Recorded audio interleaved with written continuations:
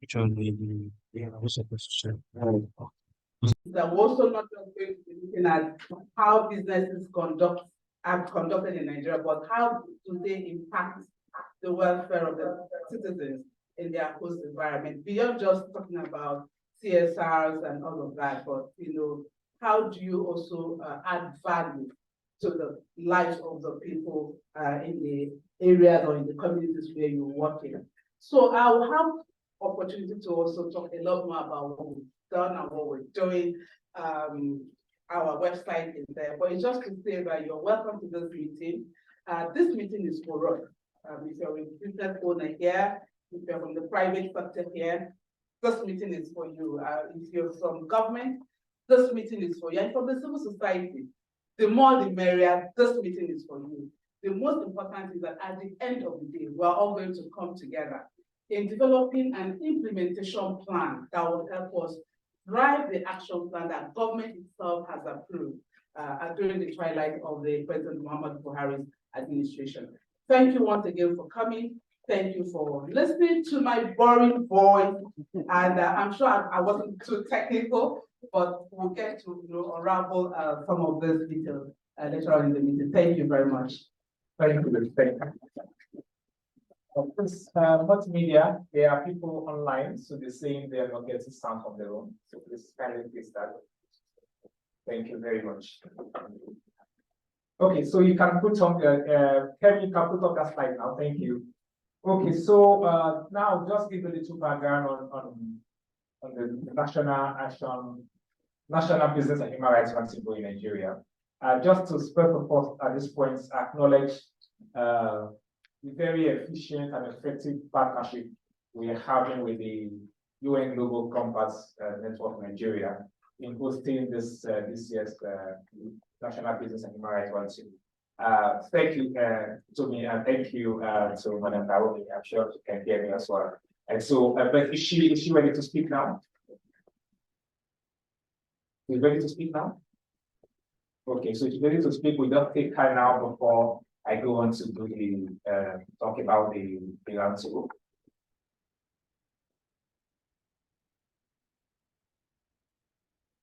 Sorry, she couldn't be with us here today. She have other engagements that took out of the country, but she just joining us online.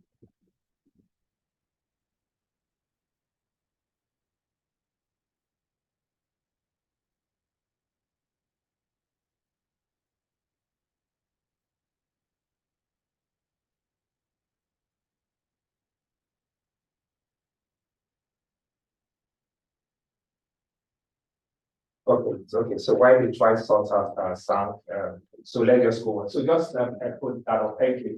So the National Business and Human Rights Roundtable, just to give us a little background on how far we've come over the years. As you can see, that's the partnership the roundtable has. This is more like the steering committee. The roundtable is, of course, bigger than what you see here. But the roundtable have a steering committee, which Madam Honora from Haiti has already alluded to. But these are usually the partners on the steering committee. So we have the National Human Rights Commission and then the Convention on Business Integrity, who are actually the co-chair of the roundtable. And then we have global rights, we have Haiti. Somebody asked me this morning, what does AT stand for? And I just realized, oh, we are so used to calling the AT and then we are forgetting what it stands for. National Nigeria Extractive Industries Transparency Initiative. And we are under the presidency, specifically the Office of the Secretary of the Government of the Federation. However, we also report to, that means we're a government agency established by an act of the National Assembly. But we also report to a global body, the Extractive Industries Transparency Initiative, that has about 57 countries presently implementing the initiative. Thank you. Thank you. So I hope you got your answer now. So let's always remember that it is Nigeria Extractive Industries Transparency Initiative. All right, and so we have a CSR in action as part of the steering committee as well. We have Accountability Lab, we have Ethnics Nigeria, we have Manufacturers Association of Nigeria, we have Paradise Initiative, we have OSPAM, of course, the other supporting partners for the steering committee. We have Open Society Foundation, of course, we have the UN Global Compact Network Nigeria. So please just move on the slides. I will just be popping through actually, just moving from slides to slide. It's very there. All right, thank you. So the whole idea of having the roundtable was to give effect to the UN guiding principles on business and human rights. It talks about it's saying on three main pillars, which is protect, respect, remedy. That is the government duty to protect the respect, the duty to respect, and of course the aspect of remedy. Please just move on. Just move on. I want to rush through it. Can I read that? Please move the slide. Thank you.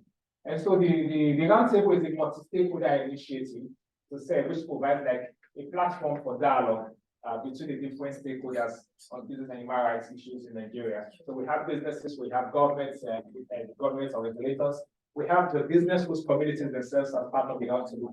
We have consumers, the citizens, and of course we have the civil society group as well. So it brings together policymakers, corporate strategists, advisors, advocates, and researchers, all therefore exploring the possible direction of international regulation in the business and human rights field.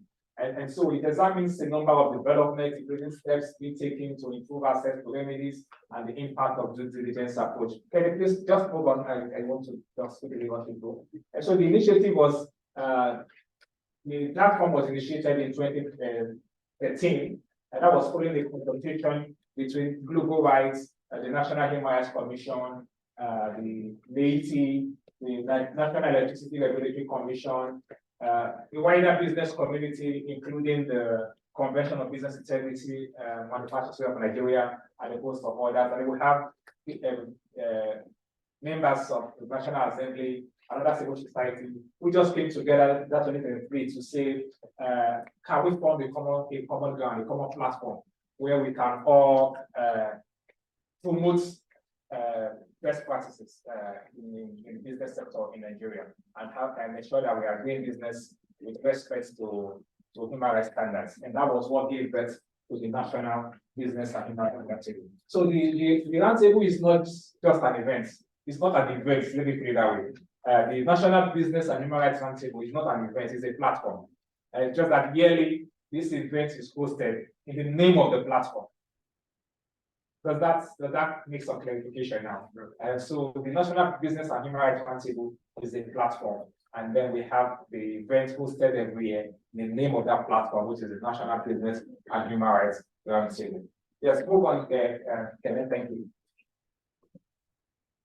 Okay, so what are we aspiring? What are we looking at? To have we are hoping this platform, or we are aiming at this platform become like the largest national gathering of business and human rights in Nigeria, when we have everyone that has interest in business and human rights in Nigeria becoming part of this platform.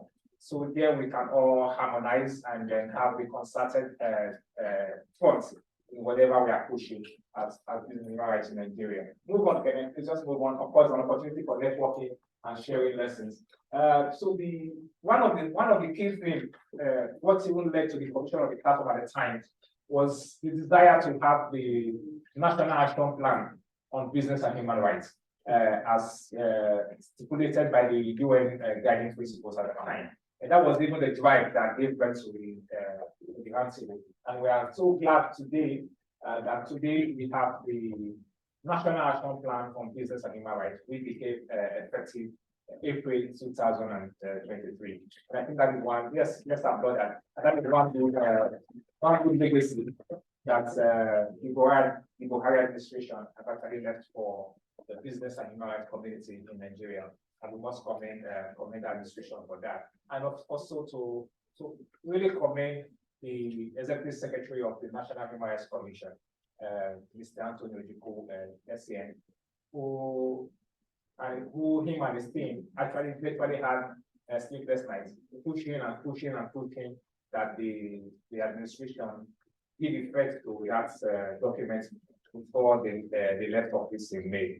And just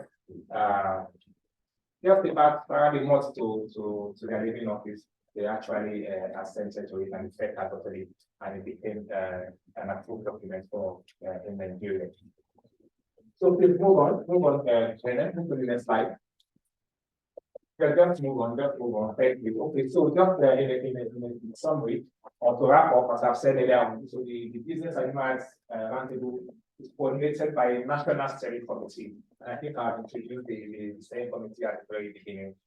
And so we have the steering committee being co-chaired by the Convention of Business Integrity, led by Mr. Soji Apampa, and the National Human Rights Commission, as led by Mr. Anthony SAN, and Global Rights serve as the secretariat of the Roundtable. And so I would want to end this by referring, let's go back to that quote by referring to the words of Madam former Wankama, who at the time was the director. I have to use the title she was with at the time, the director of the National Human Rights Commission. And this was when the Global Roundtable idea started.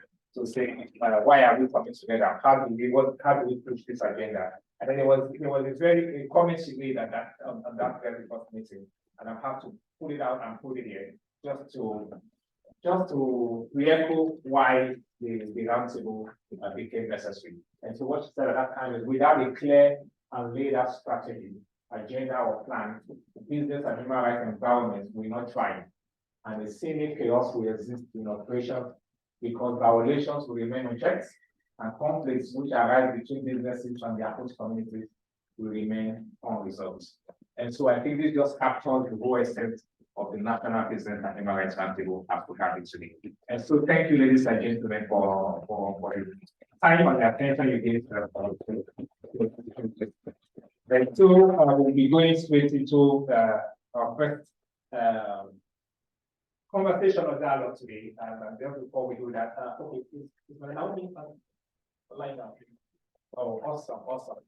So if you can hear me, Madam Naomi, I will allow Tumi to please come properly introduce the Executive Director of the UN Global Compact Nigeria Network.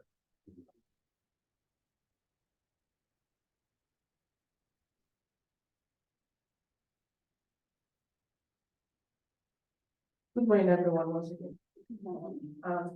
Before I introduce the of the Global Compact, I want to say also introduce our chair.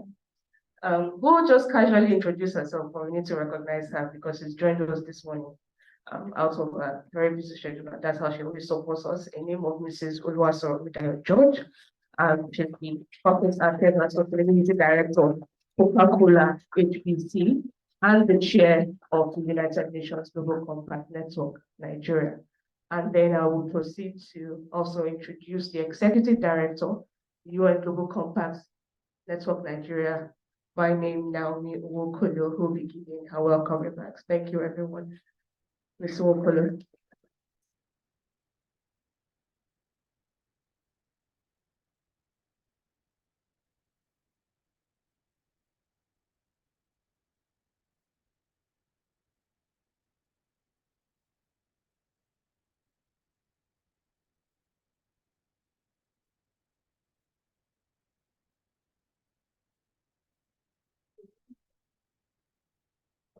Yeah.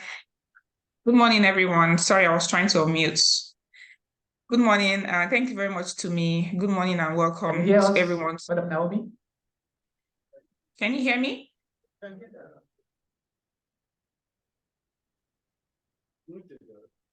Yeah, she's unmuted. Why is the sound not coming out? No, it's muted. Can you hear me?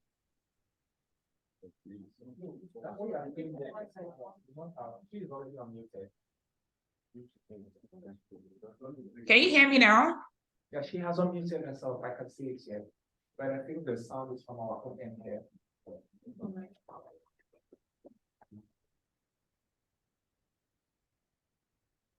Okay, so those online are actually hearing.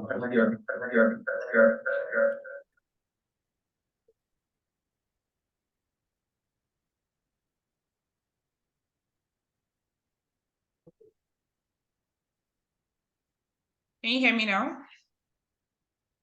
No. Can you just say something, Madam Naomi? Let's see if we can hear you. Hello, everyone. I think please increase the volume. Yeah. So sorry, just let us increase your volume over here. We can hear you best white print. I think it's on my end. Okay.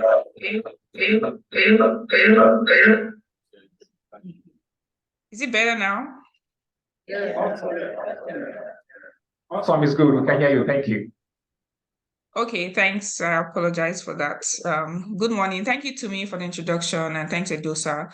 Good morning, everyone, and a warm welcome to the 2023 National Business and Human Rights Roundtable. We are here to discuss and deliberate upon the vital theme of giving effect to the Business and Human Rights National Action Plan in Nigeria. First and foremost, I would like to again express my heartfelt appreciation to the Steering Committee on the National Business and Human Rights Roundtable in Nigeria for their significant efforts in getting the National Action Plan on Business and Human Rights approved this year in April. This year's roundtable is a continuation of the success that we have achieved during the 2022 event.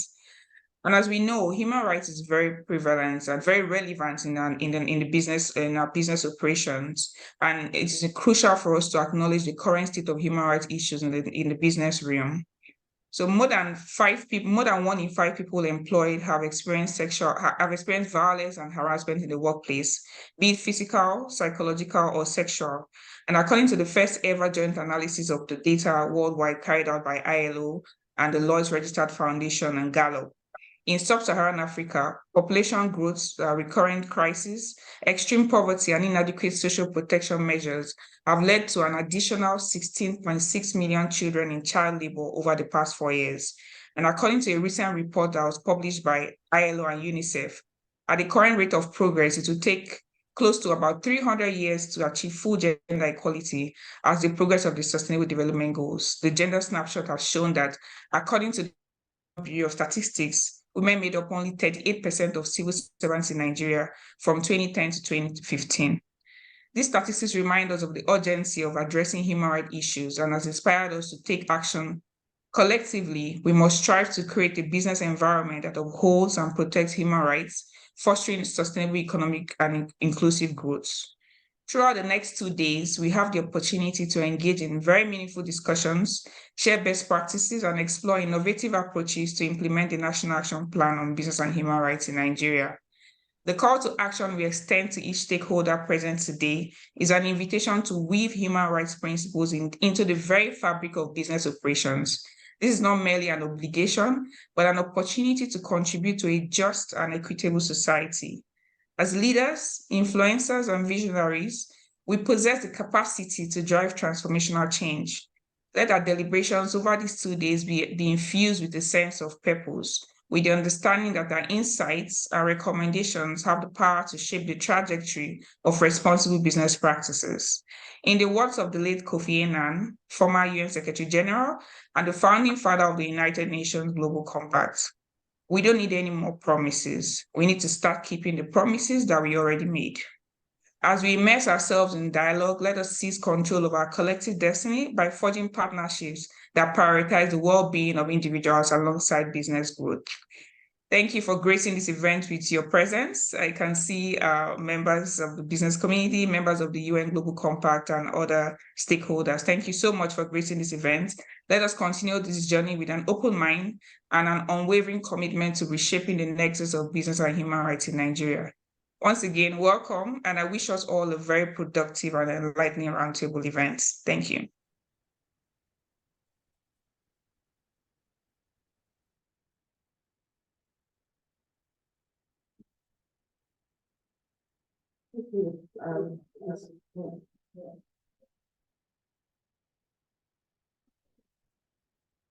Hello.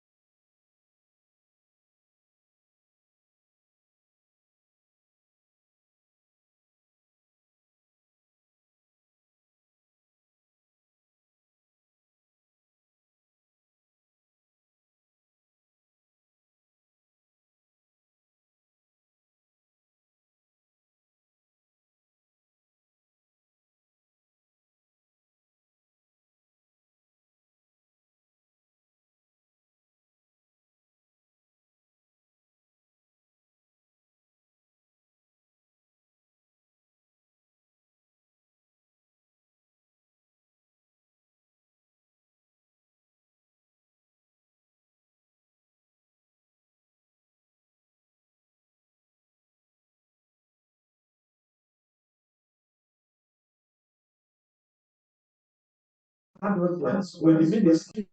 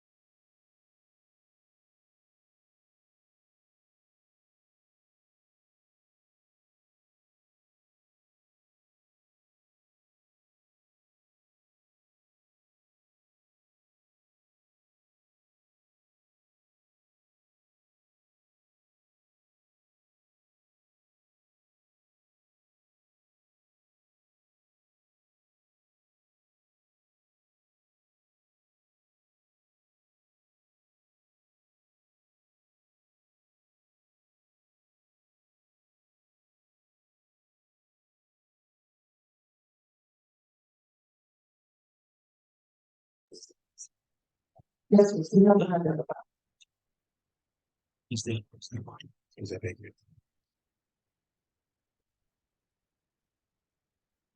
Good morning, once again. My name is Chairman of the University of Data Services and Administration of Nigeria. And one of the innovative decisions of the courts, the Supreme Court, has to do with a particular interesting case which actually scale of the case. And it's the case of Skybound versus Morrison. It's the case of Skybound versus Morrison. Morrison, before now, it was the staff of Africa, and his employment was limited to one agent of the United. It was a so the plan that actually and that's the ground that the was a denial of the child for not paying to reach that score. Yeah, so you can't have a loss of the ground that has a title that already to him. You just put the relationship that is standard to specify of years. And of course, the cost is because pay more of the court. And the other party, the defendant, will be what's going on the report of the image of hospital. And the matter of the Supreme Court. The innovation actually came out from the Supreme Court in that case of private review is the fact that ultimately, when you find it for the National Industrial Court, before 2017, there was no live appeal on those cases fully utilized. You need to state the name of court, you need to state the permission of court. But the Supreme Court in that case held that if a matter falls within the fundamental human rights of an employee, it does not need the leave of the court to appeal against that decision. So everything that has to do with section 33 of the Constitution up to section 42 of the Constitution, which basically deals with chapter 4 of the Constitution, you do not need a leave of court to appeal to the Court of Appeal or to the Supreme Court. You have to enjoy an automatic right to appeal. So that is, of course, one of the good innovations of the court. Allowing an right for issues that are touches on section 33 to 42 of the Constitution. Thank you. I'm going to take one more. Let's thank you very much. I'm going to actually came from all the troubles.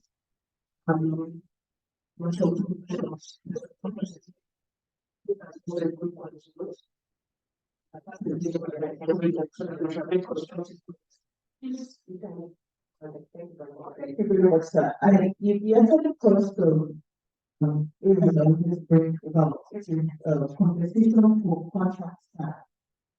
And the practice of having contract employees And really put a lot of people expect companies for a very long time and they are not entitled to any benefits.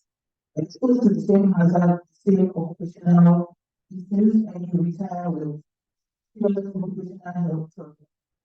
The one change that we are going to have. This issue is ingredients and non-ingredients. Now, in the happenings of it, we have a company that delivers solutions to the environment. It is really be complicated sometimes, but if you don't need like renting an apartment there, you are exposed to the same and the same sometimes. Unfortunately, it's not complicated. I know a lot of children around my area that are having all kinds of respiratory issues. They keep on going to the hospital, but they're not just in so don't get that compensation that's coming in. And then one more thing that I don't think was like mental harassment.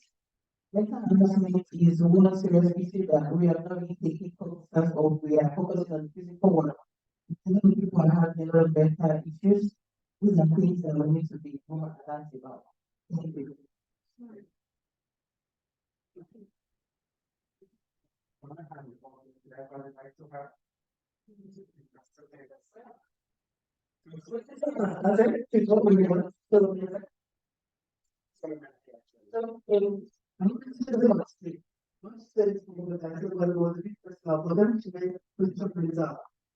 Usually go that anyone one else and then speak to right which will come to that next level.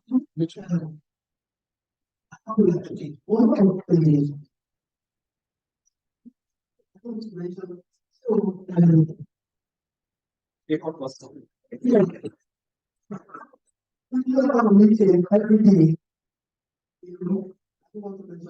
and one of the problems there, like it was a bit awesome, and I told him I was not what happened. I went to university to the director general, and the director said, was the director general who knew the kind of person I was, called me, the woman, and said, "No, say that you need to know how to say no in a diplomatic way." But in the way to look at the way because he said, even your seniors wants to be so what I was not able to come back. And I was going to slap him. So that means not because I was very stubborn and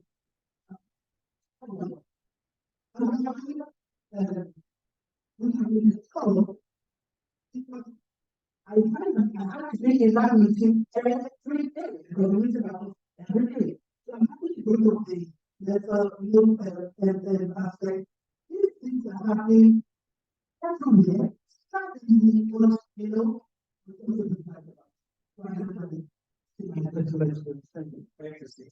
Thank you very much. Relaxing.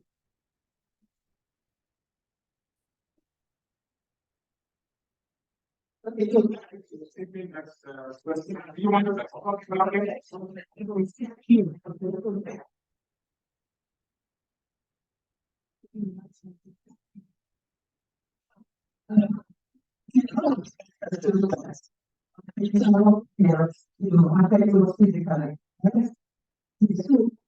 Sometimes just the way you post in the office, you breaking you down, dehumanizing you. You feel so bad, and you start laughing yourself. Because we work in the environment and the this kind of competition is unhealthy, that's mental. Right? So, you know, there's sometimes someone came and into you in the office. And that's a form of mental harassment also. And what do we do? Some of them, different people have different management styles. And they do that, you know, they want to increase, improve productivity. But not knowing that we are being battered mentally. So it's something that affects you, the company is level of workload that affects you negatively. So it's not now, so they are healthy. You go and they simplify your workload. Is it okay? Can you make over stress? These are the things that will help the environment. It's okay. You know, attention to physical, or very hierarchical evidence to that. And then probably more we understand, and then probably has committed crime. And you know, the aids to find out for every day going to work. So if the environment is not healthy, you understand, you can live your whole life in your office. How somebody that possibly medical care every day. Because they are scared of doctors. Because people don't want to do the job, that's when they will be difficult. Oh, things are not going well. You never have to diabetes. Things are not going well. But because of the atmosphere, you can't even speak up. That's right? You can't say your mind because you're sure of the impact of somebody in your mind. You don't have to consider it. Because the conversation is just started. Once you take this moment, so we are very short. And you want to take it to one last person.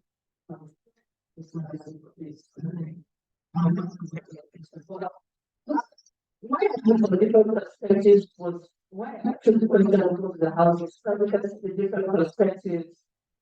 Let's see my own see, by not being another person's agenda. And if the organization of creation, we are respectful organizations, I would say increase for us. This is what we're doing that need to stand to this side. So that's just the idea for the house. We don't have to rise and then we move on from the stage. Thank you very much. We also appreciate the several committee. Roundtable. Put this program together.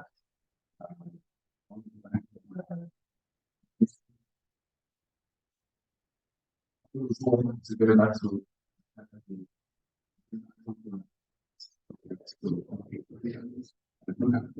thank you very much for great effort today.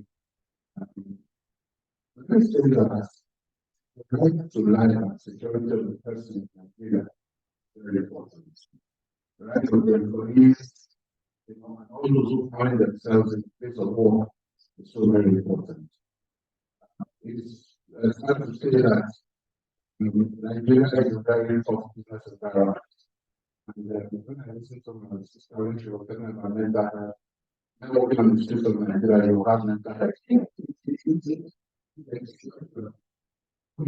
true, so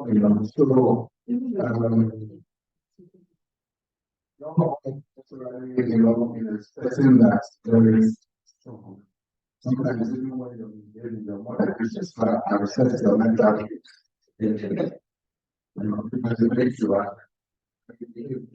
and I will do not. The make is that the issue that we're dealing with is serious. I will be in the industry, I will be sure that it's marriage, business marriage, and we do that a lot of time. And I know that Chairman we have very active in that space. We can say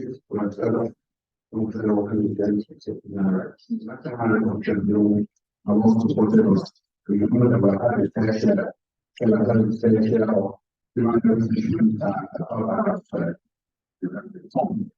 but again, I think not that we to provide a wide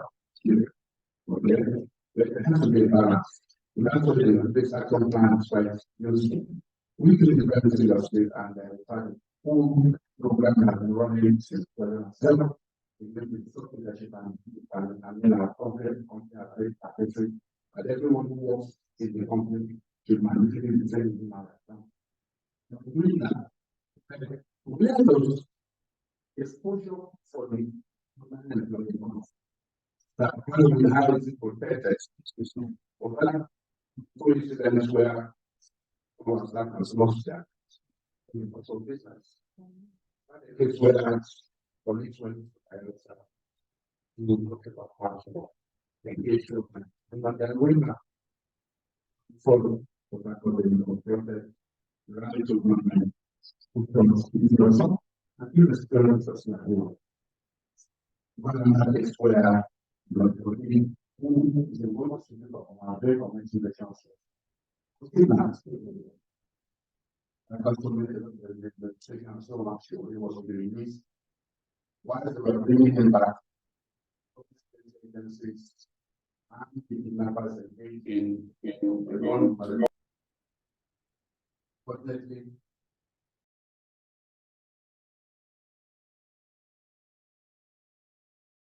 So these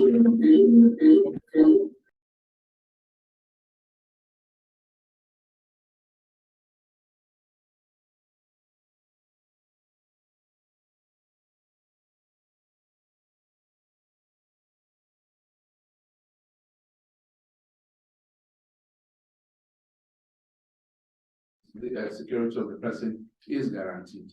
How do we ensure that, you know, the community person in whose community you go to work also enjoys their liberties also?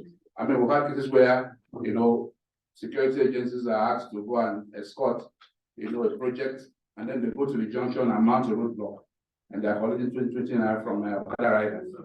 I mean, this is how it's a cocktail of abuses. So as we look at this national action plan, I do hope that we're able to find a way how it helps organizations to really deal with the human rights issues. There are organizations that want to be ethical in the way they do their business, responsible in the way they carry out their business, and I hope that this roundtable is able to help us to be able to deliver our business and deliver value in a way that respects the rights of everyone who is involved in the value chain, including the rights of employees. Thank you very much. Thank you very much. Thank you very much. As a matter of fact, that is the reason why we are here. And that's the reason why we are here today, to see how we deal with the National Action Plan. And of course, the business is like tomorrow we're going to be having like a cluster discussion. We have the businesses have their own cluster. We have the civil society, the media, the host communities are going to have their own cluster. And look at now the National Action Plan has I talked about the setting up of a national working group on business and human rights. And that working group is supposed to draw an implementation plan. So where the same committee of the roundtable has gone ahead to do a draft, while the government is still working on setting up that national working group, and hoping when the working group is set up, they just run along with the draft that is being developed. So even the draft we will look at the draft together tomorrow as well, and see how we strengthen it, so that when the working group starts work, they just start running along with that implementation plan. Thank you. And I think one thing that has come out here that some of us are not we're not paying attention to is the fact that the National Action Plan, when we are talking about business respecting human rights standards, most times our mind goes to just host communities in terms of business dealings with the host communities. But of course, the National Action Plan is looking at even the staff within the business themselves, how are human rights practices being observed within the company, and they are doing their business, whether with the host communities or with the personnel and everything. So you have all the parts in that document. Shortly, we will come to look at the three key pillars in the National Action Plan, which is the duty to protect, the duty to respect, and of course the asset to remedy. So by the time we go through those sections, we all have a clear, better picture of the whole of any of which is the National Action Plan.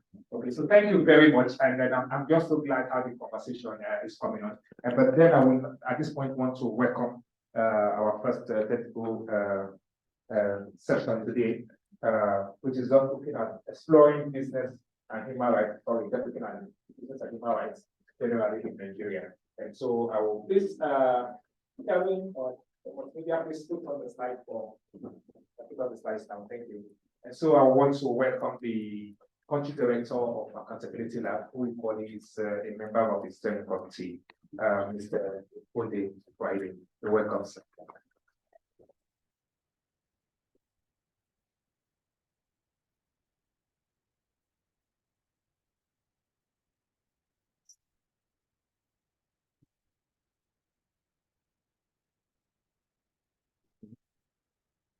Morning, everybody. I don't know if my heart is beating now. The conversation was already getting hot. But yes, good to hear feedback from everybody, almost everybody. Like we're having more conversation at events, most on. My name is Odi. I work with the Accountability Lab. We are a global organization, a civil society organization in over 11 countries. And we are set up in a way to make governance work for people. So these conversations were quite interesting and scary to me, because sometimes you are thinking in one direction of solutions, then you find out there are other things happening in other spaces where you're not aware. Well, I'm really excited. Thanks to Global Rights for making this happen and the United Nations Global Compact in Nigeria for making all of us come out here today. Sorry, if you're from government, can I see that? Party government.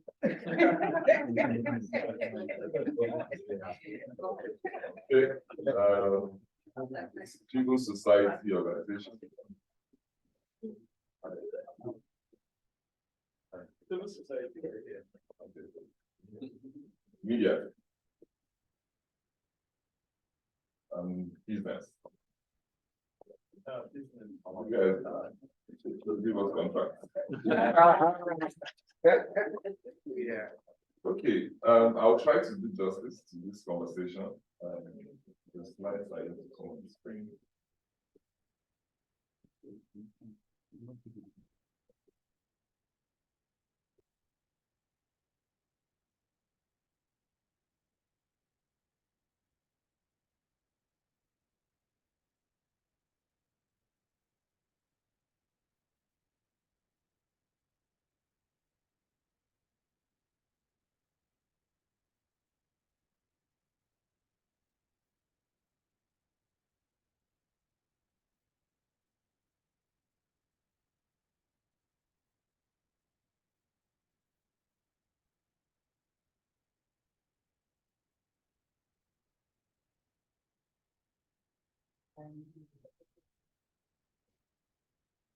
Apologies for the technical issue.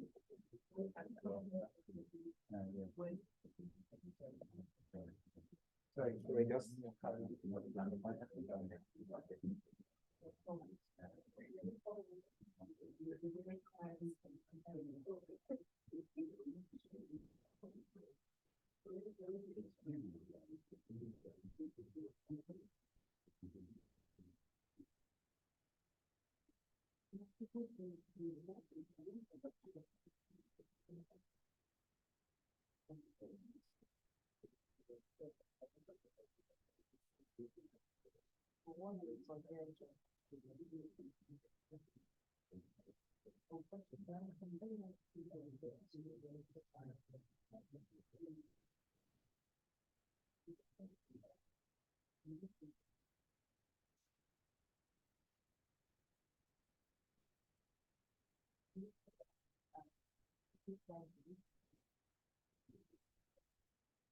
All right, I'll just go ahead before we get the slides on the screen.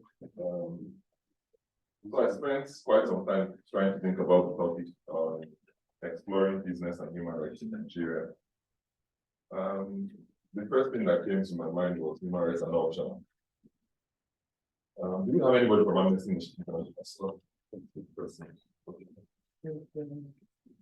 Your organization came to mind when I had this thought in my head because of the work you do. And well done, and thank you for the work you do globally as well. Well, key to me is human rights are not optional in our daily engagements, both in businesses, in our homes, and everything we do. However, in Nigeria of today, next slide, businesses face several challenges, like we all know. I think just last week or 2 weeks ago, we had one of the big businesses who left or closed down their operations in Nigeria. The cost of doing business has not been easy, despite the government setting up the ease of doing business. Someone is laughing. So we are on two pedestals where you have some people trying to make business easy, but the cost of doing business is quite high. Looking at the multiple taxations, which is almost killing all of us, not just business and affecting our lives as well as inflation. Just 2 days or 3 days ago, we had the consumer price index, inflation rate, which goes from 24% in July, up from 22.79% in June. However, some businesses are not really respecting local laws and regulations, including environmental, labor, and human rights standards, which we have also shared experiences here, most especially in the Niger Delta region, mining communities as well. Why crucial for revenue generation? The burdensome taxation system can sometimes hinder business growth. But one thing I personally don't like is respect for when you disrespect the law.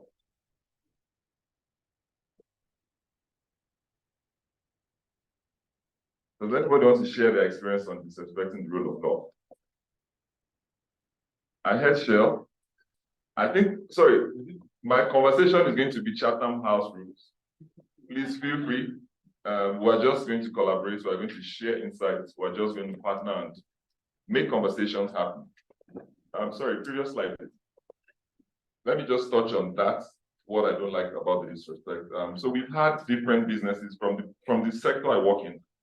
We're always going after government, and we just recently realized in the process of fiscal transparency or fiscal accountability, once the government passes the budget, there is implementation of the budget more around procurement and contracting processes. And what happens between the budget and the contracting process is businesses taking up contracts from government. Most times you find abandoned projects, which we all know. Most times you find bridges collapsing and killing people because of substandard products being used. However, the National Action Plan has come to stay, and this is why we're also in the room, to start thinking about these things and how we can efficiently support community members.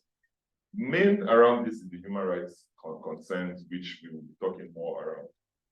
But yes, despite these challenges, Nigeria, the giant of Africa, as we call ourselves, holds enormous economic growth and development potentials with our large population, abundant natural resources, and constantly growing consumer market. Please, next slide. We have touched on the United Nations guiding principles and on business and human rights, which some of us have come across. Has anybody not come across this before? Okay, don't mind. Interestingly, what about the National Action Plan? Have you come across it before? Yes. Any person that has not come across it? Oh, we have 2, 3, 4.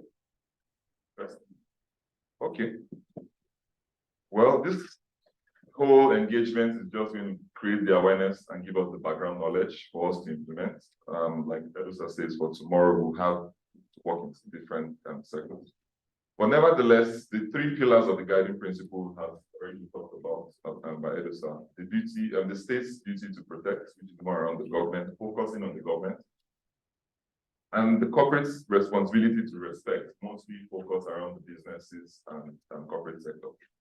And lastly, the victims, which is around the citizens who have access to effective remedy, much more implemented by both the government and businesses to supporting the victims of the community members.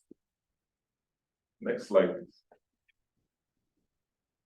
So I looked at the Nigerian economy and how the impact and revenue generation, people who are making more money than others. And if you can see, the largest chunk goes to agriculture at 42%, then wholesale and trade. Then you have oil and gas topping the charts as well from the Niger Delta and telecoms. But yeah, nevertheless, we have issues around all of these sectors. Both in your, I hear you say clearly around the employee rights in the offices, but as well as sometimes when we do business, it's particularly good for us to also look at the impacts on the community. So once you develop an innovation or a product, it's always about the end user. But you know there's a process about getting there. So how do we ensure we are also not just protecting, but also having community members access remedy to these issues? Well, the human rights challenges associated with business from telecoms, in 2020, we heard about the NSAS. Well, did anybody participate in NSAS? Don't be shy. Don't be shy. But one of the things we have, what? Well, that's Well, quite interesting. Two things we have seen from the civil society. We have a coalition called Data and Digital Rights Coalition. It's about privacy and surveillance. So most people who participated in the NSAS movements were mostly surveilled, or what's the word again? Governments had a way to monitor their movements and all that without their consent. So we are now bringing that data and digital rights privacy into the context of how telecoms were able to implement. I hear us loud about the court cases colleague mentioned at the back. We had our own space. We didn't have the data protocol. The president just signed the Data Protection Act recently. Now we are trying to see how citizens are being protected in that situation. So we don't just government doesn't just take, and because they have access to Twitter or Facebook, they just go behind and request for the data, or even the banks. But how do we begin to curtail some of those things? Because the idea was the government gives the directive and the private sector telecoms implements. Then I had colleagues from Sarah who were dragging the government to court and all that back and forth. You see what is happening between the whole players. But how do we ensure we prevent or we protect the citizens' rights in all of this process? We also have digital divide. Sorry, don't mind me. I'm just speaking from my heart. I was going to call MTN. I heard MTN in the room. Yes.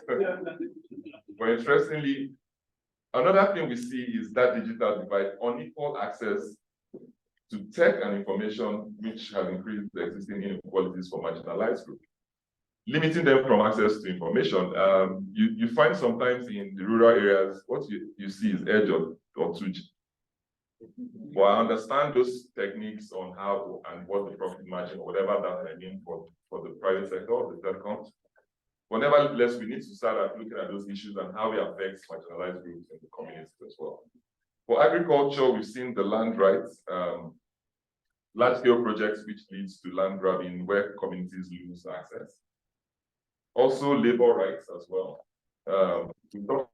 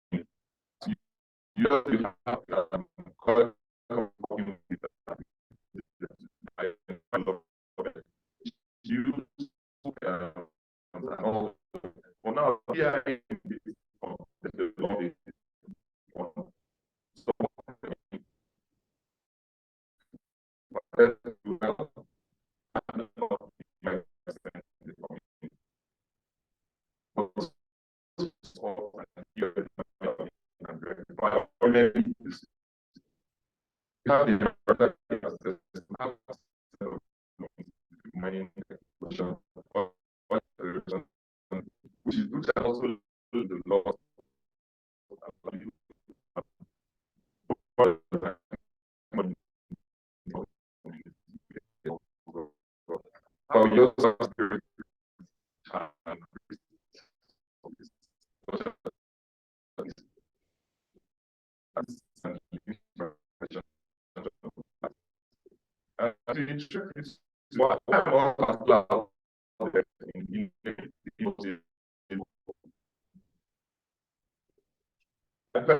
Myself.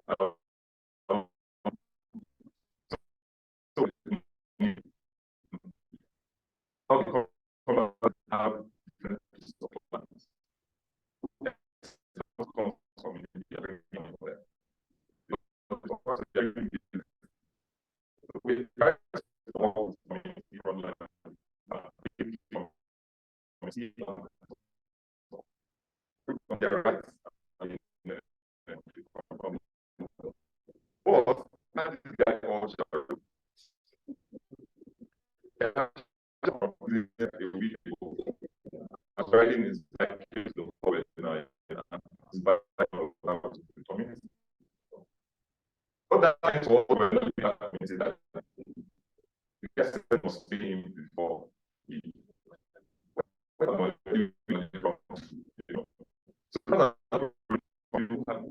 you have power over this is the new state. You've been asking yourself question in community or dialogue with the business community or the wherever the government is. So these are sometimes some issues we see in communities like where businesses operate. How do you also support communities in protecting their rights and giving them, like I said, access to right to life to live? But yes, next is however, also challenges and risks related to human rights. Also mentioned challenges faced by businesses. The biggest current, the biggest current in human rights is the lack of understanding about what human rights entails for corporations. Does this make any sense? In situations where corporate social responsibility is just linked to supporting and developing the country, but the human rights part is also missing, and the lack of understanding for some businesses is a major issue. So once committee members start discussing issues like the right to freedom of association, like the businesses are supposed to support in some way, because you owe them an obligation in the sense that you are on their land. But nevertheless, we think in this room, we should start thinking about how we understand human rights differently from what corporate social responsibility is for businesses. Issues faced by communities which we listed around their labor rights, employee rights violation, child labor in many communities. We've seen children used to do mining work around these spaces. Environmental impact, land degradation, indigenous rights. I think people mentioned indigenous rights as well.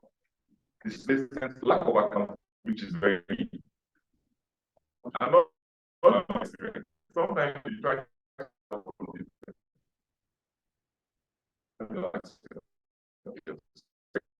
some in the room so in the room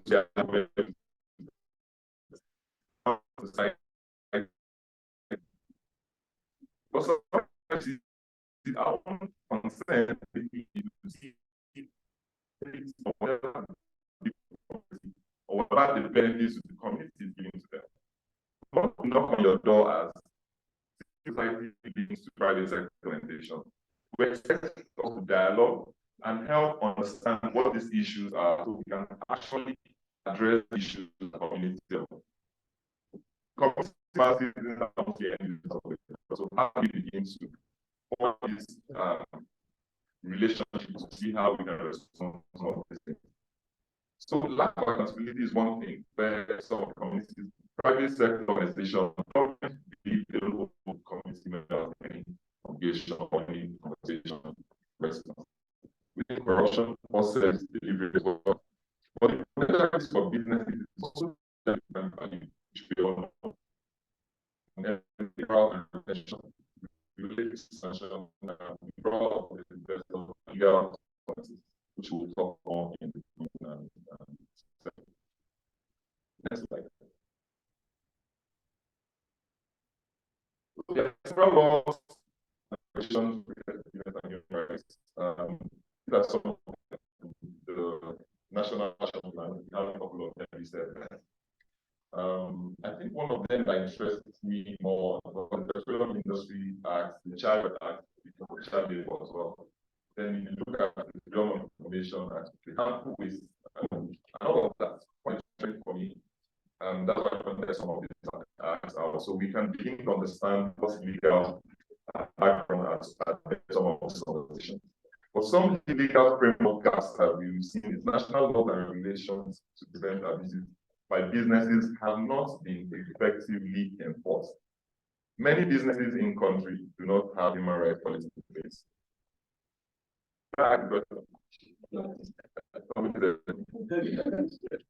So in as much as you have staff, also have that reduce your engagement in the community. Business the content that into constitution and employment process.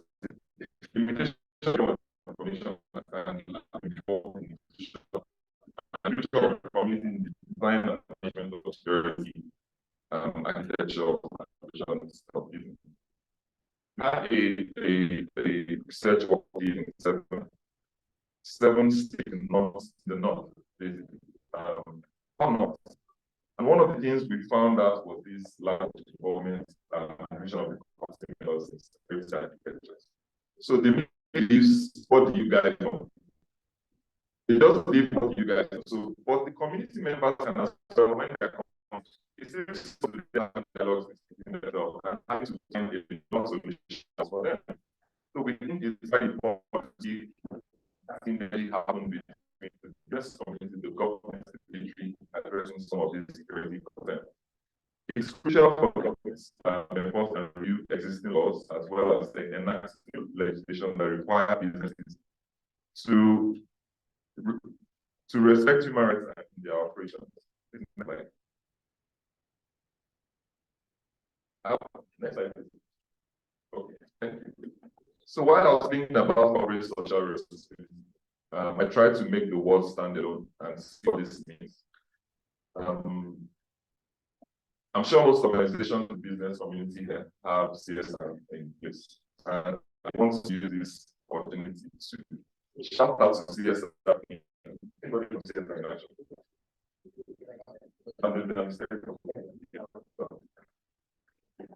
I like CSR in action. We think this is the corporate and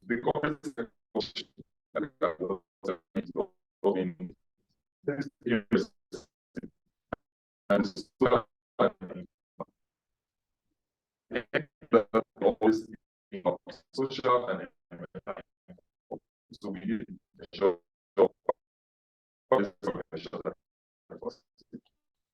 secondly, why is also not in this direction.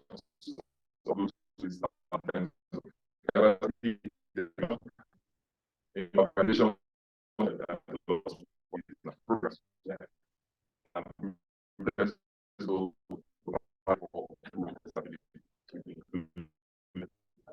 Program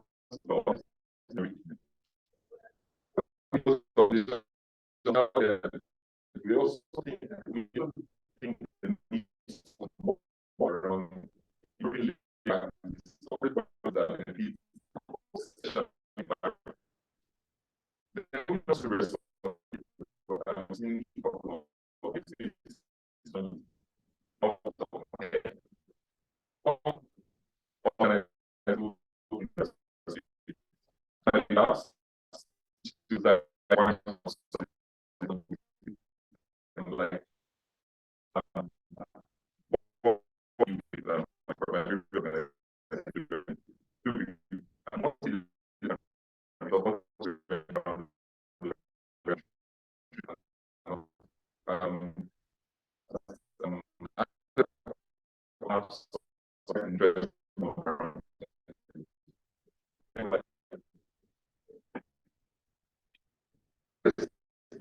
and people in this room all collaborative organization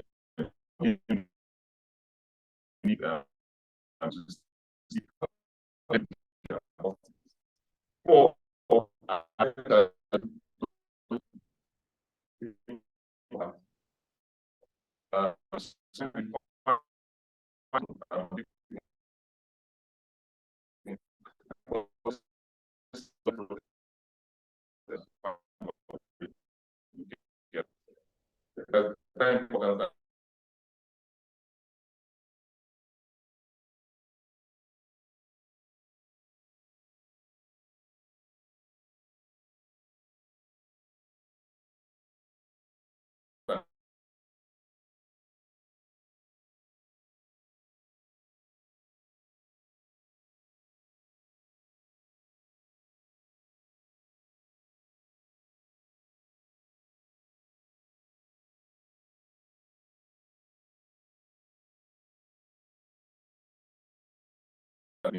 you know, the agenda. Like,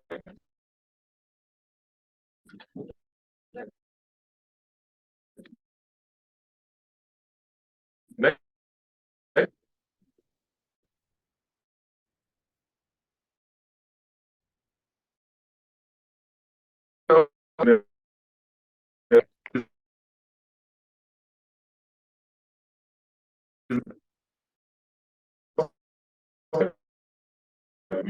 which is financial return. Um, we need to increase spaces who report on related spaces in their daily governance report. Some of the future outlook which we intend basically connect as well to the your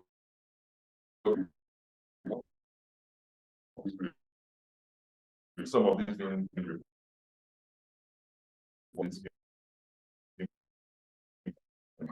like what I think we have some and well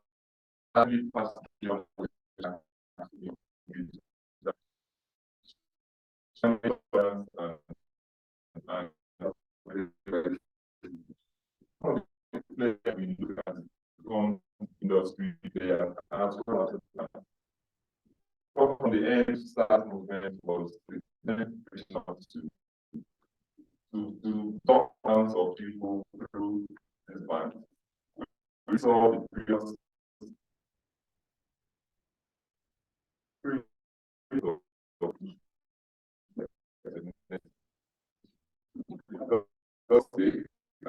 whenever we saw it happen in most of them were being implemented by the private sector because of direct use of having been issues together to addressing this issue. Oh yeah, the next slide, and my concluding remarks. My time is up. This quote is by Nelson Mandela. To deny people their human rights is to challenge their very humanity. In terms of inclusion, equality, I think we need to find ways to work together to ensuring we thrive together and supporting community members, despite the fact that we have products for sale. It's not all about profit, but we need to try to think about it in other ways. Thank you very much. My last slide, please. So that's my last slide. The last slide. Thank you very much. Thank you very much, sir. Thank you very much. So we are going to have like a structured Q&A and a reflection part. So we'll have some lead comments some other people in the room. So at the end of the day, we have almost everyone having time to comment. But we want to just do this at the same time so we divide time. So I'm going through this Q&A. We'll just say we can at the same time just grab our tea and our snack out there and then just come back to the table. So we are just having a tea and our snack while we proceed. Is that a good agreement? Yeah. So we have a working tea break. All right. Okay. So first let me ask if I didn't see a few in the room. Okay.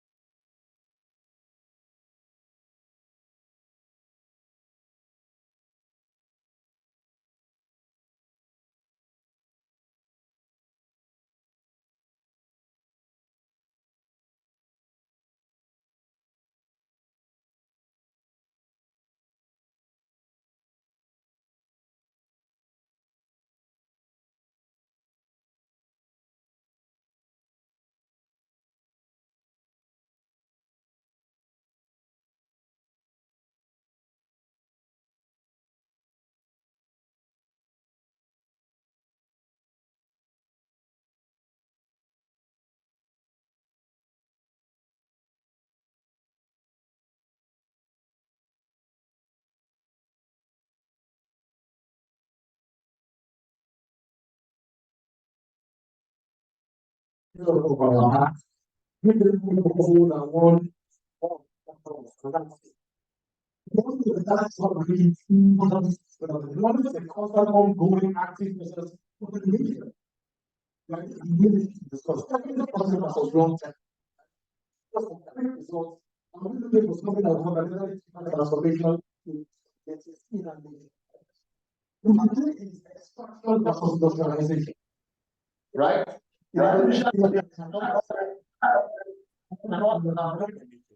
Extract the law community as well.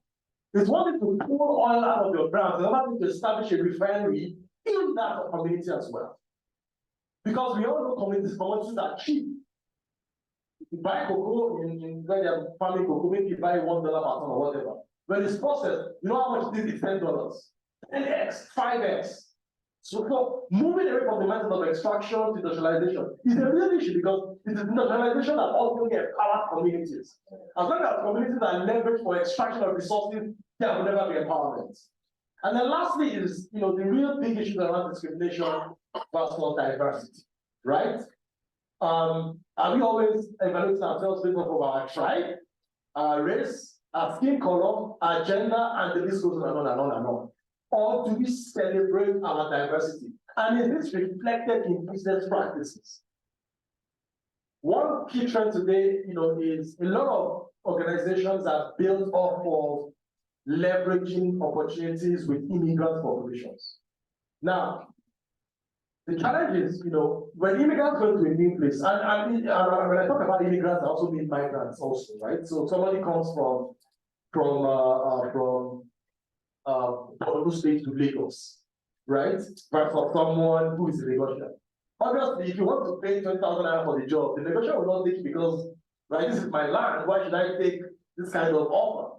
But the immigrant has no choice, and therefore does what? Takes the offer. So you have an entire organization that are built around what I call the immigrant effect. Taking advantage of people because they're migrants or because they're immigrants, right? And I won't mention names, right? But there's so many organizations that are doing that right now. And that is also injustice, that's the violation of human rights. So there's so many issues and critical issues. But I mentioned transparent and accountable leadership on the state side, on the private sector, on the business side, and of course within the communities as well. That forms the foundation for addressing some of these critical issues. Thank you. Very much, Mr. Tyler. Thank you. We think the conversation is interesting. Nobody wants to go down with it. So what do we do? And we are still trying to manage time. Do we give 5 minutes for everyone to go to Gravity and come back? Yeah. Okay, thank you. Please give 5 minutes to Gravity and come back. Okay, so why is this topic, right? 49. So the last table at the back, the last 3 tables at the back, please just go hang your tea and come find the others come join. So I will take one more reflection from this side and then we move on. So the last table at the back, 3 tables at the back, please grab your tea and come back so this is not crowded. Yeah, 1, 2, 3. Thank you. Good morning. My name is Bolan Iwanola. I consult Makoko and partners for years. Usually, when you want to see a change, I see the tone from civil society is most of the time is very idealistic, and you really want to get there where that land is respect to human rights and things like that. And you really want business uptake of responsible business conduct to increase more than what the baseline that it is. But the reality, just to put it there, is that businesses respond to competitive advantage. And the case for the competitive advantage that will be realized from responsible business conduct in Nigeria has not been well documented, has not been well communicated. We like bandwagon effect, and when we see that something is working, everybody does it. So if you want increased uptake of human rights or responsible business conduct, there be evidence in quantitative terms that it is working and has delivered. And indeed, it works. Indeed, it delivers. But like you said, it's not something that has been well communicated or well documented for people to actually learn from. So that is a challenge for business schools, faculties, universities, whatever it is, think tanks to work out how to communicate company to the wider business community, how businesses have differentiated themselves in human rights practices, responsible business conduct, and have gained competitive advantage and have grown to be able to the benefit of their shareholders. So that is one. Then the second thing is to make this happen, the financial materiality of human rights violations or poor human rights practices on the financial position of companies is also a very good trigger to responsible business conduct. So I understand the values arguments, I understand the corporate docs and things like that. Those are very, very credible arguments. By the end of the day, most board responds to, and they're not bad, just like all of us. Everybody will respond to data-driven analysis of how responsible business conduct has affected their business, either negatively or positively. Companies like Shell, Chevron, multinational companies, they've seen it. They know that they are multinationals, they are exposed to reputational risk, they are listed in the New York Stock Exchange, London Stock Exchange, and they know the civil society on the other side of the world. They can launch campaigns that can adversely affect their business value, and therefore they endeavor to protect that brand by acting responsibly all over the world, wherever they operate. So OECD try to put up a guideline for national enterprises on how to behave wherever they are. Those kind of things is a response to the financial implications of bad behavior. So I would put up a challenge that let's focus more on engaging and speaking the language that people understand. Businesses understand money. And let that be the, and you understand growth, expansion, let it be clear what is the implication over the long term. Usually you also find a case, and this is a perspective that maybe diverse from most of us are, because we believe in how the world should be, but this is how the world is. So the other bit I want to say is that in addition to making that case very clear and making it very because that's where the decision will be taken. Yes. The implication. I think we should also try and endeavor to engage more in that regard and making sure that those engagements, like I said, influence decisions, which will understand the mindset and allow it to influence decisions at that particular level. Thank you very much. And it's not an absolute thing, it's just a consideration. Yeah, thank you. I think if I think of this thing, we have to, that's why we're having that cluster just tomorrow, and where for this to be articulated. If we have me by the time we look at the layouts of the action plan today, the three pillars and the layout, the government responsibility, and even the national working group, how they are supposed to be engaging with the businesses to address some of this reality. Maybe that will give us a perspective on how the action plan is going to work. But of course, more importantly, the cluster will be having tomorrow is we need all of these ideas articulated so that the working group can have something to work with. So this table and this table, you may join the team now. I've seen we're having so many other hands now, but we are running out of time. We promised when you want to wait out that we're going to make it like we have about 1:30 today.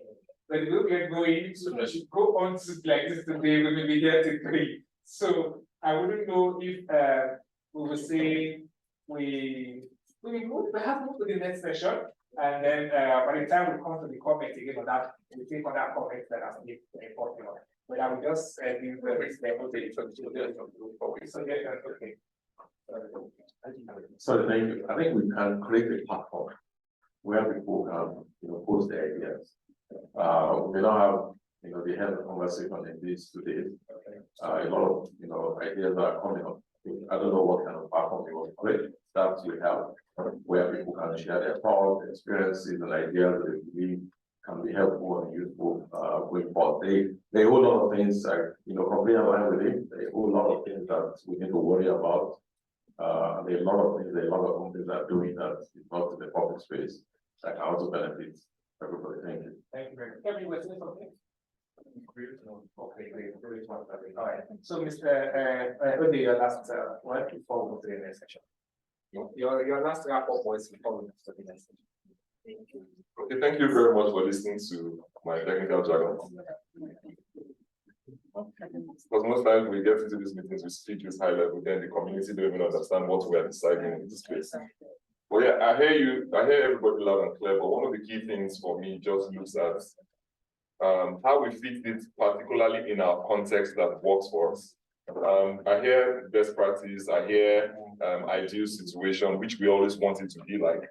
But nevertheless, you also have to think through how are we worsening the situation in the communities. Basically, for me, I look at key things around not necessarily gender equality, but equity in life. So how is your business helping people in the community in as much as you are doing business, right? So if you look at one question that hasn't left my head in primary school, there's a debate that says, has the businesses, I'm using this in context of businesses now, has businesses done more harm in the community or done more good in the community? So every time you think you initiate a product, take for instance, we have climate change and how people are setting up their plastic waste, causing more harm to the earth, right? You have security issues. Nigeria had the highest budget last year for security. Have they killed more people? Have they saved more people? So when you look at all of these products we try to design in the best interest of the community or in best interest of human rights, we need to start thinking like this is a priority. I'll ask one last question, not necessarily for response.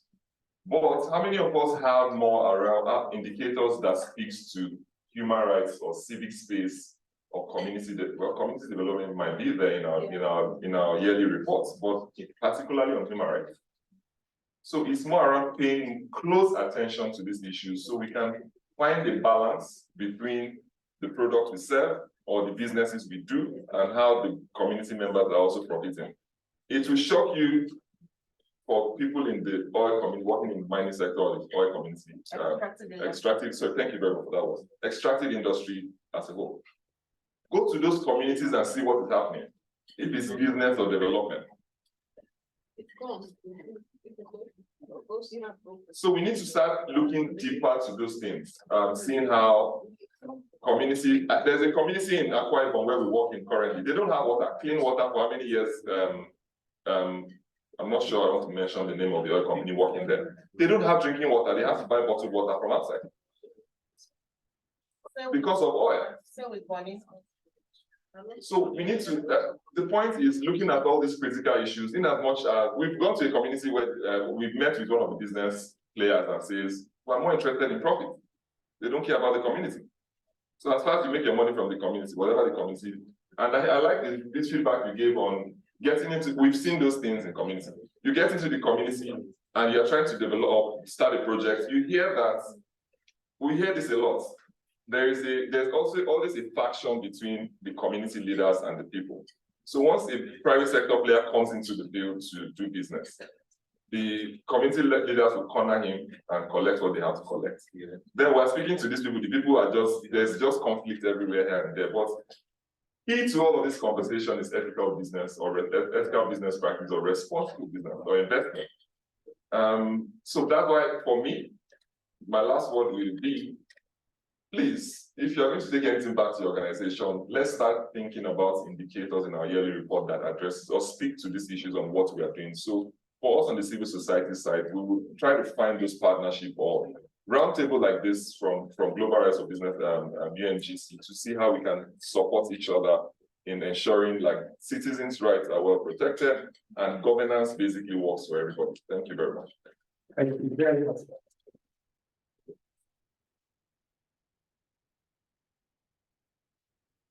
Okay, so as we move on, please just be monitoring when the other table is back, then the next people just go and have their tea. All right, so quickly we'll be looking at I hope I can do this in like 10 to 15 minutes because we are very back on time. Just to quickly look at the pillar one, the national action plan on business and human rights. And you asked the question earlier, how many of us have seen the national action plan, or who have not seen the national action plan? I think that's the question now. And you don't have a copy yet. I'm asking so we can make a copy available for you. You don't have a copy of the national action plan yet. Okay. You may have a copy. No, it's not. No, I can forward it to your emails. Yeah. It's soft copy or hard copy. We don't have it printed out here. Yes, okay, so there is a copy on the National Human Rights Commission site. Yes, but the copy they put there is the one that carries that was drafts as watermark, because that was the one that was presented at the Executive Council, which was approved. And so it was not supposed to be taken back, and that watermark of draft removed. The first is the same document, so you can even access it on the National Human Rights Commission. If not, you can drop your email down, and I will push them to you during the break. I think I'll push them to your emails as well. All right, so it's the same document. So you see what you will see there is the National Action Plan on Human Rights. All right, that is what you will see on the Human Rights Commission website. National Action Plan on Human Rights. So the national, okay, that's what I was going to talk about now. So the National Action Plan on Business and Human Rights is part of the compendium, which is the National Action Plan on Promoting Human Rights in Nigeria. All right, that's the compendium of the action plan that was passed. So the business and human rights element of it is actually on chapter 8 of that National Action Plan. So, but if you go to the commission site, you will see both the full document, and then there's an abridged part that picks out just the one for human rights. So please, I draw your attention to it. Because I noticed there were two versions on their site, which I drew the attention to last week. They were taking out the I don't know if they've done that. They just be careful. Then we will see one, just look at the date. There was one that was within 2017. So that was the first draft. All right. So the one that was finally approved is different from that one. All right. So perhaps it's better you just download the full compendium yourself, which is the National Action Plan on the promotion and protection of human rights. And then you go to chapter 8, and then you see that on business and human rights. Okay. Yes, like I said, you can equally want your email around. And then as we close, I will just forward it to your emails from my system here. Okay, we are looking at the yes, ma'am. Still on that document. Yes. On nigerianrights.gov.ng, we have National Action Plan on Business and Human Rights. That's what I was. That's That's what the one. Yeah, that's the abridged version of these documents. So that's one of business and human rights. Is chapter 8 of this big document that was passed by the Federal Executive Council. Which deals on just human rights. So it's chapter 8 of this big document. That's what I was trying to explain. Yes. Okay. And so, because of time, I think we already have all this background. I don't need to go on. I will just go straight to the pillars and what the pillars are talking about, which is the pillar one, which is the government duty to protect. As I said, I will just leave all this background and then go straight to that side. Okay, so just to mention a little, just to make a little mention of the journey in developing the National Action Plan of Business and Human Rights. The initial process, and of course, the journey that culminated in the approval of the National Action Plan, as I said earlier, was led by the National Human Rights Commission. The process started in 2013 with a research work on the state and status of business and human rights, which was just like a baseline studies at the time. And then there were a series of consultations and researches that followed involving Manufacturers Association of Nigeria, NACIMA, Lagos Chambers of Commerce and Industry, and then we have some academians from University of Lagos, and a handful of them. And then we have other government partners, the media, and the civil society groups that were part of that process at the beginning. And I already mentioned the fact that the consultation led to the vetting of the roundtable.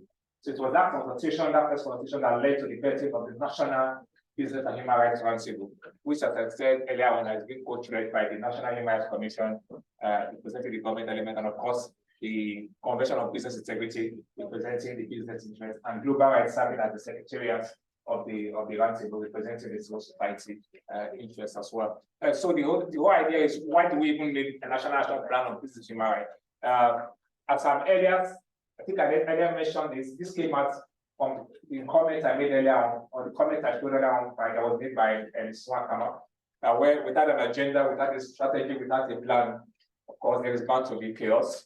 Violations will just keep going on unchecked. There will be much conflicts between businesses and communities and even employees that will lead to losses for both the business, will lead to losses for governments, and of course for the communities themselves. Government is unable to meet its obligation to people and to businesses when we don't have these structured documents that kind of guide how business and human rights should be conducted within. So we have business should be conducted within human rights standards. And so we go straight to the pillar one. Pillar one in that document, which is the very first pillar in the document, which is on state duty to protect human rights.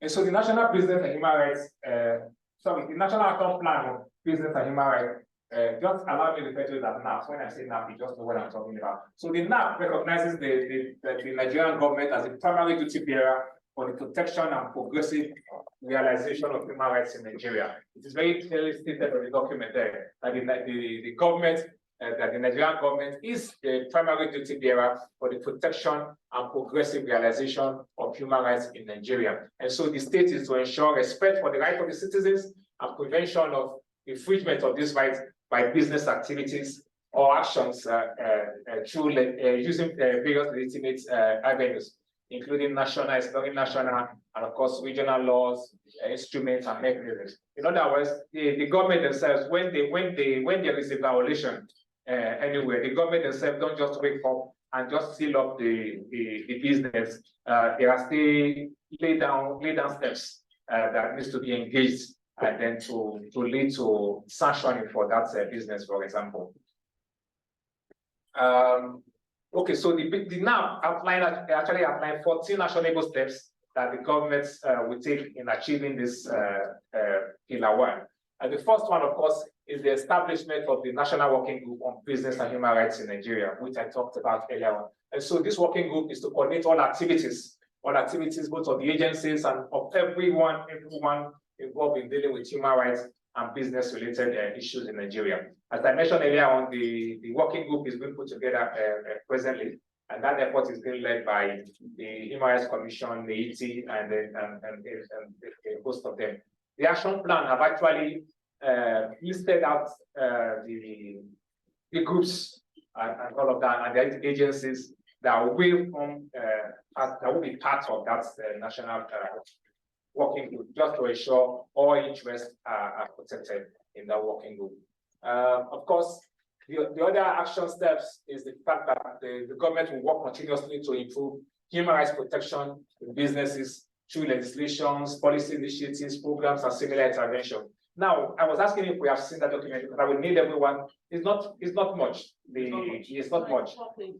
So I will need everyone to, because time will not allow me to go into giving details of all of these actionable steps and how they are going to go about it. But you have it there in the document, just the steps and then how the government is going to go about realizing the steps. And of course, we talk about ensuring the conduct of human rights due diligence and human rights impact assessments in all business operations. One interesting thing that was introduced in this National Action Plan is the fact that one of the way the government will equally ensure this actionable step is to coordinate with the central bank, who of course is going to be part of the national working group, and to ensure that, for example, when businesses are applying for loan, for instance, so the banks themselves, there will be a clause that will say that the receiver of that loan for the business is under obligation to respect human rights in all its operations. So to ensure that they have that clause in every loan that will be issued to businesses and all that. Of course,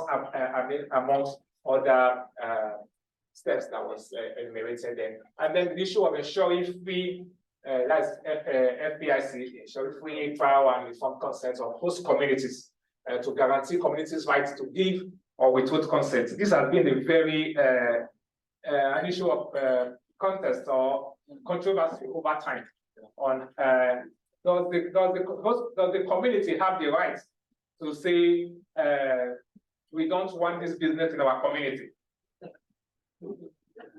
No? Okay, now. Okay. Yes. Okay, so for instance, you know, for some businesses to be established in communities, for certain businesses, for example, extractive business. For a starting business to be established in the community, you are supposed to obtain the community's consent, right? Okay, so does the community have the right to say we are withholding consent? Okay. Okay. It's not they should have, but they have. It's even if the law protects that right. Even in Nigerian Mineral Act protects that right. Yes, sir. Can we differentiate between NBIC and the CDA? CDA is contained in the law, the Mines Act. Yeah. But NBIC, I doubt if there's any provision for that. And there are the issue of consent is still there. Yeah, because there are two different issues. Yes, sir. For the business, the miner, to operate in a community, is required to present evidence of CDA agreement. Oh no, even consent is even the first step. Yeah. Present evidence of consent. The consent is the first step. Before you get to the CDA, you have to present the consent, the evidence of consent from the community. Because it needs to be separated. Evidence of consent is oftentimes submerged. As so that CDA. Yeah, that is what the community is often aware is that CDA, not FPIC. And oftentimes, sir, what the company does is to prepare the CDA and call some stakeholders who endorses it, and they now go to Abuja and present it. Yes, sir. And then get these licenses. Okay. I think we talk. Yes, I thought we come to the issue of access to revenue. We talk about more about some of these issues. And I think this is where the knowledge gap really is, actually for the host communities. They don't even understand the processes. And that is why in business we just come into a community, identify one influential person. And I think Mr. Tayo talked much about that. And then who is like a leader in the community, and then the person becomes like the community. Yeah. And they just deal with that person, and the person becomes the community. Yeah. And so, giving the person whatever incentives, and then the community don't have a say anymore, and then the person just sign whatever document it needs to sign. And even and some of the traditional rulers, I must say this, are not taking advantage of that as well. Where you see traditional rulers, just as Mr. Tayo mentioned, saying, "Do this for me." Or there's a funny case. We are still in the matter right now. When they call this close to Abuja, Super. I have one company that is starting there, where the community leader have said, "Give me a jeep," or not. Before we start anything, I need a jeep. Before any discussion at all, I need a jeep and all of that. That's traditional ruler and all that. So these are some of the issues. Okay, so I just clarification. Yes. Where you have the community giving consent, where is the right of state government rights to ownership of land? And, okay, I mean the states, not like has like the right to land rights act, and it's also legal. That's also what the law states. Okay, let me just quickly say a word on that. Any land where there is resources, it needs to be that of the state government. Automatically, it's the so long as the resources is on that land, it's no longer the state government jurisdiction. It becomes that of the federal government. But they still pay land rights, tenants rent. Yes, on the land. On the land, and that's where the one that goes to the state. But the say in terms of governance or none of that on that state, the state doesn't have any authority, so to speak. That's why you see some states like Nasarawa, which other states are coming up with now, is figuring out policies to see how they can protect the interest of host communities, because the state cannot even revoke the license. I heard about some funny instances where you hear, I think there's some media report you hear that so state governor banned mining activities in their state. And we all just laugh. How do you, how can you ban or say revoke, how can you revoke a license is no issue in the first place? You are not the one that issued the license and you say you are banning or revoking license that you did not even have authority to issue and all of that. So these are just from knowledge gap. And I'm sure that is why we needed this action plan by all means, so that some of these areas, can be addressed and the sector can be sanitized as well. I will just move on with the speed of light, ensuring the conduct of human rights, conflict and environmental impact assessments when they're parallel for development. All these are all the action steps that the National Action Plan has stipulated that the state governments will take to protect the rights of both the businesses, the rights of the citizens, which is the host communities, and of course the employees, and of course the right of all other interests involved in it. So these are the actions that will be taken. The National Working Group will develop guidance notes for companies to manage their employment processes in compliance with human rights standards to ensure no discrimination and prevention of child labor. I think this has re-echoed over and over again. And so this is one of the responsibilities the National Working Group will be taking on head on. Of course, there's the issue of gender mainstreaming, and so the government and businesses have to take deliberate measures to restrict gender consideration in business and human rights.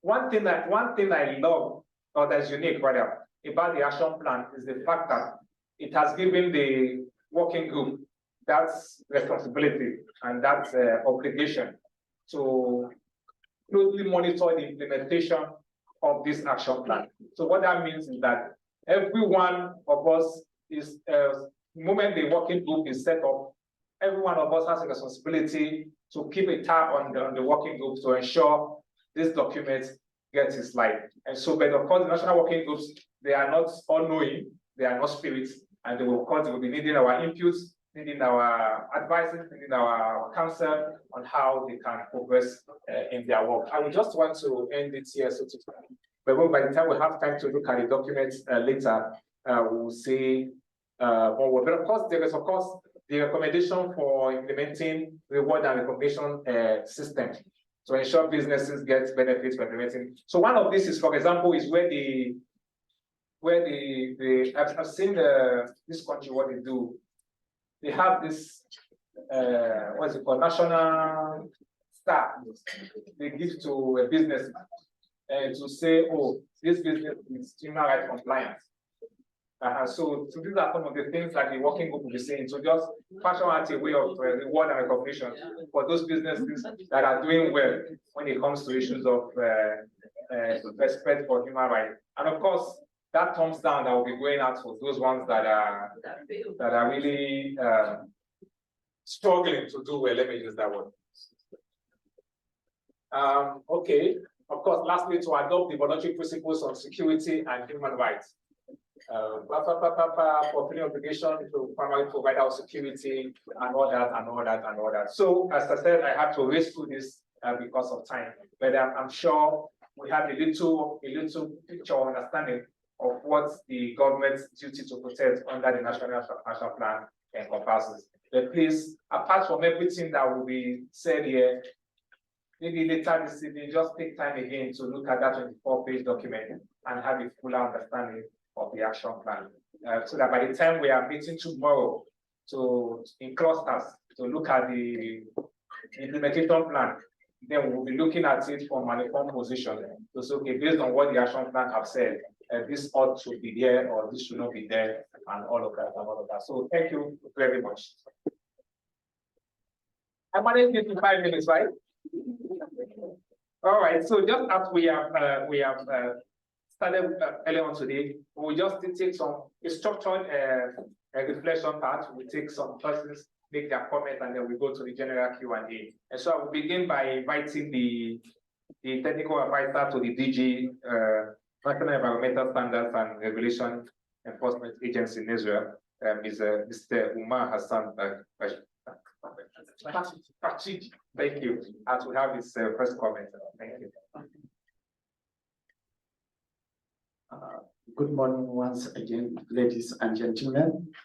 And before I go to the points that I would like to make, I would like to use a minute or two to at least enlighten us more about my establishment so that there will be proper understanding of the points that I am going to make. NESRIA means National Environmental Standards and Regulations Enforcement Agency. It's an agency under Federal Ministry of Environment that was established in the year 2007 by an act of the National Assembly, which was amended in 2018. So NESRIA has mandate of enforcing all environmental laws, regulations, and standards in Nigeria.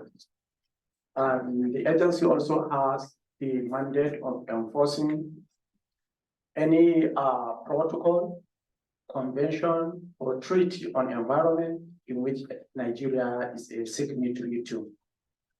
So the vision of the agency is to ensure a cleaner and healthier environment. And the mission is to inspire personal and collective responsibility in building an environmentally conscious society. So when NESRIA was established in 2007, the first few steps the agency has taken to ensure that at least there is reach to the agency.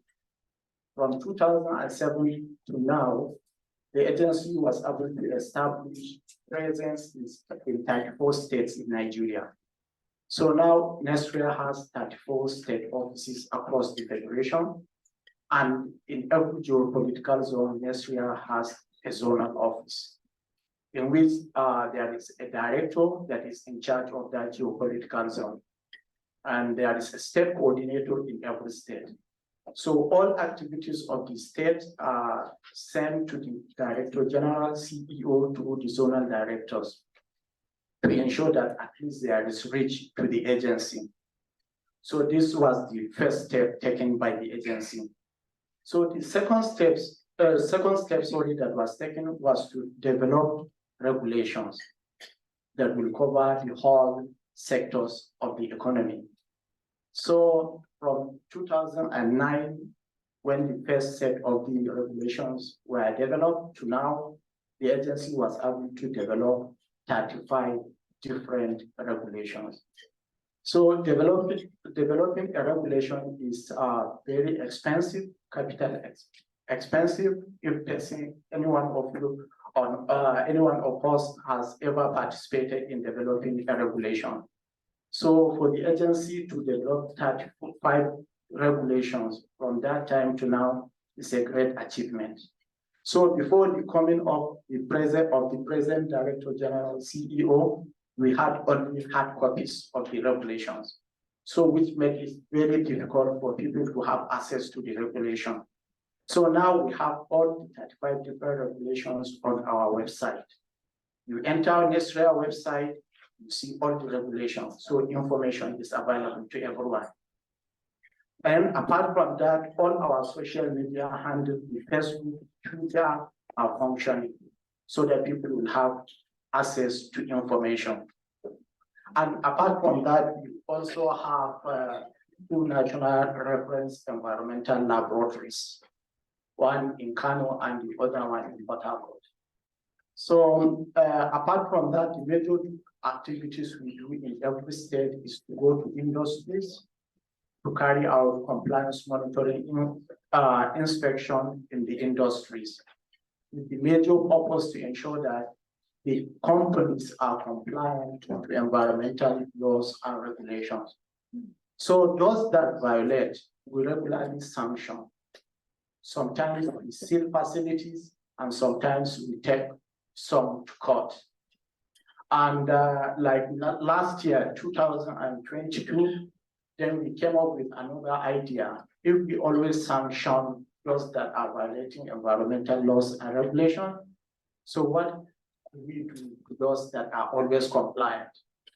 Because we have a record of all companies that we go for inspection in the country.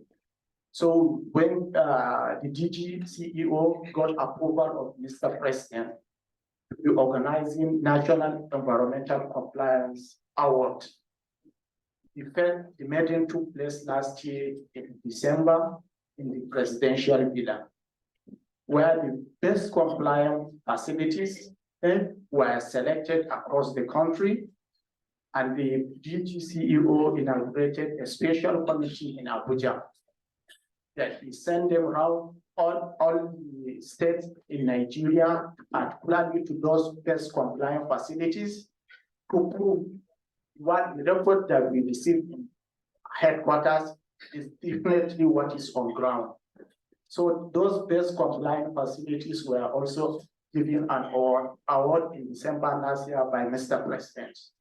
So this is to show that the agency is taking both the stick and carrot approach to ensure that industries are complying to environmental laws and regulation. So this is one aspect of it. So like some of the challenges we still face as an institution include like some of the industries, they are not ready to comply with the environmental laws and regulation. After all, they are the main beneficiaries of complying to the environmental laws and regulation. Sometimes you see industry that is multi-million are invested in an industry, but that industry doesn't have a functioning fire extinguisher.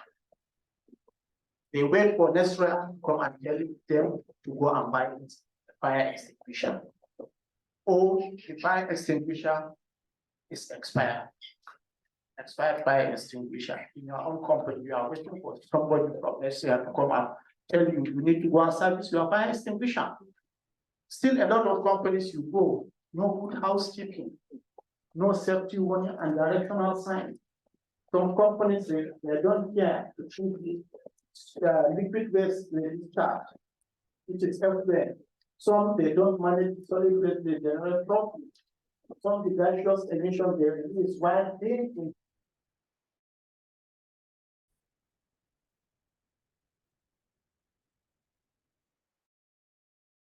so it's still those industries are waiting for us. We have to tell them to do that. So that's the reason, if you are following our activities, our Facebook page, you've seen some of the activities we do. They are present everywhere online. So these are also some of the challenges also institution face. So this working relationship to ensure that sustainable development is a collective responsibility. It's not only the regulator. And some industries are in the habit of in the middle of the night come and operate certain equipment. During the day they will not. In the middle of the night, that is when they become aware. Before morning, they will close the company. You will even sorry. So I don't know. These are some of the points that I could make for now. But maybe later on we can engage in all that discussion because of the time. Thank you so much. Thank you very much, Mr. Hassan. Thank you. So we are taking some sort of comments on the government's duty to protect. I want to appeal that please you just keep your intervention so it marks of 5 minutes, all right? So we have the conversation. Do I have Dr. Eileen in the room? Yes, Oh, okay, nice. So I will hand over the microphone to the divisional head, Business Support Services and General Counsel for the Nigeria Exchange Limited. Dr. Irene, sorry for this sake, Thank you very much. So good morning to everyone. Thank you for this opportunity to participate. I want to believe a lot of us know about Nigerian Exchange Limited, but I'll just give a very quick summary. Nigerian Exchange Limited has been founded since 1960, so we're as old as Nigeria as well. And our basic function is to provide a platform to ensure that businesses are able to abide with the best international standards possible, and at the same time ensuring that individuals can share in the prosperity and wealth that these businesses, are producing. So, for example, we have companies that are listed on our platform, and on that basis, Nigerians like you and I can buy into those shares and own a piece of that, and therefore benefits in terms of the profitability. Now, I'll point to something that, if you notice, when the earlier presenter was making his presentation, he showed us a list of companies that were compliant, as it were. It's no surprise that 80% of those companies are what listed on this platform. And that shows that there is a practice in place in terms of that. Now, before I go, and this point I will make will lead to some of the recommendations that we have always had and we've always been pushing in terms of this. But one of the things I want to do, because we are a platform that represents businesses, is to clarify that the business environment has changed. So I heard people talking about corporate social responsibility. The business environment has changed. The global environment has changed. What businesses and what the global community, whether it's with respect to public or it's with respect to business, is expecting now is what? ESG, compliance with ESG, environmental, social, and governance principles. Because it has been recognized. So some of the things that people have said here, that CSR speaks to morality. It speaks to they're trying to help. And someone did make that point, that you're trying to help people. It's not about that. ESG is about, it's the right thing to do for your business to succeed and to push forward. So what we say is that for any business today, to survive today and to survive tomorrow, you must do what? You must comply with environmental, social, and governance principles. It's not a nice to have. It is a must-have for you to be able to compete. Someone talked about competitive edge. That is your competitive edge as a business today. That is the reality of business, the business environment today. Now, a lot of the things that we've talked about under human rights, it's not a surprise. It's actually encompassing all the E, the S, and the G. And I'll quickly read out to you some elements of what makes up E, S, and G. So for you to understand that a company, what we should be focusing on is the totality of ESG, because the human rights, as we talk about it, pervades every aspect. So the environmental talks to companies and businesses. Now I'm using the word businesses, but at the end of my intervention, I will emphasize that business should be looked at in a larger perspective than what I think I'm hearing people talk about right now. Now, the environmental is saying that as a business, you must be concerned about things associated with the environment and your business, to what we talked about, community, conservation of resources. Because as we know, globally and even as a country, we are facing issues around scarcity of resources. Statistics have shown that in maybe 40 to 50 years' time, water might be hard globally. So one of the things under environment is that you must be concerned about conservation of resources. Another thing under environment is that you must be concerned about renewable fuels and greenhouse gas emission. Some of the things we've talked about, what is happening with the extractive minerals industry and its impact on the community. Some of those impacts is due to what? GHG, greenhouse gas emissions, which are deadly to the environment, they are deadly to human beings, they cause gas, carbon monoxide, all those kind of things. So we talk about that energy efficiency, again, around what are you using, and I noticed that we focus a lot around extractive, that is true, but the truth of the matter is that when we talk about human rights, it pervades every aspect of our business, individuals, businesses, firms, and all of those kind of things. Now, under the social, a lot of the human rights you see there, under the social, we talk about working conditions, we talk about health and safety, we talk about employee benefits, we talk about diversity and inclusion. We talk about impact on your local and your larger community. And then under the governance, we talk about ethical standards, board diversity and governance, stakeholder engagement, some of the things we've talked about. Now, you see, the reason why I wanted to emphasize some of the elements is to say, we must begin to look at, if we want to make progress and want to make change, positive change and impact, we must begin to look at human rights, not just as an element, but a component of a larger obligation that businesses and individuals must begin to have under the E, the S, and the G. Now, the good news, I would say, is that whether from a global perspective or even from a Nigerian perspective, we are making huge progress. I'm happy to announce to everyone that, and for those of you that followed what happened on our platform, now in June, the Nigerian Exchange Limited Group, with the Financial Reporting Council and the International Sustainability Standards Board International, launched what they call the Sustainability Standards Reporting that will be required of every entity that files financial returns. Now, what that standard says is called S2 and S1. Now, what S2 says is that you, as an entity that you are filing financial returns, you must file information that shows the financial or the climate-related financial impacts of your operations and activities as per risk and opportunity. So that means all of these companies, for example, in the extractive communities, you cannot hide away anymore. The point is that in your financial reporting, you need to be reporting what you are doing around the impact of your business on the communities. What is happening as to how you are doing the extractive, how are you doing those operations? Are you relying on fossil fuels? What is your transition plan to move away from fossil fuels? What are you doing about land conservation? Do you get? So that is what S2 says, and it's launched, it's actually going to be effective January 2024. Now, S1 says that as a business or as anybody filing financial returns, you must begin to report along all the ESGs, what you are doing, your health and safety, your human rights, the financial related risk. So why I say this is that we are all coming to the same area. They all mean the same thing. But to just focus on human rights alone might be that we neglect so many other areas. So the good thing is that under the ESG principles that all companies now will need to comply with, we are almost there. Now, one of the things I noticed in the working committee, I was surprised that the Financial Reporting Council wasn't there. I think that is a gap that needs to be filled. And I'm happy that I saw that they said any other relevant entity. So FRC must be there, because in that, the filings will be with FRC, and the monitoring and begin to study those reports to say here are the gaps, and all of those things will be done by FRC.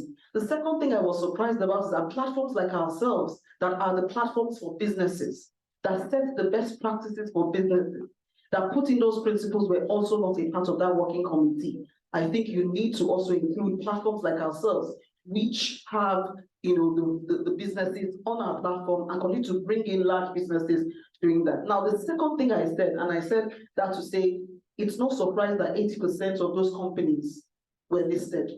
We have always been talking about the fact that as a nation, we must begin to take certain decisions concerning the health of our nation. There are some jurisdictions in this world, and I won't mention their names, but you can do the research.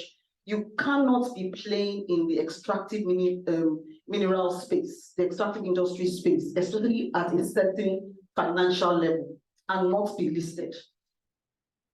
You just cannot.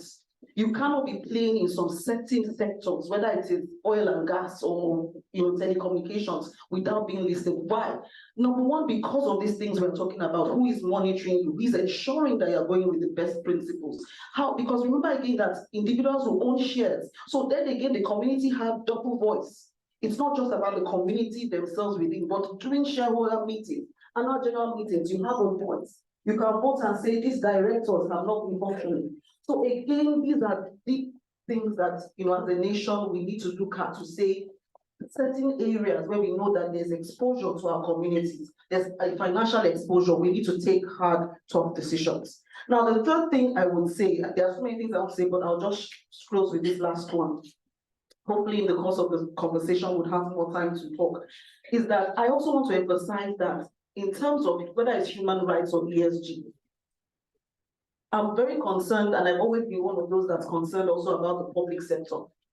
There's an emphasis on the business sector, yes, but as we know, a very government, I would say, has 30 to 40% of the employment of human beings in this country, correct? So the role of government is not just about duty to protect, but the question is, in your own organizations themselves, how are you implementing and applying the ESG principles, the human rights principles? We all know the stories around, someone talked about NSAS. We know what happened with NSAS. We know who were the actors on ground that carried out some of these human rights violations. So again, I think it's very, very important that as we do this discourse, as we have this discourse, we do not just focus on the public sector just in terms of duty to protect, to put in legislations and regulations, doing monitoring. But the tough questions around, you yourself must implement as a sector these principles themselves. And again, the good thing is that the ISSB standards will be coming up with public sector ESG related obligations. The hope is that at that point in time, Nigeria will also adopt the same way they've adopted it for businesses. But again, I believe that before we do that, when we are talking about public sector, we should talk about it twofold. You also must imbibe this. You also must put in these provisions in place. You also must monitor. You also must do this. And somebody must be tracking. And platforms like NGS and other platforms can't help in the monitoring of these things. So I would say that that is where I would end my intervention for now. Hopefully there'll be time to talk again. Thank you. Very much. Yeah, been up with a lot of issues, and of course things to really think about. And I think the last point she made was quite something we are not really paying attention to. Government are not just regulators, so to speak, on these issues. As I said, government are employers themselves. And so when we are saying business and human rights, observing human rights on how you treat your employees and the rest, government to have come into question. And so I would take the other comments. So let me hand over the mic to the heads of communications and stakeholder management and the team. Madam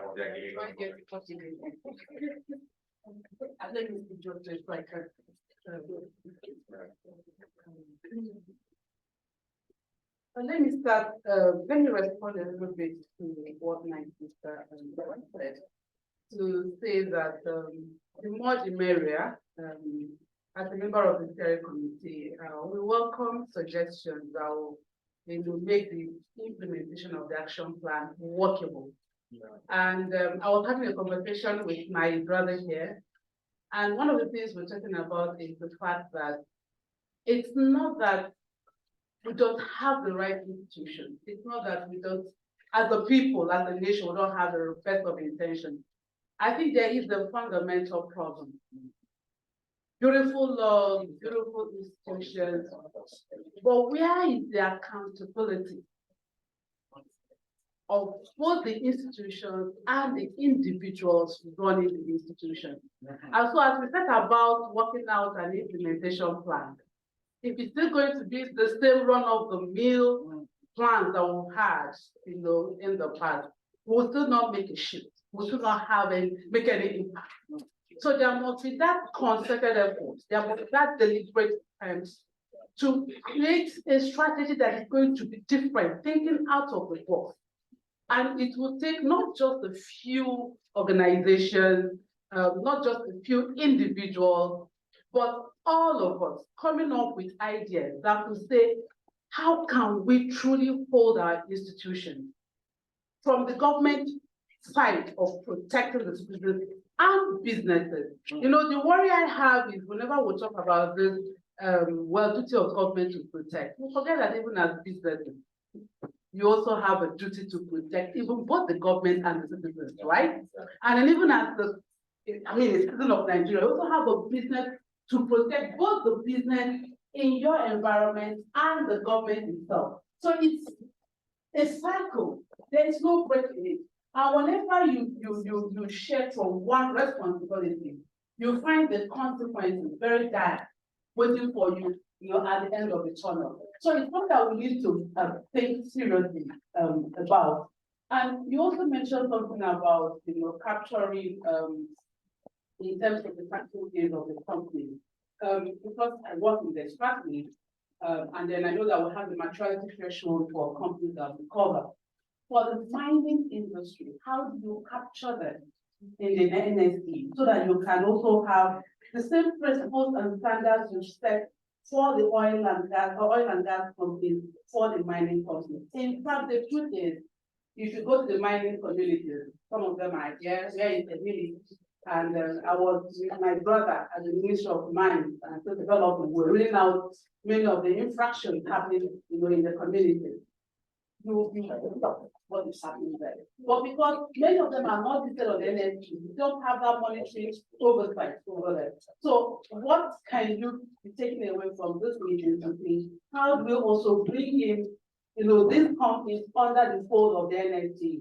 What can we do? How can you also advise FRC And then, of course, we're going to be absorbed into the third committee. I don't know. We'll talk about that. But what are you going to be bringing on the table to say how we're going to aspire government to also ensure that mining companies, do what they need to do to protect not just the citizens, but also government, because there is a trust deficit among the parties, everybody, government, businesses, the citizens.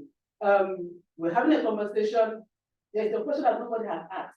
Why are oil and gas companies, after 50 years, divest their business interest and are moving offshore? And each company that divests interest and moves offshore is also a loss of livelihood to the community, to government itself. It's also a loss of the CSR, the little one that is being provided, because government can't provide everything. These are areas of deficit to every group, every constituency group. Why is that happening?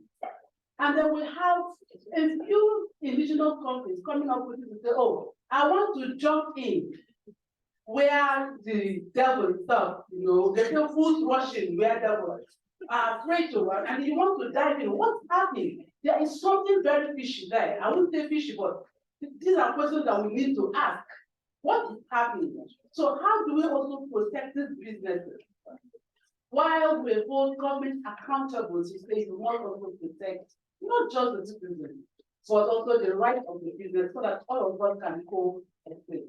Now, finally, from native angle, because remember I talked about and you can see the way I'm trying to rope in the three, because we're a balanced organization. We realize from with the IDIC initiative, it's something that the Nigerian government is trying to do.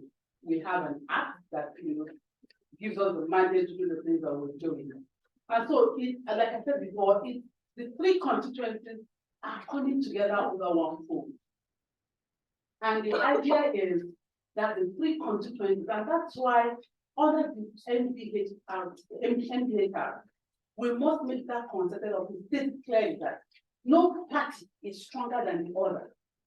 So we look at this framework, and from the civil society angle, we have the civil society steering committee that acts like an advisory body to NATE and by extension to the NSWG. Now, one of the interesting things we used to have, then when we have the conversation with the civil society steering committee is when the reports are released, and this is actually a charge to the third sector. And in that report, we see a whole lot of, I won't call it infractions this time, so a lot of remediation issues to be tackled. Many a times we move on to the next report. The civil society, most of the time, abdicates its responsibility of advocacy and holding both businesses and government accountable. And the issues are all there. Now, you talk about poverty, for instance, or remitted funds, or all tests and all. It's there in the report. And we're not asking the questions. Why won't government agencies responsible to warehouse government money or to pay, conduct business on behalf of government, why would they pay what they ought to pay to government? Because when government gets these resources, that means it has more to spend to provide the basic infrastructure for you and I. We don't ask those questions, and so we'll move on to the next report. So these are basic things that needs to come out. And to be frank with you, don't expect government to ask those questions or the businesses to ask those questions. Remember, we said they are out to make profit. So for as much as we keep quiet, it is fine with them. So we need to take up that responsibility. On the business angle, yes, they are doing, but my brother, we also need to do a lot more. There are things in the meeting, there are things we don't talk about here, but then I remember sometimes when you find even government officials, for instance, defending businesses or things that that are basic, and you are asking who employed you, who are you working for?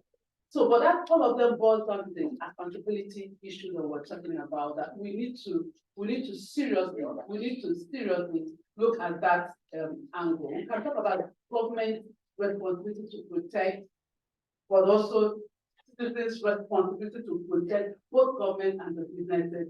We shouldn't be shy of talking about these issues. I know we've been, we're like the woman that had been raped and ravished by, by many men. We don't know who to trust again. But, we need to keep on talking about these issues until we get the kind of results that we want. Finally, we're working with global rights to create a post-community, communities coalition, right? We want to formally register that. We're doing that. We also have the Native Companies Forum. So what are we saying? Under the Native Companies Forum, we have both oil and gas companies. We also have the mining companies, all coming together. The OPPS chairs that meeting. They will have somebody from the mining sector, as deputy or alternate, or co-chair, whatever we want to call it, and it's been in existence. So we have this platform, and then under government, we have what we call the INPC, the Inter-Ministerial Task Team that works on remediating issues that arise from the reports and all. But most importantly is that we also play the role of advice. So provide policy advisories where we bring up issues concerning the sector. For instance, of course, we wrote one on the removal of West Sources, which is the most recent. And I know people will say, but it says that why is this not happening? In that policy advice, we provided policy options that government should take. Surprisingly, not one, whether business angle or from civil society or even from any of the government agencies, took up that policy advisory and looked at those policy options and said, wait a minute, there is an agency that has taken time to itemize what needs to be done. Are we doing it? Have we ticked the first box, the second box, the third box? So what I'm saying that we can keep talking, we can keep coming up with very beautiful ideas for how do we, judiciously drive at implementing the steps that have been laid out. That's what I'm driving at.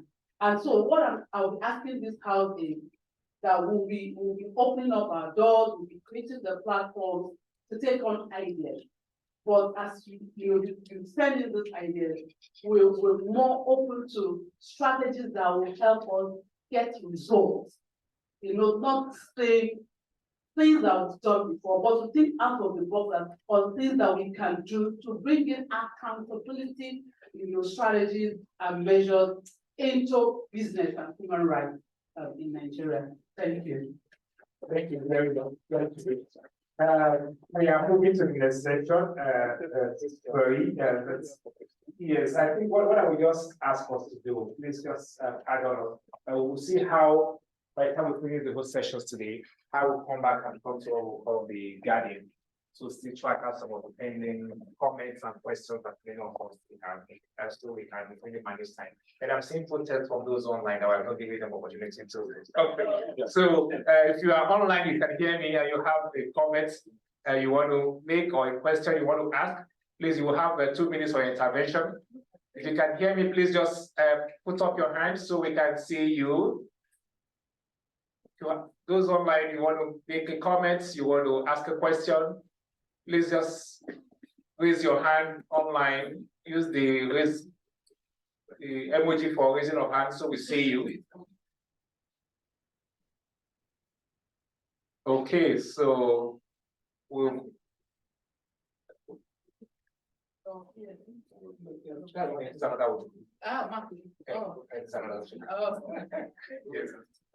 okay, so all right, thank you.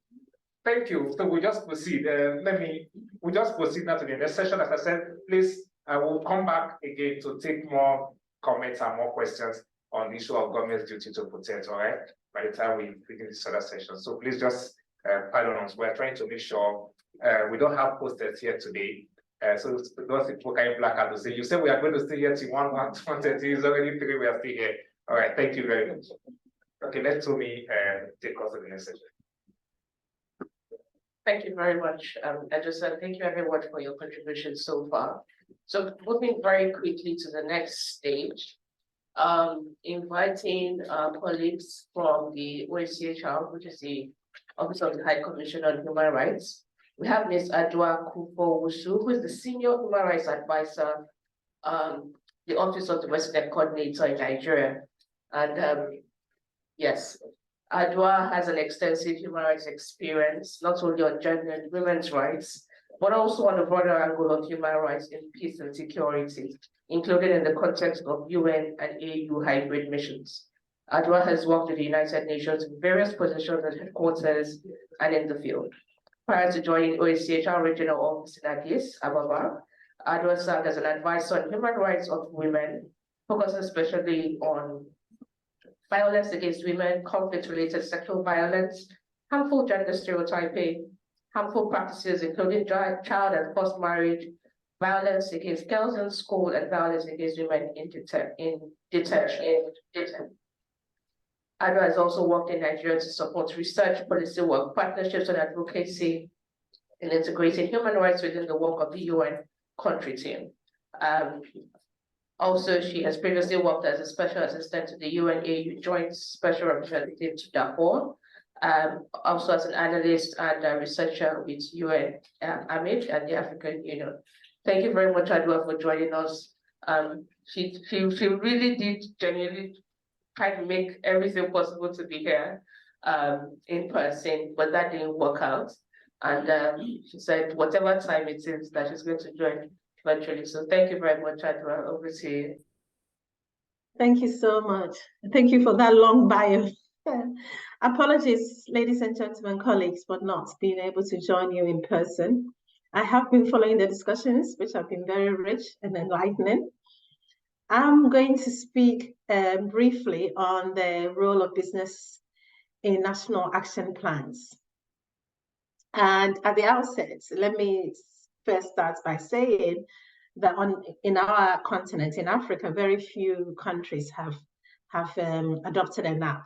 So in addition to Nigeria, we have Kenya and Uganda, which makes it a little bit difficult to get resources or good practices on the practical application of NAPs and how states and how businesses, I apologize, I always talk about states in relation to human rights duties and responsibilities. So you might hear me say that a lot, but I mean businesses, on how businesses have been able to meet their duty to respect in the implementation of NAPs.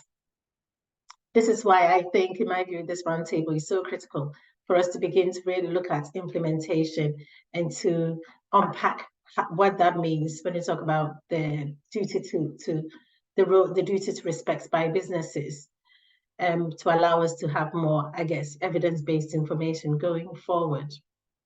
More generally, the guiding principles on business and human rights have clarified that states have a duty, governments have a duty to protect, whereas business enterprises have a responsibility to respect and not a duty as states. This is really an important difference to note at the outset, that businesses have a responsibility to respect and states have a duty to protect.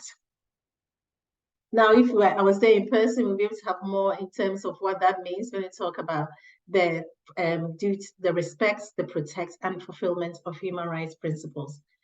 But the international human rights treaties and also some regional treaties do not impose direct legal obligations. So the duty it implies there's a legal obligation, implies that there is, if these violations if businesses behave in a certain way, the communities, the individuals can then have recourse to remedies in terms of the legal framework.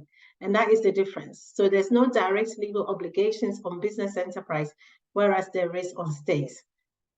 Of course, right now there is a whole discussion, and it's been ongoing since 2014, looking at developing a binding treaty on business and human rights. We started with the UN Human Rights Council resolution in 2014. But for now, what we have is the guiding principles. And in addition to the guiding principles, there are other treaties. There are international treaties, which Nigeria, in this case, is state party to. So we talk about the Universal Declaration of Human Rights, which is not legally binding, but has customary basis. And then we also have the International Covenant on Economic, Social, and Cultural Rights, and the International Covenant on Civil and Political Rights, as well as the two optional protocols, both of which Nigeria has ratified, and which usually you will find is called the Bill of Rights, those three things, because they encompasses all the rights that are needed when it comes to human rights. There is also other ILO, that's the International Labour Organization conventions, which sets the baseline on how businesses have a duty to respect, what that means in practical terms. So businesses operating in countries who are parties to these conventions, it talks about, those conventions talk about understanding what are human rights, how businesses' own activities may affect human rights, and how to ensure that businesses have in place policies to prevent or mitigate the risk of adverse impacts of human rights. These are the international obligations and duties. But in addition to this, for now, in most states, and including Nigeria, is the domestic business obligations are defined in domestic legislation and in the national constitution. Of course, the duty to respect human rights is not limited to compliance with domestic laws. Businesses may have their own commitment to human rights. And I think from the earlier speakers talking about what the different businesses are doing, enterprises, I think I heard that businesses also have some businesses have set in place policies on human rights. Businesses, as I said, may also voluntarily undertake additional human rights commitments that are not included in the Bill of Rights, or that are not even required under the guiding principles, such as the promotion of certain human rights in their own sectors. And when we talk about the legal compliance, I mentioned that it's domestic law, but it's also about the capacity. Often in many of our countries on our continent, there might be a legal requirements for businesses to comply with their duty to respect. But we also, conversely, on the other side, you need to have a state with the capacity to enforce such laws effectively. And often in these cases, we will have all the laws, but implementation and enforcement is where the challenge lies.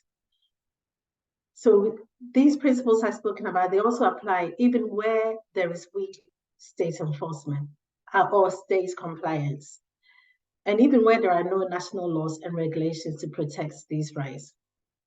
In short, the duty to respect, or the responsibility to respect human rights, is a global standard that's expected of all businesses in all situations, regardless of the domestic legal framing or legal settings.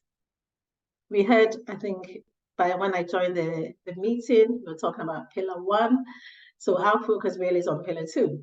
And the Pillar 2 really outlines the corporate duty to respect for human rights.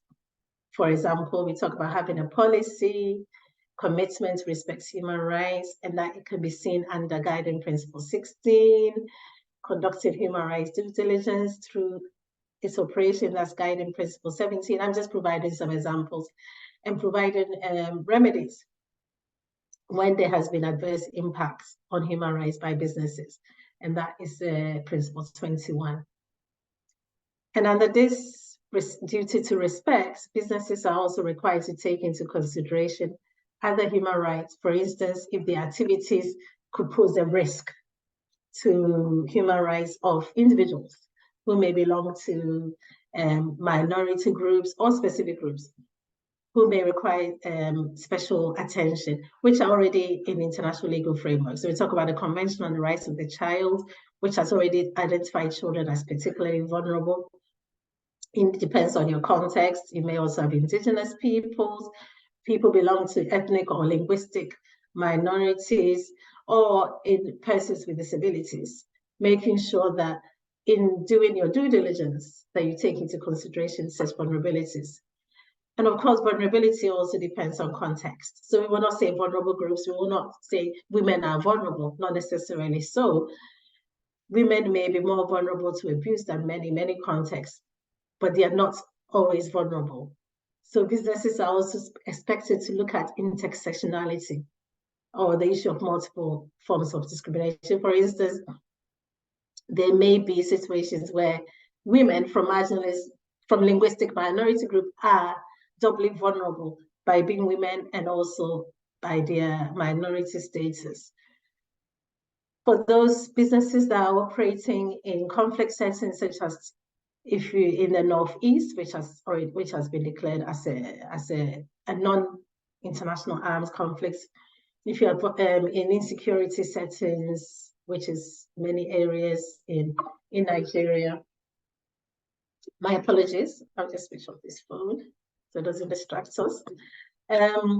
You may also have the international humanitarian law, which applies, provided that businesses, making sure your business personnel are also not involved directly in hostilities or supporting the conflict in any, or contributing to or exacerbating. For this, the International Red Cross or the Committee on the Red Cross has set up a guidance on the rights and obligations of business enterprises and the international humanitarian law. That will be, I think, is also something to keep in mind when operating in insecure areas in crisis settings. For my presentation, the duty to respect is really, we're looking at the human rights framework, which applies also in those settings. But having said that, of course, the duties and what you should do will depend on the context. And it will depend on which human rights are at most risk.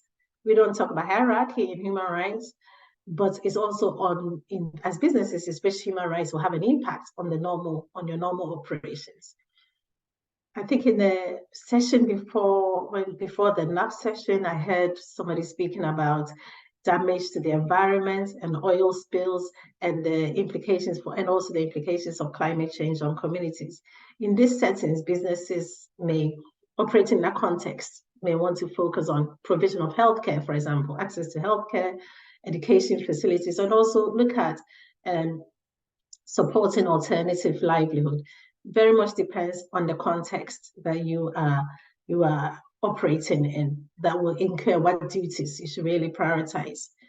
And I think I also heard the importance of engaging with the communities, with the stakeholders affected. So I won't say much on that, talking about informed and meaningful consent in whatever remedial action you take, and also in your due diligence assessments. As we know, of course, similar to other non-state actors, which includes armed groups, actions of businesses can affect the enjoyment of human rights by others, either positively or negatively. We are here looking at where is the negative impact and what actions can be taken, what are the duties. These can be legal, financial, and reputational consequences for businesses if they fail to meet their duty to respect. And I think from the discussion this morning, we are all familiar with that. There are many consequences that you are aware of. It talk about retaining staff, also need project opportunities, and also investment in other parts of the countries. So as a result, when you talk about human rights and the duty and the importance of respecting is in addition to posing human rights risk communities to individuals, it also poses risk to long-term interest of businesses if they fail to meet this duty. And also, I think at this point, it's important to mention that respect for human rights is about business core operations. It's about your core activities. And it goes beyond what you do daily. So it's not about voluntary activities outside operations, for example, you get, which promotes human rights. For example, building schools or donating money to a local charity or donating items to an IDP camp in a region, in a state that you operate in. It actually is talking about your operations and not what is done extra. Although that is also very welcome and is encouraged for businesses to also give back to the communities. But that is not when we talk about the duty. The duty, we are talking about the core operations. We heard about NAPs and how do businesses, what are one of the means and the most effective means of businesses to meet their obligations.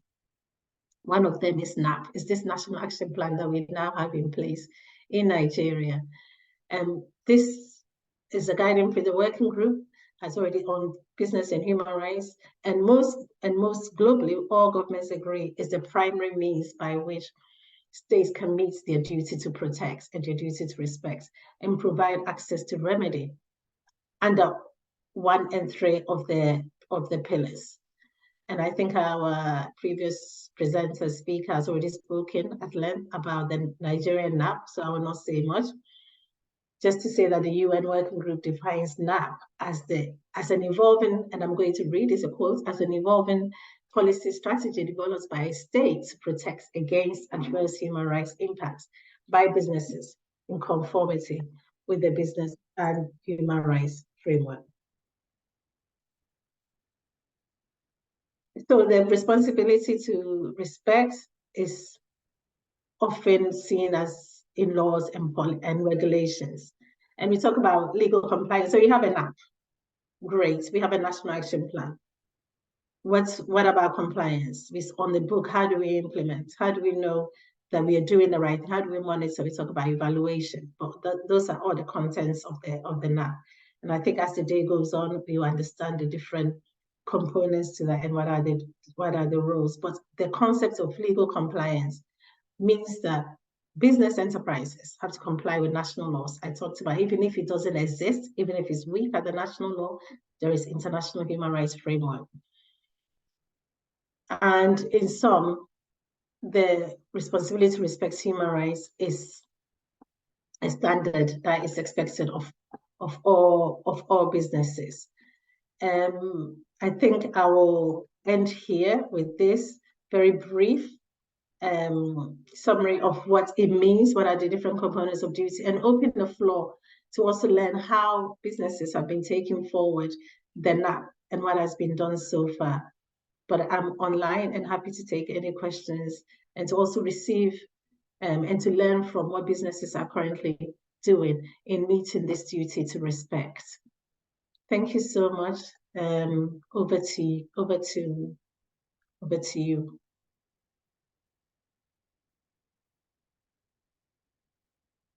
to the moderator. Thank you.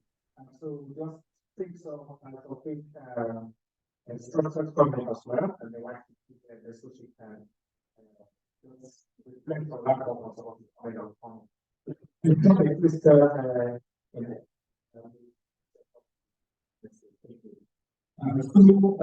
Mr. Justice, we have to see.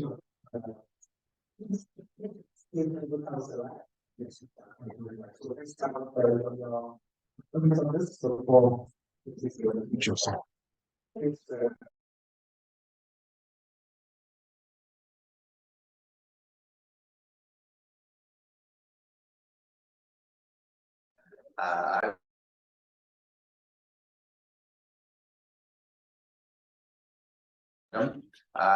this was very insightful, and most of what could have been said from this side of the divide has mostly been tackled already.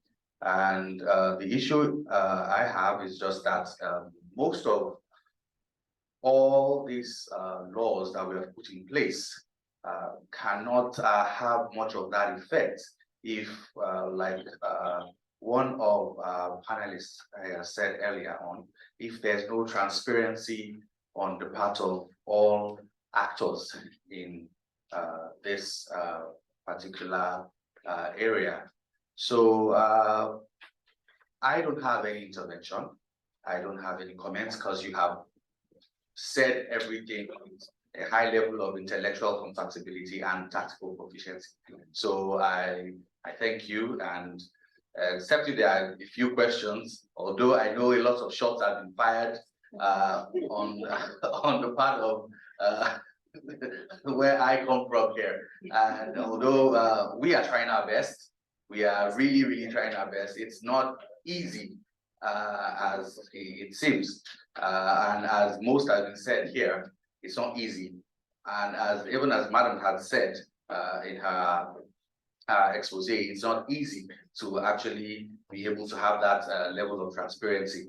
Like I was discussing a bit earlier with some of my colleagues here, and one of the things that I stressed was the fact that even though the government put in place some of these guidelines and regulations and expecting transparency on the part of companies, for example, you'll find out that when it's part of companies to do their own bid, you will find out that most companies sort of, there's always this bid to try to, how do I put it, for want of a better use of word, to try to shortchange the government, particularly mostly in the area of tax, to shortchange the government, and it hampers the issue of transparency in that regard.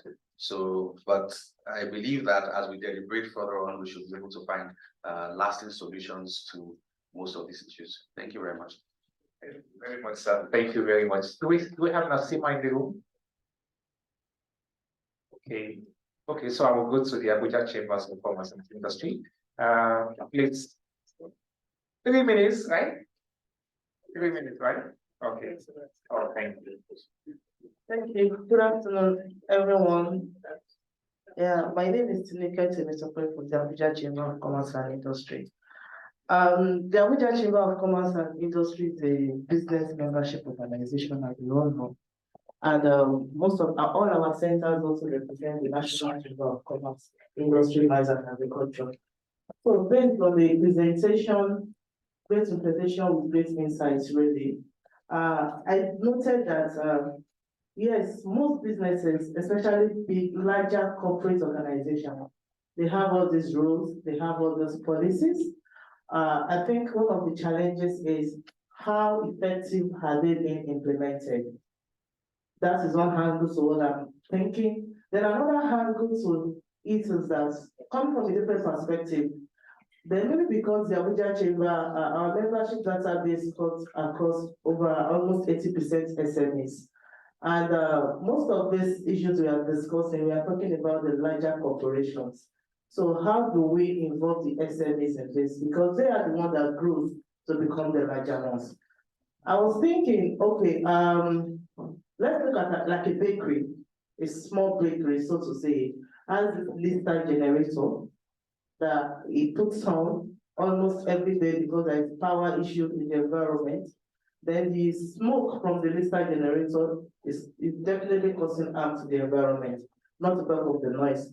But from all I've been hearing, the discussion has really been focused on the larger corporations, that they already know what to do. The only challenge I think is that there should be more monitoring and more enforcement to ensure that they do what they needed to do. So I also want to add that considering this smaller corporations, these SMEs, most of them does not even know what is now. They don't even understand, maybe they don't, or they just felt like government are not seeing them, people are not seeing them, their employees' human rights. Some because they have orders, they use them like 3 days overnight without sleeping. And because these women and even some, even with child labor, they needed the money for basic needs of life, so they have to escape. But some of these SMEs are also not doing it intentionally. There's the possibility of not understanding the repercussion of what they are doing. So I think to promote the NAP, there will be needs to go through the business membership organizations, either through sensitization or capacity development programs for this SME. So I'll stop there. Thank you. Thank you very much. Thank you. We have any SB in the room? We have any SB in the room? Okay. A POI. We have POI in the room. Okay. Oh, okay. Oh, yeah. The actually the next all. So we just one from this down and then we'll move to. We're gonna be coming to the high point of today, which will be the panel conversation. I will reflect the high point levels. Okay. Okay, thank you very much. I just wanted to lend a voice to what she just said. I've been raising my hand.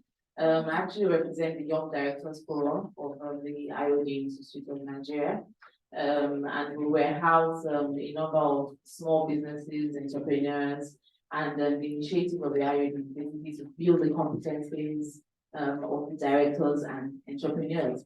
If we look at the focus of the conversation that we've been having today, of course, we'll be focusing on larger businesses, listed businesses, like the lady from the exchange group said, about 80% of the companies that are complying are listed companies. So what happens to the small businesses, the SMEs, the startups, which according to statistics, we have about 37 million SMEs in Nigeria.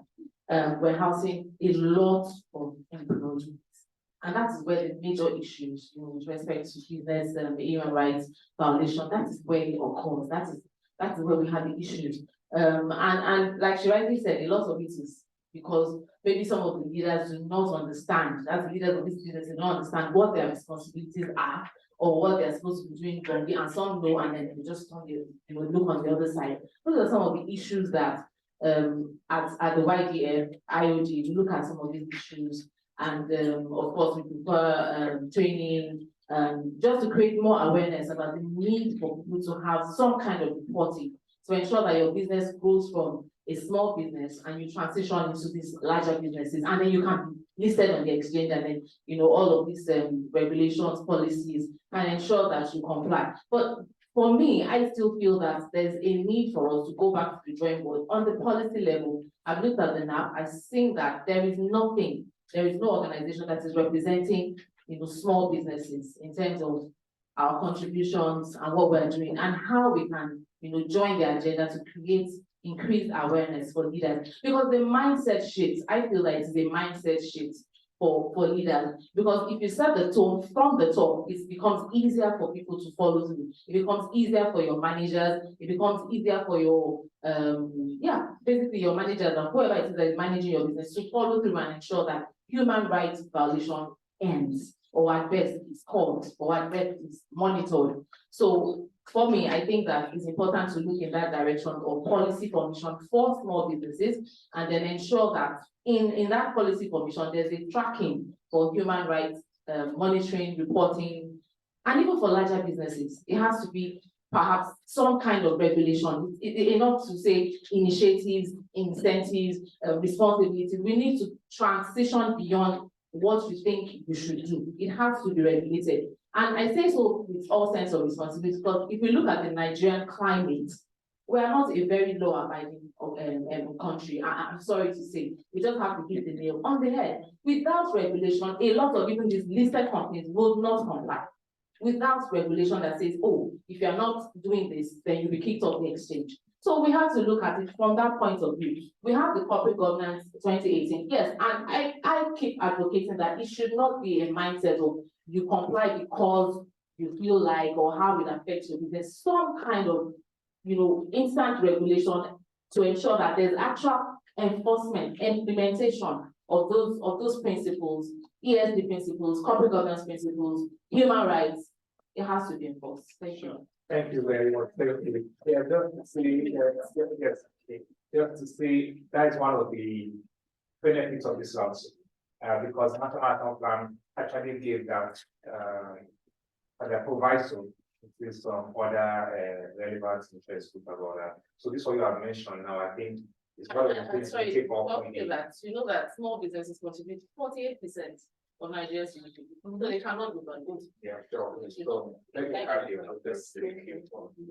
So in addition to what both of them have just said, mine is to also try to partner with the regulators. Now there's a lot of focus on the big corporations and the regulators of the big corporations. I work in the power industry. And honestly, sometimes I go to remind my regulators that these are the things they're supposed to do. And they're like, why don't you let sleeping dogs lie? So they, we need to really start from the scratch. All of these regulations and laws that we have, very beautiful. And every day, they keep evolving. Now, the challenge is who is actually monitoring. It's not for us to just come out here and say we have these things and we're doing this, we're doing that. I was just explaining to her, the last certification I did, I had to go through the regulations of an agency, and they come here to tell us, oh, this has been done. It's not, we need people to actually checkmate these things. My neighbor is a church that has vigil round the clock. In the night, I am not sleeping. And the agency tells me they are working. It's not, we need to start doing these things. And when I go to say you're violating my human rights, they say, what are you talking about? You're a demon that has come to go there. The rest of us from church.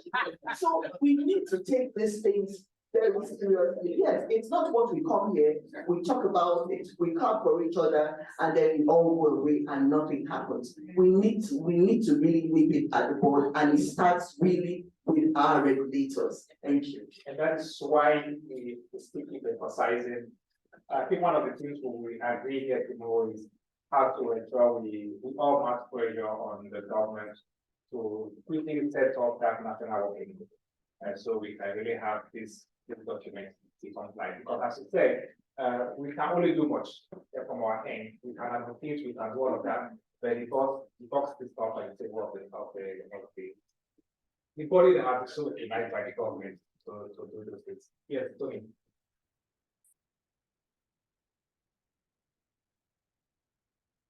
Thank you very much. So I just wanted to give a short response, which will delve into what for tomorrow, to the issue raised on SME governance. So as of today, we are running a project with the FRC. As the last month, we had a consultation session, a first consultation session. We've developed what we call an SME Code of Corporate Governance. That's still the name as of today, it might change based on the feedback that we got it from our stakeholders. So I think at that event, we also had the IOD represented. That was the first exposure. The exposure period ended in July 23rd. First engagement, like I said, and we're at the point where we have received all the comments, received all the feedback, and there's a review ongoing. So it's coming soon. I cannot say the exact date, but yes, that's that comment is very much initiated in the review that we're doing for that draft. So there's a human rights angle to that code of corporate governance for SMEs. There'll be more shared on it tomorrow. So please do come around. Thank you very much. Thank you. I see Dr. Larify, your hand has been up. Let me just allow you before I come to Odwan to give a wrap up. Indeed, thank you, Edosa. I've been trying to restrain myself from raising my hand because I know you will. Actually, a lot has been said, and we don't need to repeat ourselves. But let me begin with commending the steering committee for organizing this forum. I think it's a very good step in the right direction. And I think it is an eye-opening forum for many of us. I want to commend the Nigerian government too for passing this bill. I mean, ratifying it, it is good. But I want to say that from my own perspective, everything, well, maybe not everything, that is written here in the NAP is also expressed in the Mining and Mineral Law 2017. It's also expressed in so many other human rights policy and all that, all this. And that goes to support what somebody quoted Kofi Annan, that we should stop writing laws. We have enough. There are so many of them, they are overwhelming. What we should be aiming at now is implementing these laws. And I continue to say that if we are serious about it, we should know that it is the government that has that primary responsibility to all these laws and prepare to implement them. I mean prepare. If the political will is there to implement these laws, oh, they will be implemented. Is it not government? When government begins to say we want to do accountability and transparency, they get some people arrested. Is that not so? But the thing is, it is selective. It is when they feel they want to do things that they do. And that is the problem.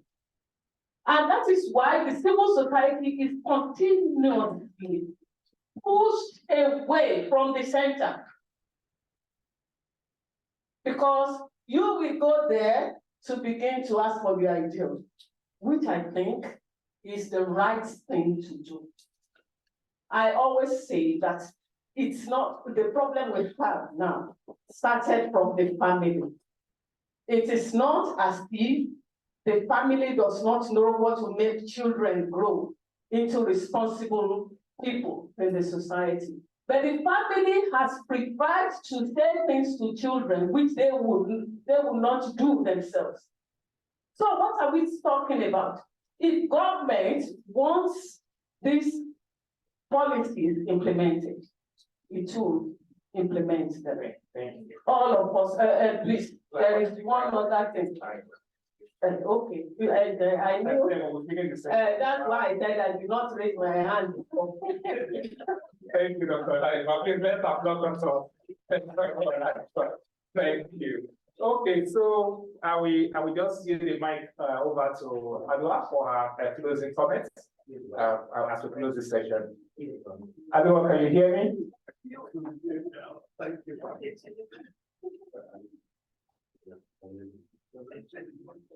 Okay, yes, let's have your closing comment after the session.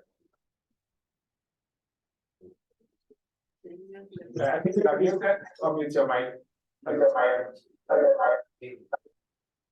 Thank you.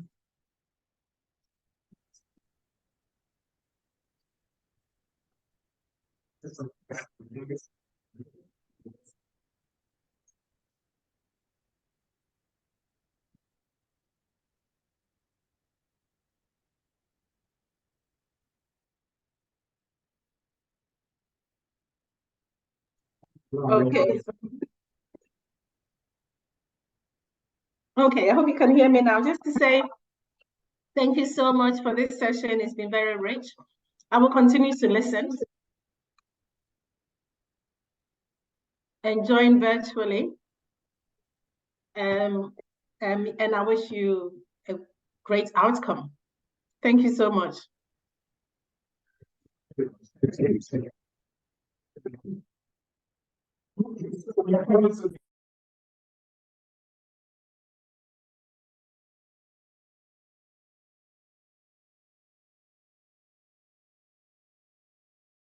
Introduce our team and then of course introduce the topic and then our team. Please join me welcome Tinuke Temitope, Director of Product Line.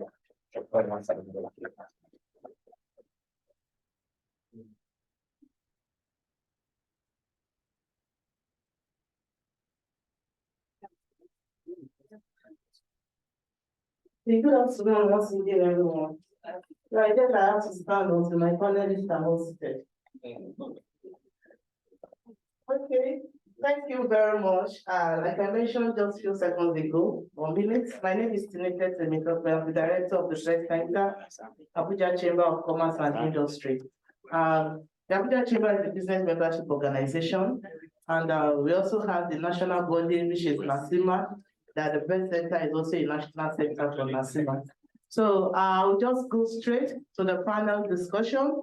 Our topic for this panel is on business and civil society partnership, collaboration for promoting human rights in the corporate sector.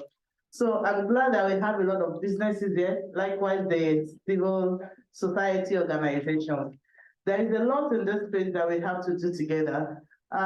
So in one of the previous earlier discussions, someone mentioned that the businesses see private sector, the businesses see civil society organizations as organizations that we shunt them. So I think this is one of the things that we are going to bring to the table in this panel. At least those businesses that are here that you think maybe the likes of Accountability Lab is shunting you, they are here. So it's an opportunity for us to clarify such. Going to my panelists, I have the first person leading the panel, Mrs. Soromida George. Please, can you come to the front? Coincidentally, she's my sister. So when Edosa sent me the list and I saw it, I just got laugh. I said, okay, it's not a family meeting, so you're welcome, ma. Then I also have Mrs. Soromida George is the Director, Corporate Affairs and Sustainability of Coca-Cola, Nigeria Bottling Company of Nigeria. And as earlier introduced, she is also the chair of the United Nations Global Compact Nigeria. Thank you, ma'am. I have secondly, Ms. Maria Gowon, the Senior Program Officer, Convention on Business Integrity. Yeah, welcome. Please let's give her a round of applause.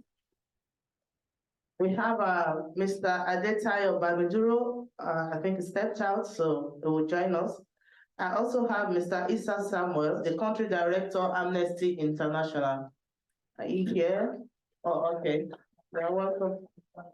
Issa Sanusi. Sorry about that. Then I have Ms. Emily Ofodele, Executive Director, Ziva Community Initiative, and member of the Federation of Nigerian Mining Host Communities.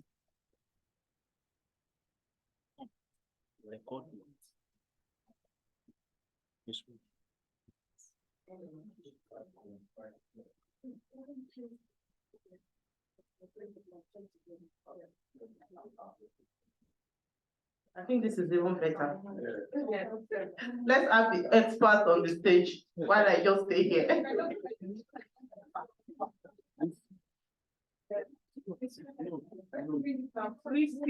No, you shouldn't.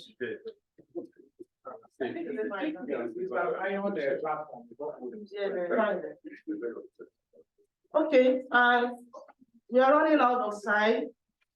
So I wanted to go through the panelist profile. So it's a lot of time that we have spent already. So we just go to you can always meet them at the end of the program to have more discussions. What we are discussing today is very important. The civil society and the business organization have a huge role to play in this because the huge workforce of Nigeria is in the business community. And whatever happens to them within the industry has a repercussion effect on their lifestyle and even the environment and community at large. So my first question goes to Mrs. George.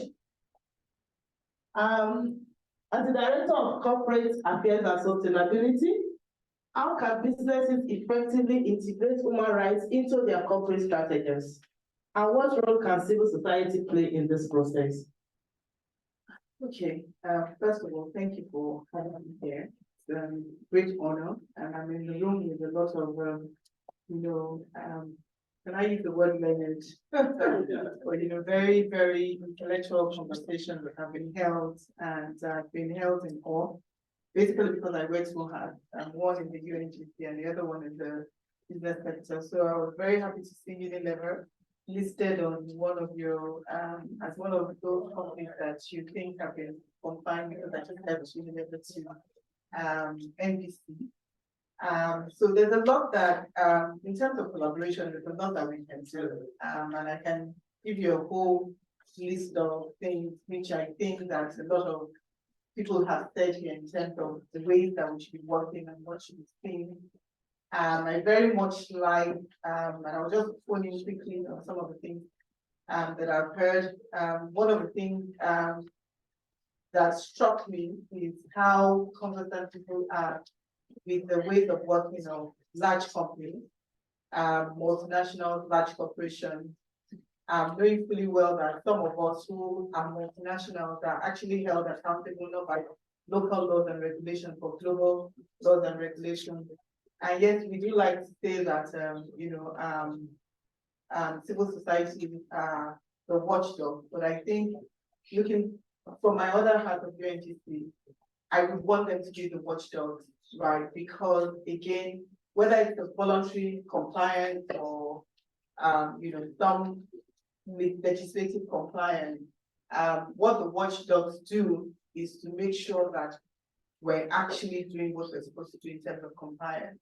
And if you look back into the history of businesses, where we are today in terms of what we're doing, whether it's in sustainability or whether it's human rights, ESG, would have been if the civil society hadn't done its work in terms of making the right kind of noise, having the right kind of conversation, to the point of sometimes very passionate and animated ways of expressing their displeasure at what businesses are doing. We won't be where we are today in terms of compliance. And I'm happy to say you can see a lot of voluntary compliance and also legislative in probably in Nigeria, it seems to be catching up, and all over the world.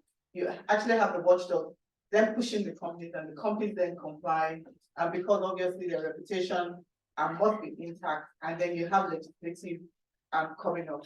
So in terms of ways of working, I'll quickly say, there's different ways, by way which has been mentioned here, doing your assessments, going through your assessments, understanding what you need to do as a business in terms of areas where you can actually have gaps or issues of human rights challenges, right? Having the right kind of policies in place, monitoring, again, is very key. And I think I want to hone in on the areas of monitoring. I think this is where the opportunities are. So if you look into a lot of companies, large companies, you'll find out that they have everything, all TikTok, right? TikTok, everything TikTok, policies in place, assessments done, they have the policies, they're communicating it internally. But I think the opportunities are how do we then strengthen the value chain actors, which are the SMEs that you talk about. So because again, when something happens to, and I'll take maybe a large organization, when something happens along the value chain, right, the large corporate is the one that is actually then, attacked to say that, look, you are working with some company and something has happened, and then you need to take responsibility. And this is where we feel that we can then work with the civil society to be able to strengthen, compliance with those small actors, small SMEs, to make sure that they're then compliant with what we have put out as our policies. We get them to sign the contract. We go there, we do the assessment, we know what we're supposed to do. But then in terms of monitoring and actually making sure that they're implementing it to the T and the spirit of the letter, and not even just looking at the letter, there's a lot of opportunities there between large businesses and civil society. I think we're not talking enough. We need to talk more, right? Because sometimes I think from where I sit, the other half, I say, I would like to see civil society come with a value proposition, as opposed to, just saying that, we want to do something, but just then understanding my sector and giving me a value proposition that I know that if I do not bridge this gap or do this thing, it will come back to haunt me in future, so that I know that it's not just some budgetary issue, but actually adding value not only to me, but to the communities and to my stakeholders that I work with. There's a lot more, but I know that the time to practice, so I will stop here. Yes, ma'am. Thank you very much. Thank you. Round of applause. What I would like to stands from for me. So it's the civil society needs to come with a value proposition. Yes, you are carrying out your responsibility, but also let the companies know the value that this will give them. Thank you very much, ma'am. So go to Mr. Adedayo Bamiduro just walked in. He is the co-founder of Max NG. So the next question goes to you. So the question is, what are some successful examples of partnership between businesses and civil society that have led to meaningful advancements in promoting human rights? Maybe you can tell us a bit about how Max NG does this. I think that would be all. Okay, all right, sure. Good afternoon, everyone. Thank you once again for the opportunity to share some experiences here. At Max, I already talked about what we do, but I'll repeat that very quickly. We provide non-collateralized financing in the transport space. As we all know, the biggest frustration for small and medium businesses in Nigeria and across much of Sub-Saharan Africa is lack of access to capital. And oftentimes when you look at someone who's successful and someone who's not in Africa, the difference is not their school level, it's not their intelligence, it's not anything else. It's purely one could access capital and one just could. One had a rich uncle, one had a parent, one had someone, right, that could take a chance on them and give them that capital so they could start off, right? Even the wealthiest man in Africa, at least until recent evaluation, talks about connecting 1,000 naira from his own grand uncle or something like that. Mr. Dangote, right? Start his business. So even coming from a very wealthy family, you came from having access to capital through family connections, right? So long story short is access to capital is one of the biggest hindrances to equality, and it's even a human rights issue because access to capital ultimately should find its way into human rights ultimately, right? So what we do is we allow people who go through the test process. Once they come out successful, they have their driver's license, they have a guarantor, they get access to a vehicle right away with zero down payment, zero collateral, right? It's a little risky, I must confess, but that's where the innovation is. We are able to install tracking devices on the vehicles. We have teams, we work with law enforcement to ensure that the vehicles are used for the purpose to which they are financed. So if those vehicles, for example, go outside of a certain location, it triggers an automated alert that goes to our control center, and then they can, respond appropriately to prevent the vehicle from getting stolen. But we put the burden on ourselves, right, as a company, to make sure we take care of all of the risks. That's where the challenge is, when you look at how businesses are operating within the context of our society. And this is a developing society. Nigeria, all of Africa is referred to as developing nations, which means that there's hopefully a great future ahead for us. But there's a lot of work to be done, right? There's a lot of issues to address. And what we have often seen is everybody's outsourcing the problem to their neighbor, to the next person, right? This is not my responsibility, it is my customer's responsibility. Look at the way our financial system is structured and our banking system is structured, right? They are set up to take zero risks, right? So you see all of them, no offense to any bankers in the room, they will queue up and provide all their money to extremely wealthy Nigerians who may still not pay them. What I saying? Many of them will pay back, right? And AMCO would have to come and bail them out using our collective national assets. So let's leave that. That's for another day. But the people who desperately need 50,000, 100,000, 200,000 to set up a small and micro business, what would they say? Oh, you don't have an address. Oh, you don't have collateral. You don't have that. You don't have this. You don't have anything, right? So who is the onus on to create inclusive policies, right? Because if in a country, 80%, 90% are excluded, right? The problem is not with the people. The problem is with the businesses and the laws and the policies, right? If you have a scenario where 80 to 90% of the people are disenfranchised, there's a report that came out of the number of Nigerians that have up to 500,000 naira in their bank accounts, I think 2 years ago or thereabouts, right? The number was ridiculous. It was less than 500,000 people or something across in a country of 200 million people. So when we're talking about human rights, sorry, I just have to always bring in multidimensional poverty into it. Because I don't want to be free if I'm extremely poor. What's the point? Like, what does human rights mean when I'm living in absolute poverty and there's no access to opportunities? So if we talk about human rights, we're not just talking about laws or justice. We're not just talking about social justice. We're talking about economic justice as well, and access to opportunities. So coming back to, in our own case, what we've done as an organization to deliver inclusion, to respect people's rights. We do a lot of research and surveys of our target audience on a regular basis. We do what is called the NPS as well, Net Promoter Score, amongst the drivers and the riders that we work with. And I'm very proud to talk about our sector because it is one sector that a lot of people look down on. Even I'm sorry to say, but many of us in this room, you see an Okada rider, you're like, oh yeah, those are the riffraffs of society. They are not riffraffs, right? I would say that in this or an Okada rider is not a riffraff. The 99 out of 100 Okada riders are decent, hardworking people. Why don't you try and jump on an Okada and ride it and try to make money and let me know whether it's easy? Moving about 7, 8, 9, 10 hours a day, moving the people up and down, right? You want to think about roads in this country. Many of our communities are difficult to navigate, even in Lagos.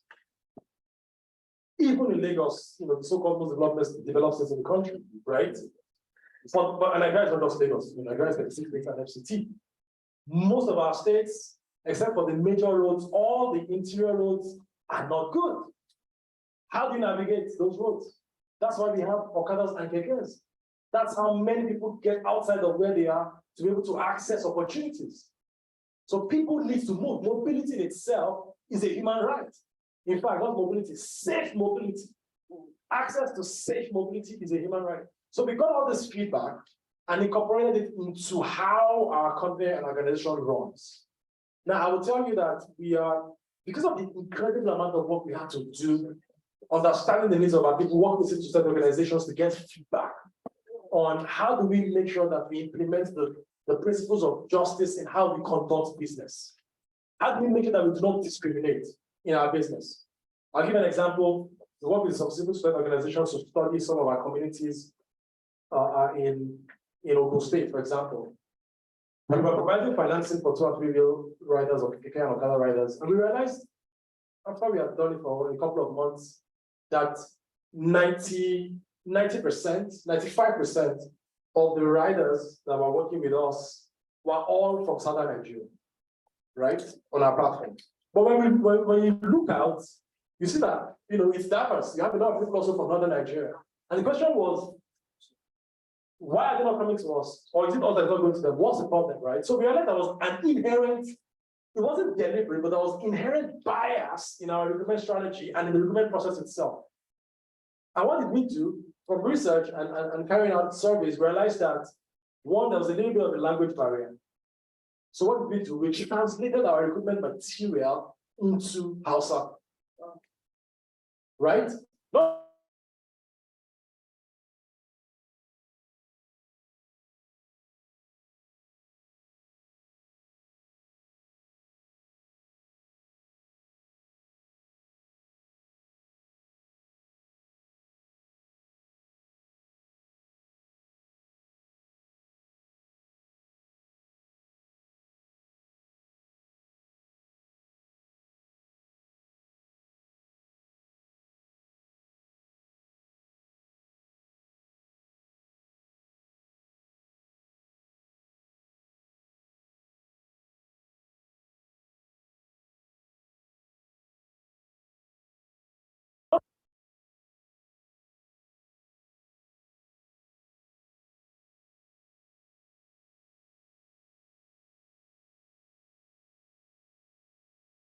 To be the best credit on our platform. The so-called least educated, can't read, can't write, quote unquote, are the ones who are performing the best in terms of their credit. So there's a lot of value that as communities, as businesses, we are leaving on the table, right? By refusing to build, you know, basic human rights, basic inclusion ideologies and frameworks into how we conduct business. So we've done quite some work, and I will also, you know, I know we're pressed for time. One of the most important things in our organization also is the fact that we have very strong corporate governance. We not only report on our financial metrics and performance, which of course remains always very, very important. Yeah. Today we have a network of about 14,000 riders that are, you know, that we finance vehicles for currently active. Historically, we've done about 22,000 vehicles. It's a lot of money that we've deployed from partners. Unfortunately, I'll be honest with you, most of that money has come from outside of Nigeria. It's always very stunning and shocking to me when I talk to Nigerians and I talk to foreigners about problems in my country, and I get far more support, far more empathy, far more interest, far more engagement from foreigners. Absolutely embarrassing, unacceptable. And then last but not least also, which I also found very surprising is, within our organization itself, we had to invest significantly in organization and culture from the top to the bottom. So we realized that when we bring in the values of inclusion into the organization at the top, we create policies. When you go on the field, you want to actually look at how some of our agents are engaging with our riders and the customers. Right, when we do mystery shopping, we see something completely different. And like, what the hell is going on? Pardon my French. So we realized that we also needed to invest heavily in training our own staff, not one time, but continuous, on respecting people's human rights. Just because this guy is coming to you to get financing for Okada does not make him dependent on you. You are not his savior. He or she is our customer. Right? It is the money they generate that is your salary. And we have to reinforce that consistently. That when this guy comes in, when you're talking to this guy or this girl, you respect them. Because unfortunately, the way our culture has evolved as a nation over the last 20 years, there is no respect for our fellow citizens. Yeah. Especially when they're economically below you. So, to summarize, there's a lot of work that needs to be done with leadership within organizations, embedding our basic human rights, doctrines, principles, the dignity of labor, the dignity of a human being just because they're a human being, right?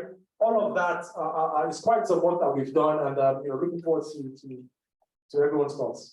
Thank you very much, Mr. Babajiro. Thank you for the contribution. The power of continuous training and sensitization of staff, either from the top to the lowest level within the organization, is also very important to uphold these human rights. Thank you very much. Going to Ms. Maria, here on the Convention of Business Integrity. Based on the specific activities of your organization, how can business and civil society organizations work together in the context of promoting human rights? How can we further strengthen this collaboration? It's existing, but seems to be very weak, and there are different perceptions from each other. So how can we strengthen this collaboration so that we can achieve the benefits that it could prefer? Absolutely. Thank you for the opportunity to be here. I am currently representing the CEO and co-founder of the Convention on Business Integrity, Mr. Sojia Pampa. So just to let you know, anything that I say that seems right is his purview. Anything that I say that perhaps raises an eyebrow might also be his purview, and you can email him directly, or no, any opinion that might raise an eyebrow is my own. But all that to say that the Convention on Business Integrity is a civil society organization. However, we often find ourselves advocating on behalf of the private sector, with the knowledge that the private sector and businesses have a key role to play in securing human rights. So Convention on Business Integrity, our focus is more on corruption, but many cases of corruption amount to nothing more than a violation of basic human rights. And even when it does not, corruption creates the enabling environment. As Mr. Babajiro explained, poverty is such a big issue in this country, and that is the enabling, environment that allows people to take advantage of each other and not have a say in what happens to them. So that's the intersection, perhaps, between the objective of CBI as well as the topic of human rights.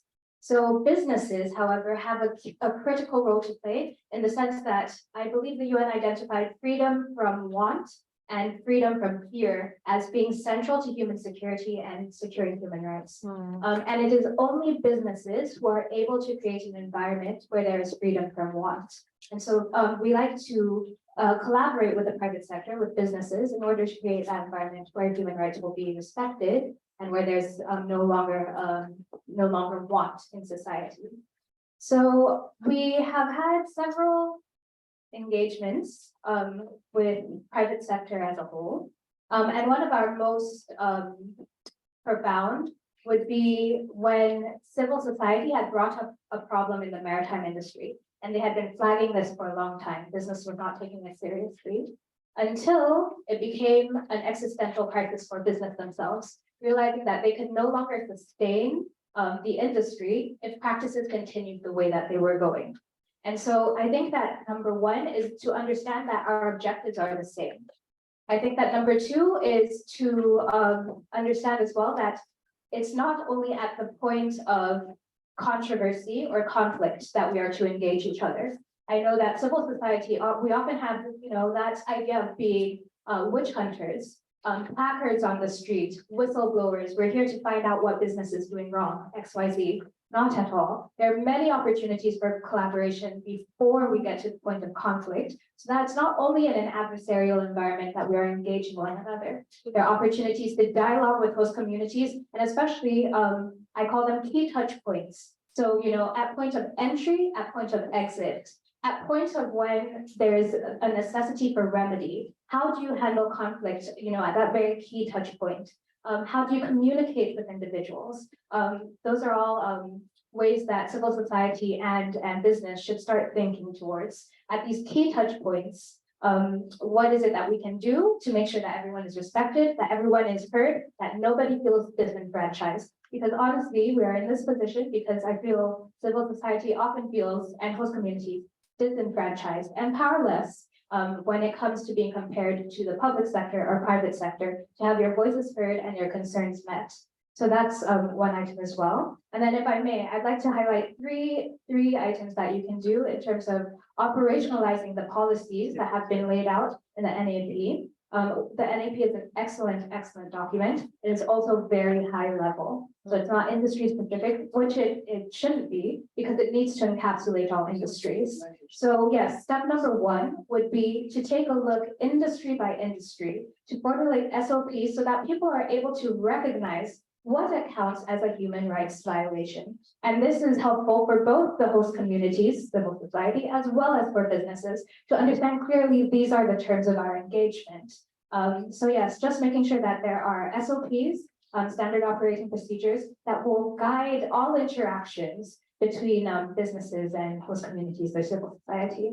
And this will also empower even government, and the SOPs must be laid out by government. This will also empower government as they seek to institutionalize a mechanism for redress, which must be in place. It's one of the duties that is established by the NAP. So the SAPs must highlight what businesses must do, the manner in which they do it, who should do it, and when they are to do it. So really get granular industry by industry.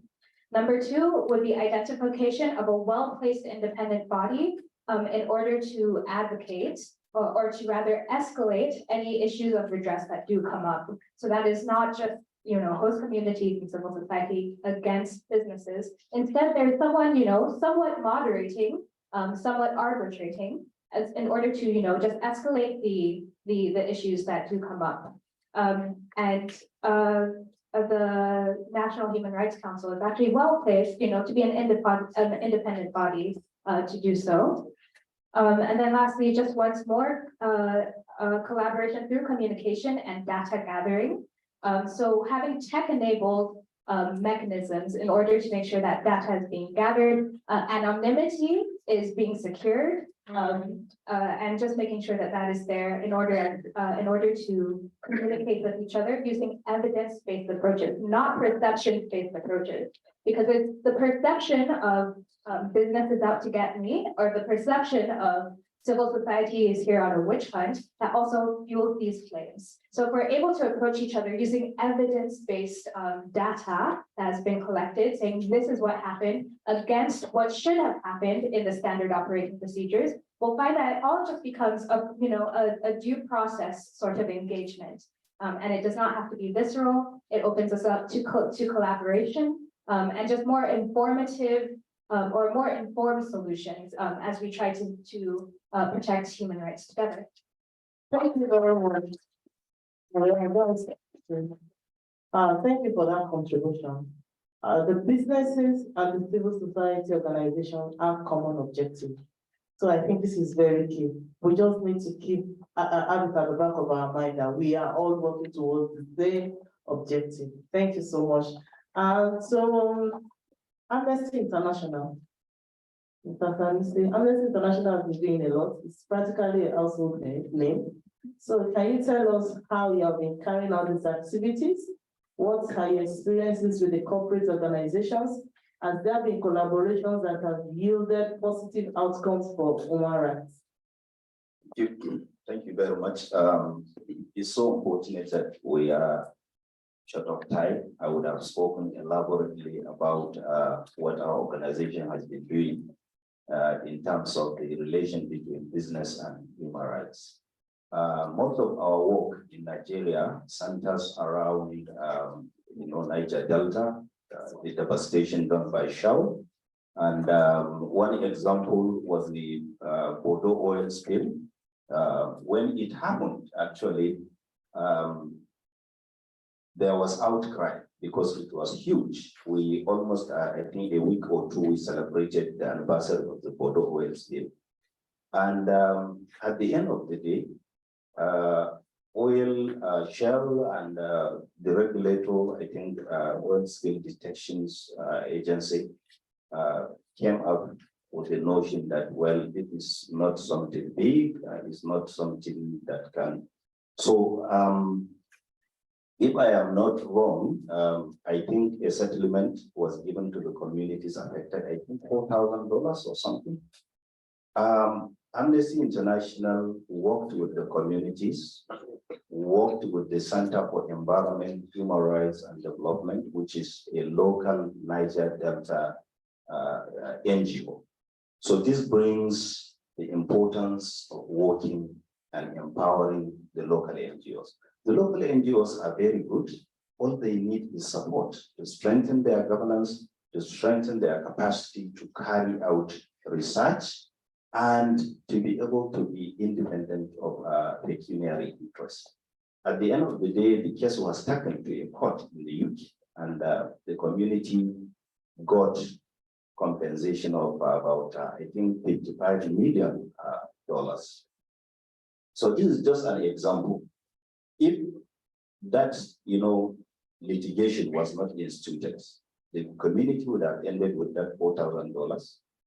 Their lives will be changed for the worst, their water contaminated, their environment devastated.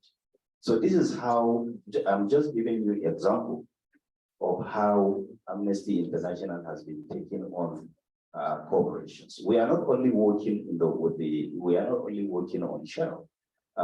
In Indonesia, we worked on the palm oil factory, and companies that benefit from palm oil include Unilever, Nestle, Procter and Gamble. So the issue is, in these industries, in the cultivation of the palm oil, children were used, sometimes forced labor was used, and these children are underpaid. It's just like, a week ago, the whole world was shocked when pictures came out from the Democratic Republic of Congo, where children are being used to mine cobalt, which is very important for the production of electric cars. So the issue is, big corporations are very powerful, like Shell, multinational, like Unilever, multinational, they are very big. And you ought to have a lot of, capacity, a lot of willpower to challenge them. So the point I'm trying to make is that in Nigeria, what we need, and clearly as Nigerians, we all know that all our regulatory agencies, I don't want to generalize, but I believe that most of the regulatory agencies are underfunded. They lack the, people it's just a matter of who knows what. You just, if you know somebody who is big, you just get into NCC, which NCC is supposed to be regulating the, the mobile or telephone sector. And you see the place filled with children or people, who don't even think that they are supposed to do any work. Yeah. They think that Nigeria is their entitlement. So when these people, when you see a lot of, violation of human rights in the telecommunication sector, you wonder what is happening. You are just sitting down, you keep receiving very ridiculous text messages from organizations or companies that you don't even know anything about. And you wonder, what kind of thing is this? People intruding into your privacy. There was a regulator that by law should be protecting you from such intrusion. But is that regulator strong enough? No. So every regulator in Nigeria, believe me, you know, I have not done any research, but every regulator in Nigeria is so weak, full of redundant hands, incapable, you know, people who don't even have the necessary skills, people who don't have the independence of mind and commitment to protect Nigerians from the power of businesses. We all know that, you know, every business, nobody establishes a business. There are a few exceptions, but nobody established a multinational just to please somebody. People, a business is about profit. And for every business, profit is everything. And that is why, you know, in Amnesty International, we noticed that gradually, you know, multinationals and powerful companies are becoming more powerful than governments. They sponsor candidates for every presidential candidate. I even heard that one of the richest persons in this country was able to contribute to OB, was able to contribute to film, was able to contribute to Atiku. In perhaps billions, maybe. So businesses, we are really in a very dangerous situation because these business people, these multinational corporations, they almost control governments. They control governments. If you look at the images, you know, immediately President Bola Tinubu came to power, you notice that some of the first companies to visit him are multinationals. I don't want to mention their names. Go back to, you know, social media and all that. So in summary, what I am saying is that it is very dangerous for human rights for us to allow multinationals and corporations to be more powerful than the people. So every organization must have a platform for, you know, human rights. What are your plans for human rights? What are you doing? I am sure no company, you know, like Meta, the company that has WhatsApp and Facebook, they even had to start, you know, the human rights unit in China, where they have a room full of people who are just dealing with human rights. But that is not enough. I think the civil society, not only Amnesty International, the local civil societies must do more and must be strong enough, must be empowered not only by international funding bodies, but even the people, so that they can be able to hold companies to account. Like in Nigeria, we are seeing increasing casualization of jobs by banks, you know, to a ridiculous level, whereby, you know, in order to, you know, avoid responsibility and turn people into something like inhuman treatment. To walk away from their responsibility, they will say, okay, we are contracting this company, and this company will go and recruit young people who are victims of Nigeria in court, victims of Nigeria. They recruit them, pay them peanut without any safeguard, without any conditions, without even a formal contract. And they continue to pay them very ridiculous, sickening pay. No health care cover, no insurance, nothing. Some even do dangerous work that had to do with machines, no cover, nothing. So in summary, what I'm saying is that as Nigerians, we have to make sure that we create in our own way, and we have to support all organizations that are working to make possible a society that is human rights respected. Thank you very much. Thank you very much, Mr. Sanusi. That is very insightful. I think there is also need for more collaboration among the civil society themselves. They also need to come together more stronger so that they could also approach the business environment with their own voice. Thank you so much. Ms. Emily, I'm going to ask you a question, but from two different angles. To start with, we all agree and we all know that it is important, this collaboration we are talking about between the civil society and the business community is very important, especially when it comes to human rights. How can we ensure that this collaboration is on a long term? As in, how can we sustain this collaboration? Also, the big part is that representing the Federation of the Mining Host Communities. How has this also worked in the mining communities? Because there has been a lot of issues as regards human rights violations in the mining community. How can CSOs also support the business in that mining community to ensure that the rights of the citizens are not violated, or at least they are given back to the world or whatever that might have happened in their environment due to the operations of the businesses? Thank you very much for this opportunity.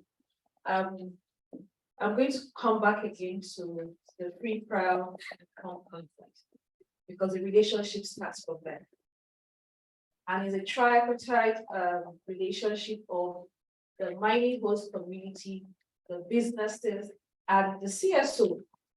And like someone said, we don't want business organizations to see CSOs as confrontational. They should work with CSOs as collaborators, because CSOs are not just monitoring or evaluating ads, trying to see, like Madam said about being a watchdog, but they work as mediators. So why I'm saying that the relationship starts from consent, because one of the important aspects requirement for you to earn or to own a mineral license, a title, is that you must have consent from that community. Now, the long term is that if you do inform them for them to freely give you access to work in that community, it means it's already a long-term relationship. Mining is a long-term, because even the exploration is a long-term process before you even start the mining exploitation itself, extraction itself. So, and it's over like 25 years license for mining lease that you get. So that's a long-term relationship. So if mining is done ethically, in an ethical manner, that's already a long-term relationship. So, and what is it? The investor, my business organization that come to work in those communities, came there because they're interested in what they are going to get the mineral from that community. And the community is also excited that you're coming because they know that the socio-economic livelihood will change. So what am I trying to say is that if you do things ethically, then I support you. You support me. We expect that going into the second phase and putting everything together, that they will be fair. I don't want to say they're going to be, because there always be issues. Sometimes the community wants more than what they have bargained for. They want more than. So be fair in your trade, in the way and manner, the global standard practice that you use in exploring mineral from that community should be done properly, where the social features are preserved, where the livelihood of those communities is increased, that the human development index increases. And because we know that this is measured by poverty, so when there's increased human development, it means that there will be no poverty. The poverty index will reduce. So it goes the other way around. And what are these mean? That they have access to good health care. They have access to education and knowledge. They have access to good standard of living. Those are the things that this community is requesting for. They're not asking for more than what you're doing. Because most importantly, that even to make sure that in your fair trade that we're talking about is, how do you discharge your waste? Like for instance, recently we're implementing a project, and when we're training the artisanal miners, we were not training them as artisanal miners, we're training them as miners, taking them from the mining laws to how mining is done and the kind of minerals that we can find in their community. And how, to the exploration and seeing that how can this extractions, what the gangs that are not needed from those minerals that are being processed, how is it being wasted? We're giving them those knowledge because we want them to be aware when you see mining companies working in your community doing certain things, you'll be able to call for help to know that this thing that is here is not for your own good. So this long-term relationship starts from that ethic, which will now help that you don't bring CSOs to come and just work when probably, as we're talking about, you want to export minerals, most companies want to export their minerals, and companies like where you're sending it to are asking for traceability documents, conflict-free, and then asking that some NGO should come and please give a statement to help you cover up. No, it should be from that implementation of the agreement between you and the community, so that every process will see that this is child labor free. There's not much exploitation of the people, the women who are working there, where you're discharging your waste is properly done there. Because even, for instance, which of course, maybe as we grow in the sector and the ESG is really compliant in the sector, then it will no longer be just the Ministry of Mines and Steel who is giving that conflict-free certificate. It shouldn't be. Because if you say it's conflict-free, what about the child labor who gives that certificate, the petition form, saying that this area, it is free and fair, and there's something called fair trade certificate that you should earn. So, because at the long run of everything, what is everyone expecting? Value is the backbone of every trade, both for the community and for the business organization. And just like the Amnesty International was talking about, the exploitation, they can't be. So if we don't prepare the mining host community or this host community about what they should do, then of course the multinationals will keep exploring and doing havoc in our society. Thank you. Thank you very much. Please, if you don't have a rapport about the panel, if we give them time, we are not going to do that. So, thank you very much. I noted a lot from what you said. Well, I just want to pinpoint that the issues of CSOs, talking about this long-term collaboration, I'm also thinking that it is important that businesses should see CSOs as partners from the beginning, from the inception of the company. When you start thinking of registering a company with CSA, then you start thinking of the arm of CSOs as part of this company from the inception. That way they can grow together, probably understand each other, and if issues are coming that has to do with CSOs, they can easily and swiftly be addressed. Before I get my closing remarks from my panelists, is just want to say something? No, I thought we didn't do last words before. Yes, I wanted to ask if we have any questions from the audience. Okay. Just 2 questions, please, because of our time. I have the man here already. Can I get a woman? Oh my God.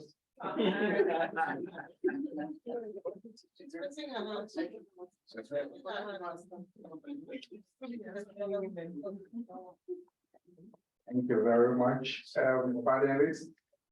I think the interventions that you all provided and the perspectives that you shared are quite insightful. And indeed, it's very useful as we look at the issues that we're looking at. Indeed, working in National Action Plan, I think it's really helpful for us. What I would like to say is that, my work question, that we need to have a collaborative relationship with CS instead of the adversarial type of, if you like, almost acrimonious relationship that exists at the moment. I don't think we'll achieve much.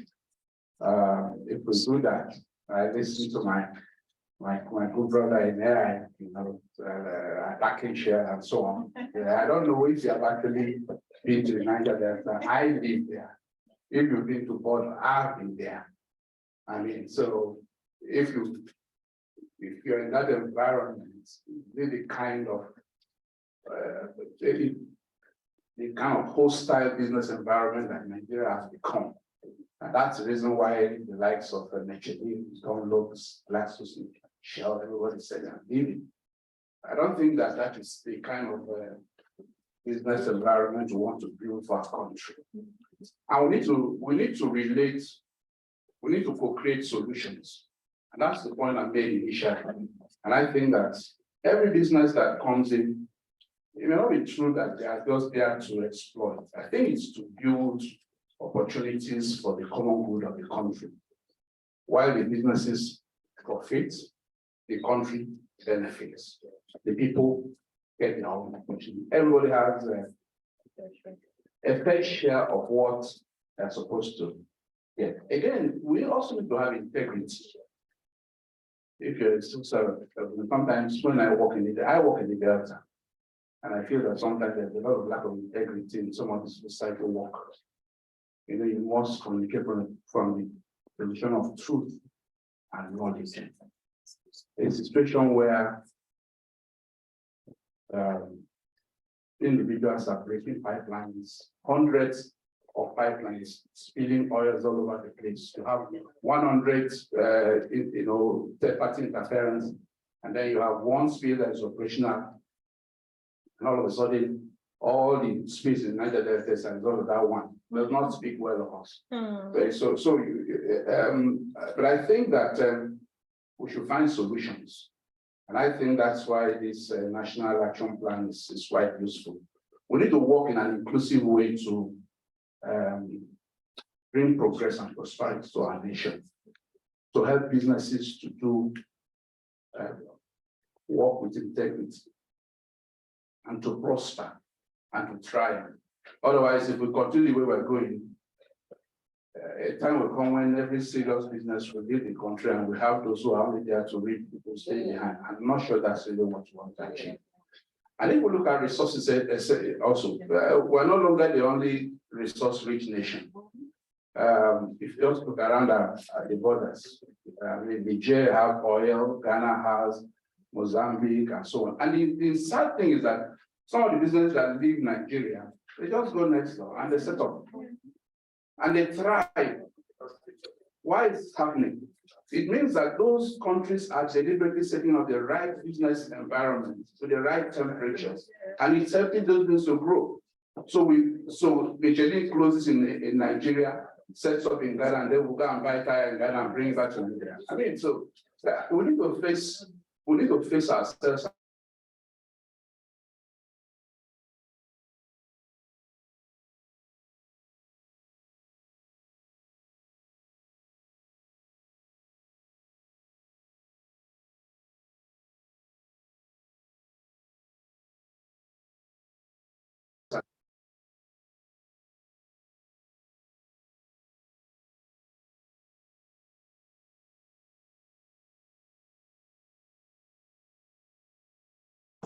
Emphasize the very first point I wanted to make.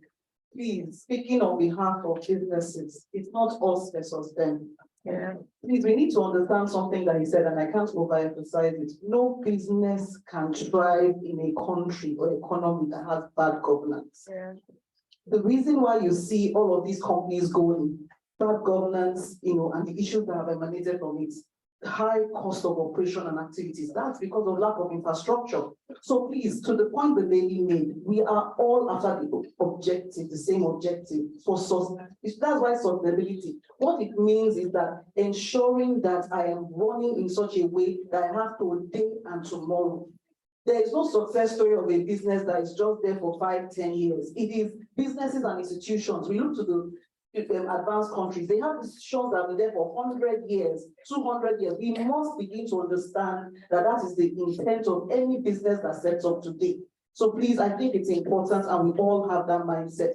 Are there some businesses doing the wrong thing? Yes. But again, it is because of the issue around governance. And in fact, those businesses themselves suffer from it. That is the reality. Any business you see that doesn't want good governance, examine that business. It's not producing. It might just be a product. But any business that is producing, that is operating, that is employing individuals, that is actually, you need the proper environment. So please, let's just understand that. The other thing I want to say is that, and I think it's important to just mention that My institution is not a government institution. We're private before, and now we're a publicly listed entity. But we are a self-regulatory organization. That's an SRO. So we deal with a lot of government institutions. I just want to say, please, not all government institutions have, bad people that don't understand. No, I will tell you that there are a lot of people in government working hard to make differences, trying to put in, this National Action Plan that we are celebrating is because some people in government saw the vision. I'm not saying that we don't have challenges in government, but I'm saying we affect the hard work of people that are there trying to make a difference. But it also raises the point I talked about. But the example you gave is a reality where we have the wrong people being employed into the public sector. And so the point I made earlier that we must begin to hold government accountable to say, beyond just passing regulations, you must begin to implement ESG principles yourself, which also means you are hiring the right people. There's no discrimination, there's diversity, there's all of those things, and we need to hold them accountable. That brings me to the third point I wanted to make, which is that we need independent monitoring. Yeah. I think somebody had mentioned it, but we need independent monitoring. We need platforms like NGX, platforms that are known to be able to put all those things in place and put transparency, because the more transparency there is, the more that people will find it difficult to do the wrong things. So even the extractive industries, and to the point I made earlier, we need to look for a way of making these things more publicly available. So they are on platforms that they have nowhere to hide, they have to report. Thankfully, the S1, S2 will solve that, but there's a lot of work to be done. The last point is this. We talked about training and capacity building. What we have noticed at NGX, so whether it's the SMEs, even the CSOs we are talking about, a lot of them are also breaching human rights in their own organizations, in their own practices. That is the truth. So I always tell people that, and to the point I said earlier, when I talk about business and human rights, I'm talking about everybody. Third sector, public sector, private sector, we all have a role to play. And if we play our role, even we as individuals, someone has said it, we breach human rights every day. So the issue is this: beyond training and awareness, we need to begin to work with institutions to put in programs, and to what Madam, you had said about helping to foster compliance. We need to come up with programs that will work with people. See, training is one thing, implementation is another. We run academies, we do training, but we have seen that beyond training and sitting in a classroom, to now apply training into implementation is a different thing. So NGX has introduced ESG programs that are being rolled out to SMEs, name it, not listed, because to the point someone had made, 48 to 50% of the economy's growth is based on the SMEs. So if you don't begin to implement those programs in them today, we are going to have a problem on our hands, both today and tomorrow. Thank you very much. Thank you for the contribution.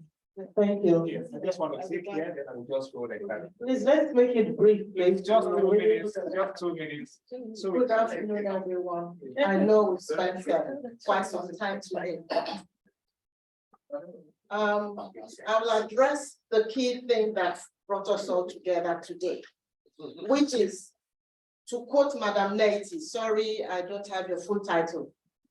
We're here because we seek a strategy or strategies that will help implement this National Action Plan.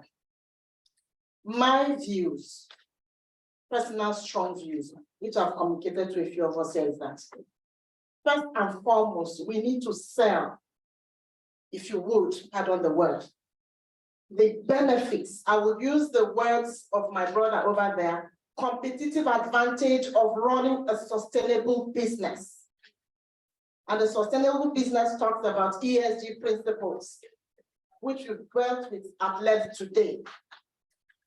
We need to let both the government, the business, and civil society know what the return on investment for what we do, or what the things we say we'll do. Why do I say that? If we don't do that, this will not work. How do we sell it? We sell it by, yes, we did talk about information, data, literature not being readily available, but they are available in pockets. The IFC has some. The UN ARMS and other multi and bilateral agencies have some. Some other organizations have some. I strongly recommend, please, let the working committee have a communication desk or team that pulls this information of the return on running your business with the lens and reporting on the triple bottom line, which is the people, the planet, and the profits. Sustainability. Once we have, they already, IFC last month had a program where they celebrated companies in Nigeria who have run their business through some of these principles, ESG principles, and the impact on their bottom line. Get all this information, sell it to businesses, sell it to government, sell it to SMEs, sell it to big corporates. And once you've done that, that's it. The reason sustainability is selling all over the world and businesses are getting better in the parts of the world that are getting better is because the businesses that have caught on see the return of investments for themselves. It is money on the table. It is not sentiments.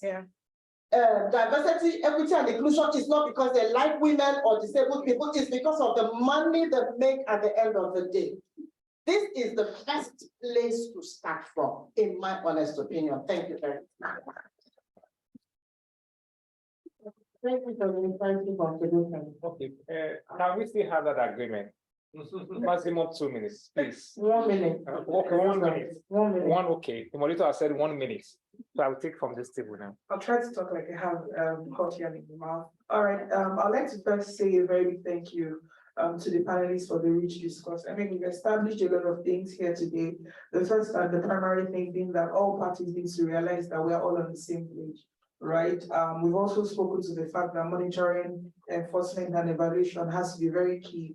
But my own 2 cents is going to be that we have to move from the view that sustainability, ESG, business, and human rights is a supplement to the view that it is an essential nutrient for even our businesses to thrive, right? And like Madam rightly said, the last speaker, we need to begin to sell the impact on the bottom line for the businesses, for them to be able to also then embrace it. So when we see it as something that is integral to the success of our business, and not just a nice to do or a feel good thing to do, then businesses will begin to buy in, as we go. Thank you. Thank you. Thank you for the contribution. 1 minute. 1 minute. Thanks. I think a lot of convergence on some of these thoughts is emerging. And one of the things I just want to take it further from what has been said is, okay, yeah, an example that I gave was I was consulting for a company that was going to build a methanol plant. I wanted to build, was under pressure by the investor to build a low carbon methanol and progressing towards the blue methanol. But in the marketplace itself, there is no premium for, no advantage for making your methanol either blue or low carbon. So methanol is methanol. So if you then produce, spend all the money in that regard, you really be operating at a loss. Why did I give this example? The example is that the values of Nigerians, I want to shift from business and government back to us. The values of Nigerians should be such that we should be able to reward from our purchasing activities. Companies that have differentiated themselves in certain values. And that is what is going to be an additional incentive for good behavior by those companies. For instance, if you say a company that has performed very well in diversity and inclusion, a company that is operating, or a banking enterprise that is operating very well in terms of its labor practices and things like that, and it is well researched, analyzed, communicated, and ranked, that is on the top of the big table, then you should expect traffic or patronage to go to that particular entity. But as long as even we as Nigerians do not really care what the company does, we only care either what we are going to gain as shareholders or what we are going to gain or whatever, we probably will not be able to incentivize that behavior over the long term. So I know there's a lot of things to unpack in that idea, but it's a journey that we should begin to look at going forward. Having values and being driven by values in the choices that we make, both in terms of patronage and in terms of partnership and things like that, not just using the financial benefit as a sole priority. Thanks. Thank you. Thank you very much. Okay, please 1 minute, please 1 minute. Okay. Thank you very much. I just want to emphasize the place of data in project management. We can all see from the example that Max NGA gave that there was a gap that needed to be filled. That's your project. And I'm thinking it's not too late to collect that data. Because what your organization comes up with will be a credible one if you engage people who are professionals who can give you quality data. So, because most of the time we discover that we just go to the field on impulse. And what we come back with is not something we can rate as quality results. We just go and do our projects. That is what. The second one is the idea of public enlightenment. There is obviously a gap, a yawning gap between the relationship between the business sector and the CSO. And it is giving Nigeria a very big problem.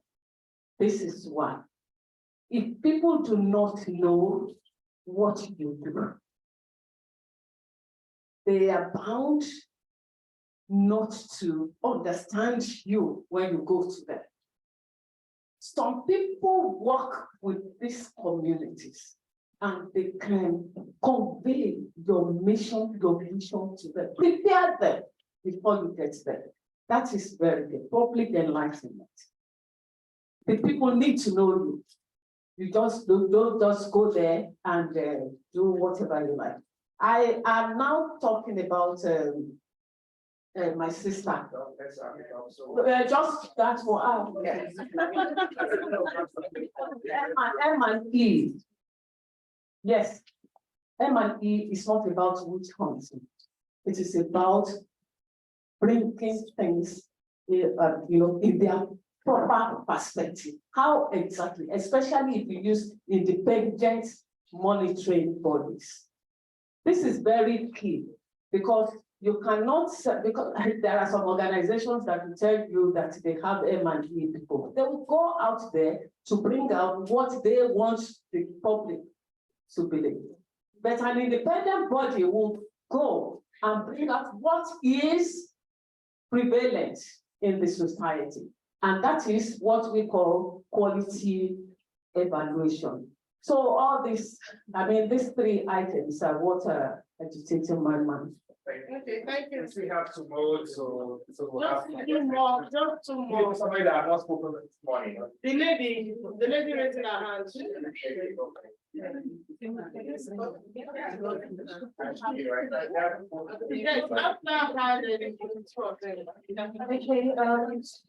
Good afternoon, everyone. One house, please. One house. My name is Agatha. I'm an ESG consultant. I actually have two questions for the panelists. One to Mr. Issa and to the women on the panel. So I've been hearing a lot about child labor, and I wanted to ask if it's really an issue, especially within the context of our culture. So a woman in a state that has a small farm and has probably the husband is absent and has children that can help with the farm. Would you regard that as human, as child labor? So does the child labor violation really apply to the context of our culture?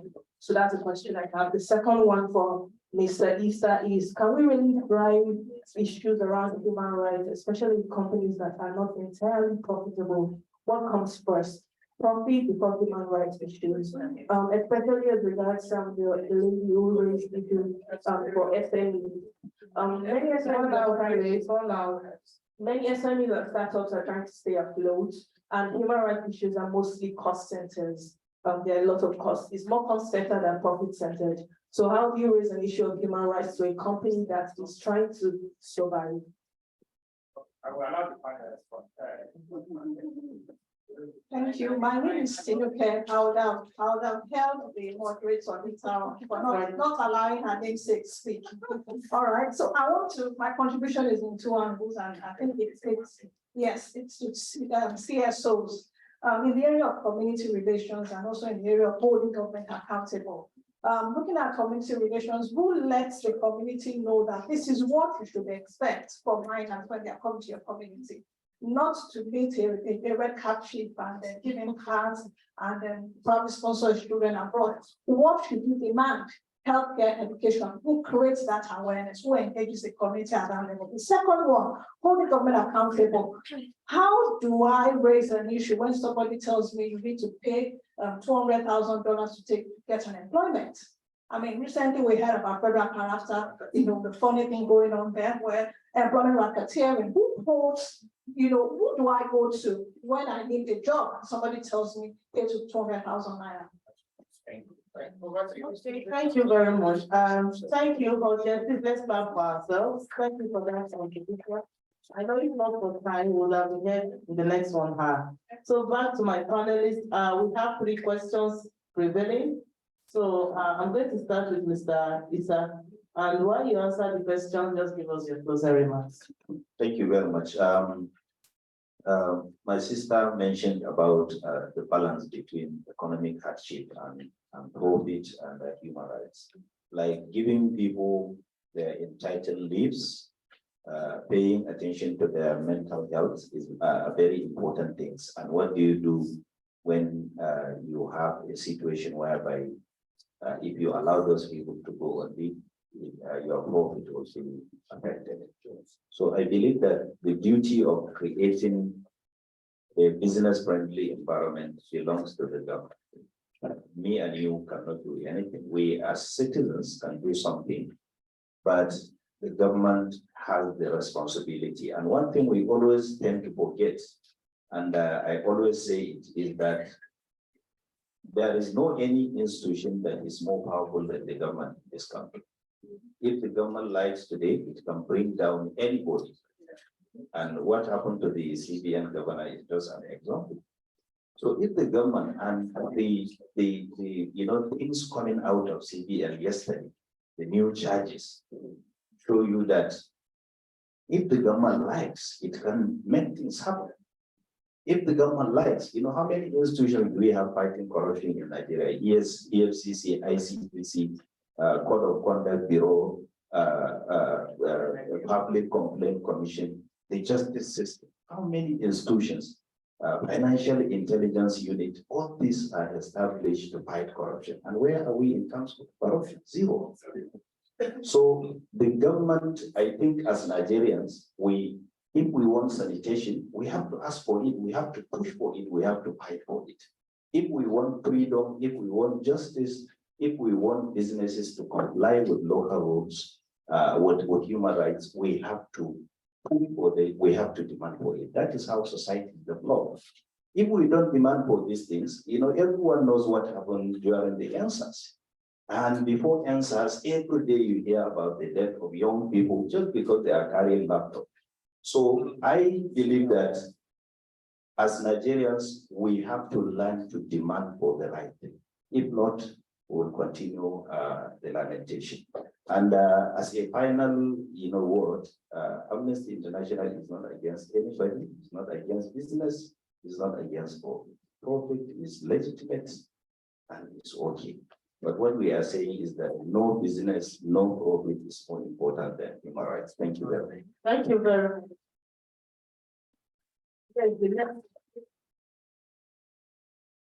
The question on child labor. The child labor issue, we know started way long ago, and that was when there were most people were not educated about certain things.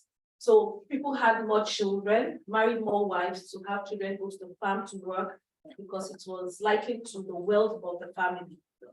But as time goes by, we know that a child should have access to being a child, and that's where the Child Act plays its role. And also because we know that children shouldn't be found in mining sites, for instance, when they should be in school.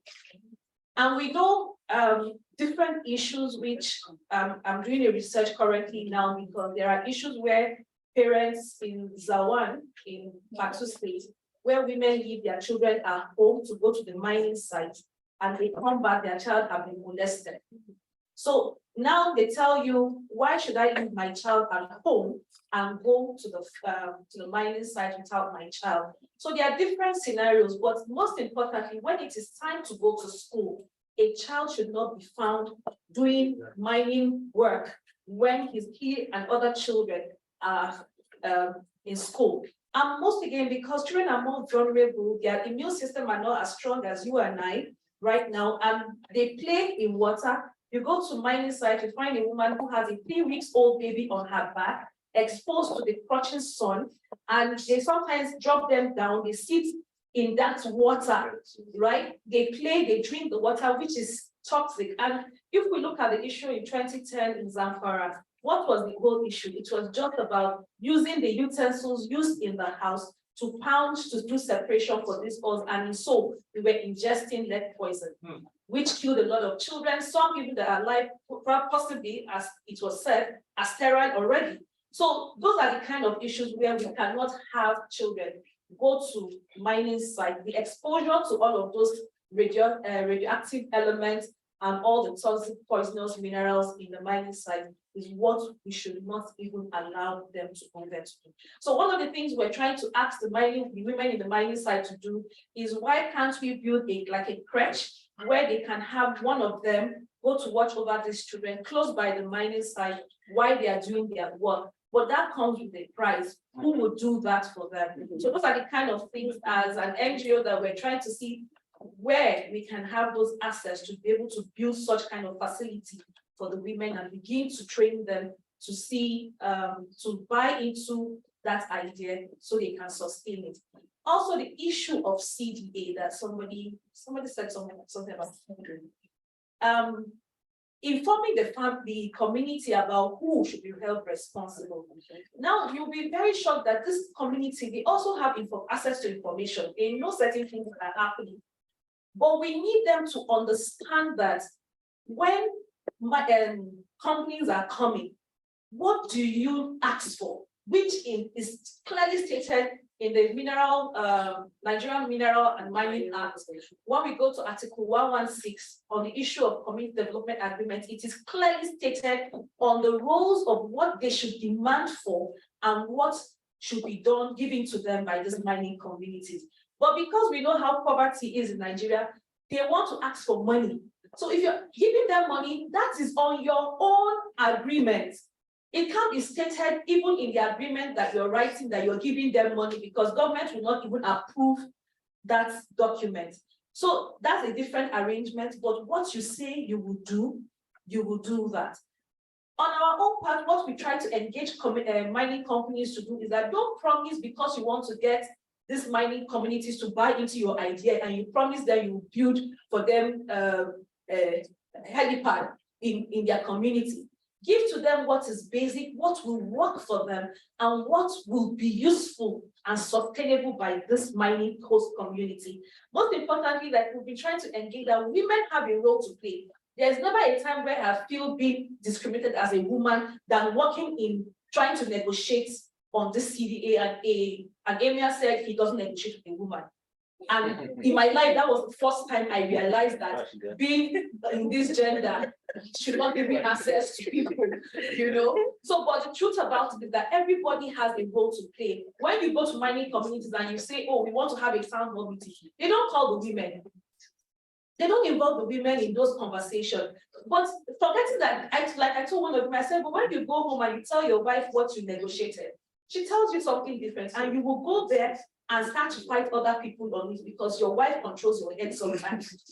So what we're trying to say, bring them on board to sit in that conversation and let them say, this is what we want. And that way they buy in. You go to some communities, you build water, borehole water for them. They don't use it because there was no need assessment. And when you go back to do your M&E, they tell you that the time we want our children to go to the stream to fetch water, because having them go that far gives the mother and father time to be alone in the house.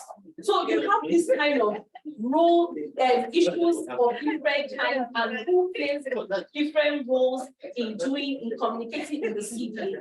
So basically, that was why I stated access to good health care, because one of the things I would like to say in rounding up is that I would look forward to see where, even from the 13% derivative and all of those percentage that comes back to this community where minerals are being mined, are not just used to develop the capital of those cities, that there's a reflection of this proceed, because what is being carted away and what is being seen in the mining host community, the disparity is, you can't even see.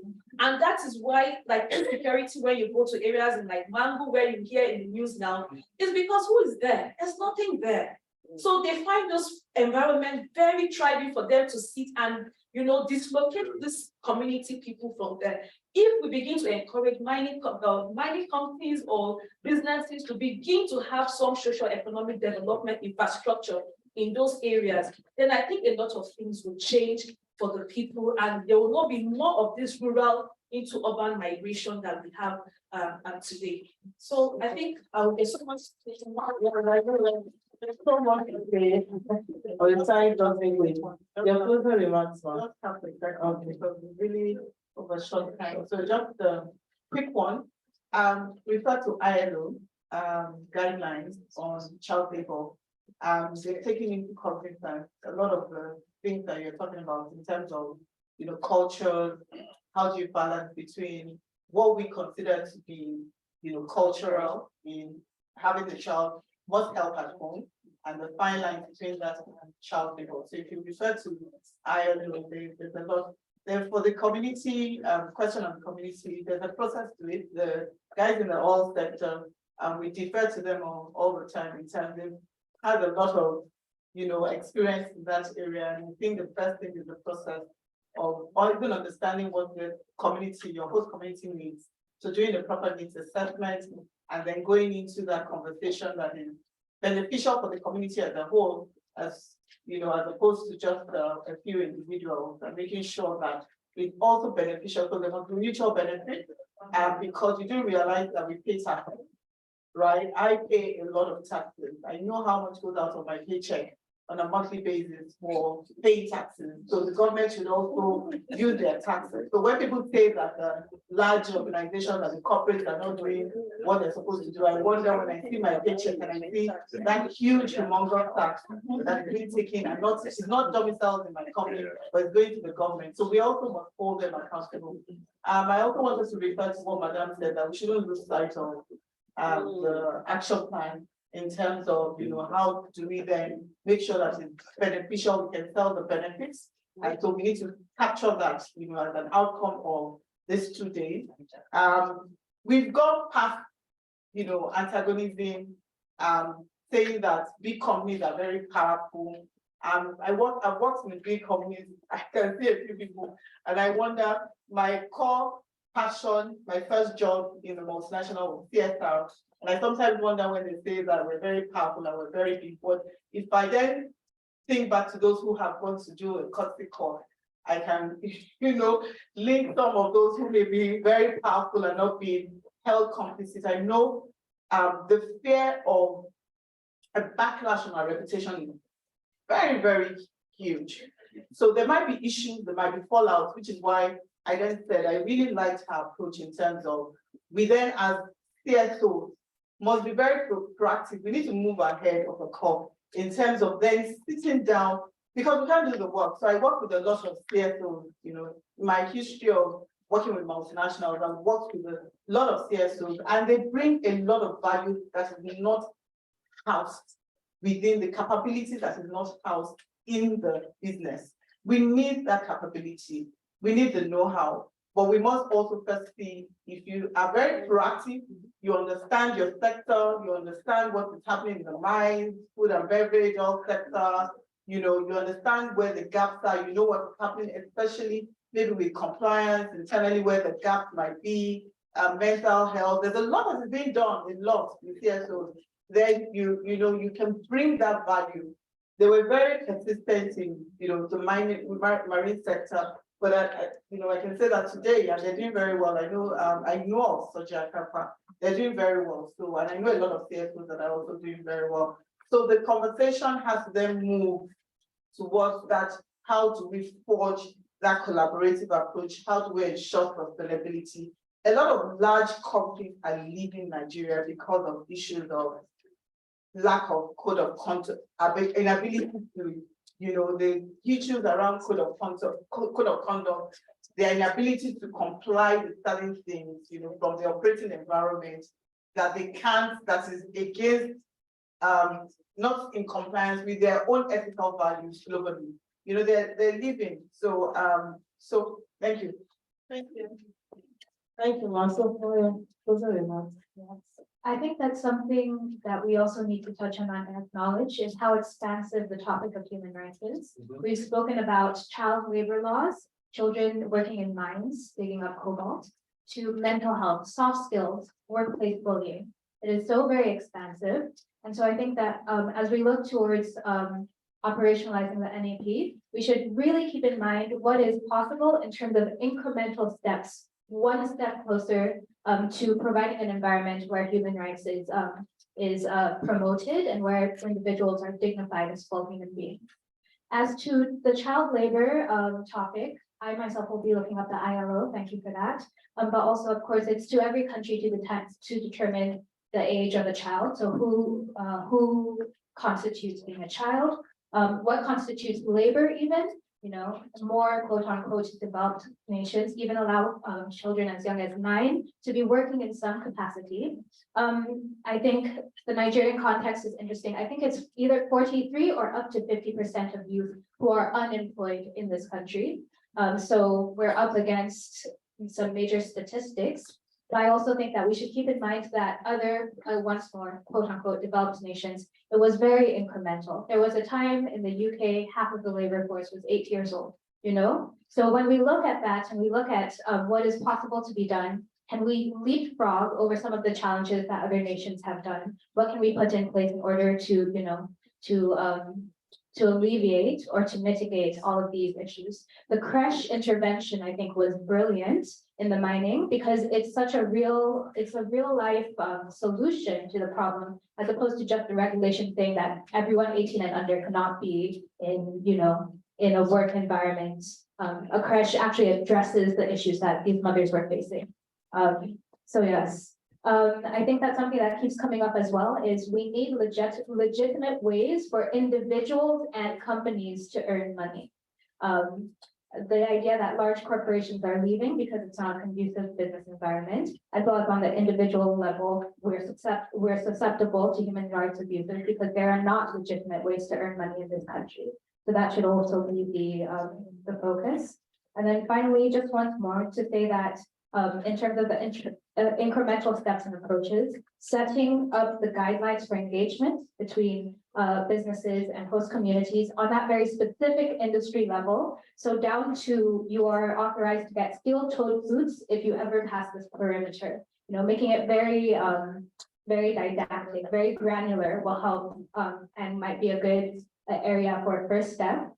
Beginning to collect data, even if you're not a large and very organized CSO, everyone is able to collect data, which will then feed into the responses that we're able to, and the solutions that we're able to find.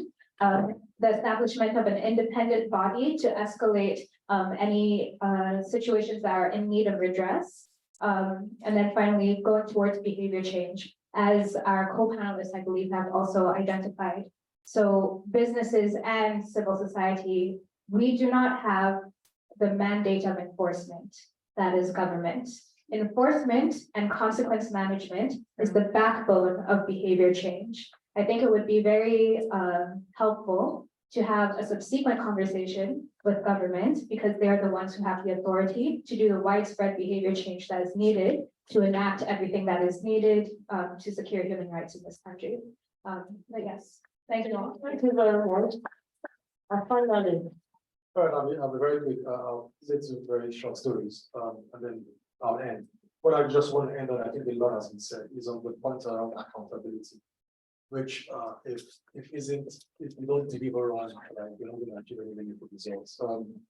We are funded typically by development finance institutions, and DFS are funded by taxpayers' money in their own countries. What that means for us is that when we receive that funding, we have extremely high levels of accountability that we have to provide. about 8 months ago, some of my team members did not provide some of those reports in the format that was required to some of our funding agencies. Right? They gave us 1 strike, 2 strikes, 3 strikes. We still didn't divide the cut of funding. I had to fly to the UK to meet with them and have meetings with their CFO and their leaders to explain what happened. Ultimately, I had to fire the person who led that department in my organization, right? And I had to bring in auditors and bring in other financial advisors to rebuild my processes from the ground up. It took me 7 months. I just got my family restated. Now, that story is very simple. It's accountability, right? My funders themselves are held accountable by their own citizens in their government, right? The UK Foreign Secretary cannot go and explain that UK government money was spent on an organization that was irresponsible in terms of how it accounted for it. I as well couldn't shy away from it, even though I wasn't personally the one who was in charge of doing those reports. But I'm the head of the organization, and I had to take ownership of every single thing my employees do. And therefore, I had to address the issue.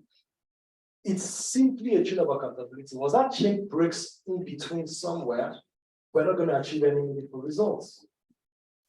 Recently, I was on a safeguarding call with another organization that was looking at our internal processes. And they asked one of our managers in the company, it's a very simple question. They said to him, if one of your drivers that works with you in the company, one of the drivers that works with us full time, not the drivers we finance vehicles for, goes to his village and marries an underage girl, what do you think? How should the company treat it?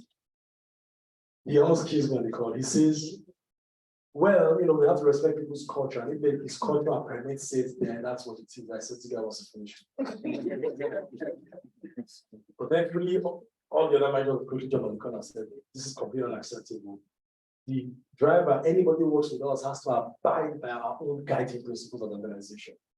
Underage marriage is completely unacceptable.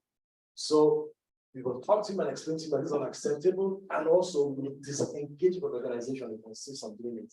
Because we cannot be found to have an employee or an agent who engages in any principles that violate basic human rights. Simple as ABC.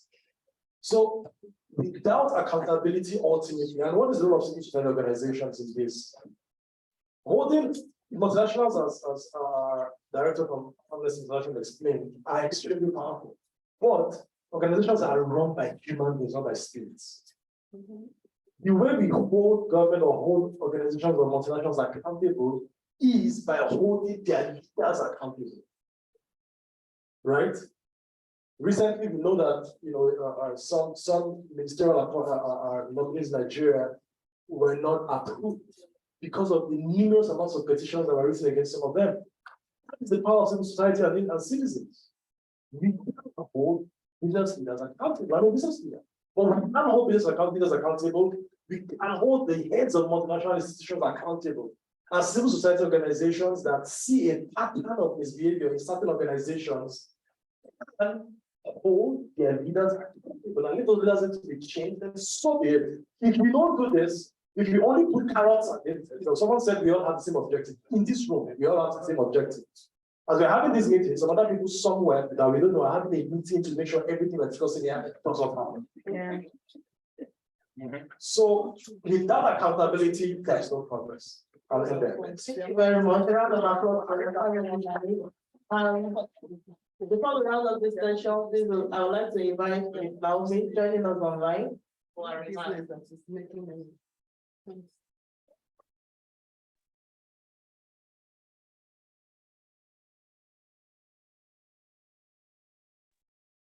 Yeah, thank you. I just wanted to thanks a lot to all the panelists and those who commented.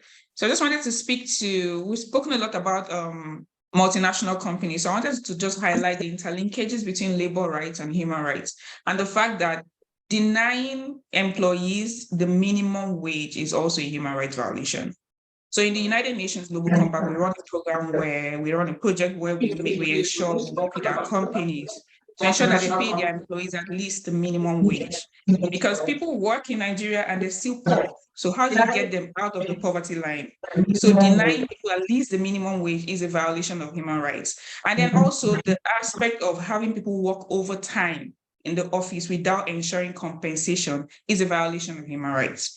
So you can, in the developed world, it's even enforced slavery when people work overtime and you do not pay them. So companies need to begin to take actions on that and ensure that they pay both minimum wage and also compensate them for overtime working in the office. And then finally, on CSOs being the watchdog, I just wanted to also speak to the Climate Change Act that has now empowered CSOs to be able to sue. It's called climate litigation, where you can actually sue all these companies that come in and get involved in environmental degradation. You have access to the court to sue. Before then, I don't know if you can hear me.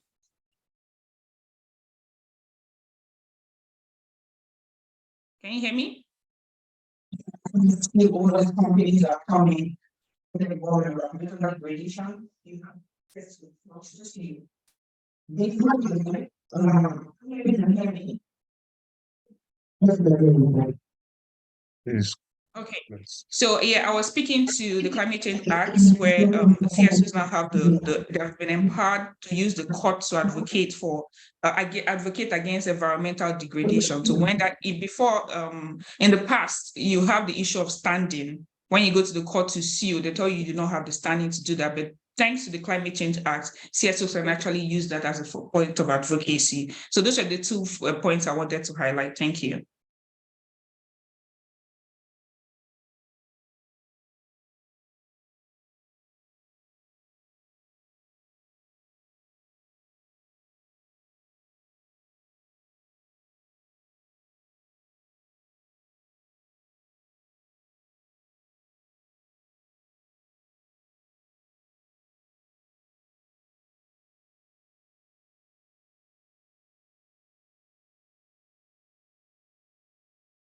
For making it lively.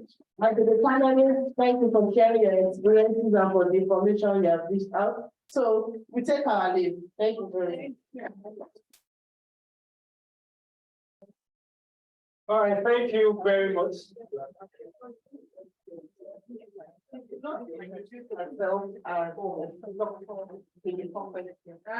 I guess you have how many doctoral? Thank you very much. Let's applaud Dr. and the team for that great section. We are out of time. Just one quick housekeeping is that you are stepping out by the secretariat here. Just please pick your meeting together so you can go to the restaurant and have your lunch. So tomorrow we have another very engaging session where we will have a panel that will explore the role of the various stakeholders when achieving the implementation, and then we will start how we can give life to the international plan. So thank you so very much for your patience with us today. Please enjoy your meals, and then tomorrow we start 9:15 on the dot. So please be here before that time to do your registration. So 9:15 on the dot. Thank you very much.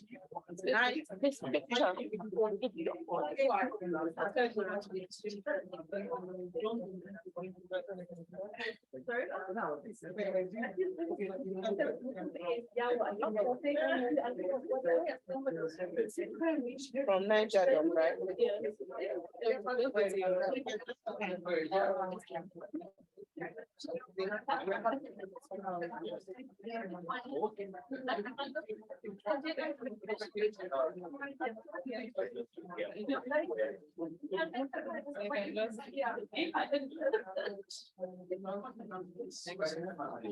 One by one.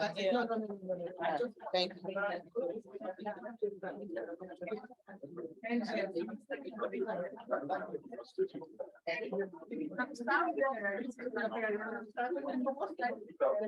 So we're coming tomorrow again. I saw 17, but they not sent to me the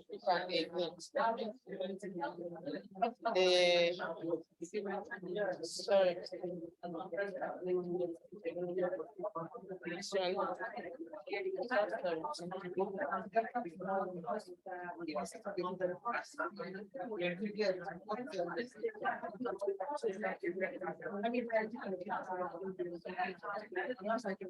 Did you see it? So it's 17th and 18th.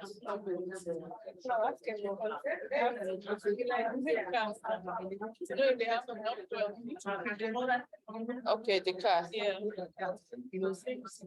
No fuel. They're actually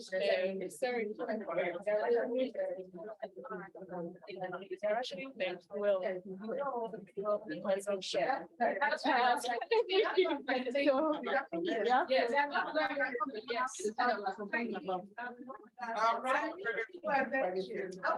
My friend before.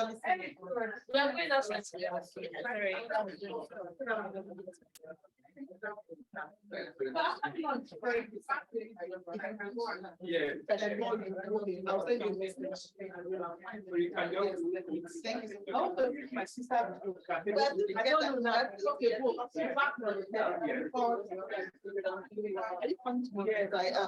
I wasn't planning to go. It's interesting in this too much. So we see, no, we see, we go sit down and talk. Let me go. Trying to, I can't take on no, I know if I was the I went this one has been so engaging. I just have to be here tomorrow as well to track if you don't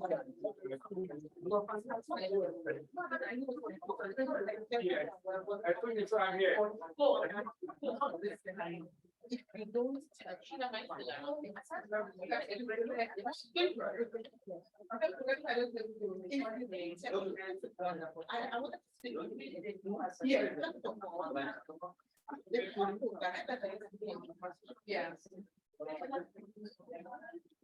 yeah. You know, from trying to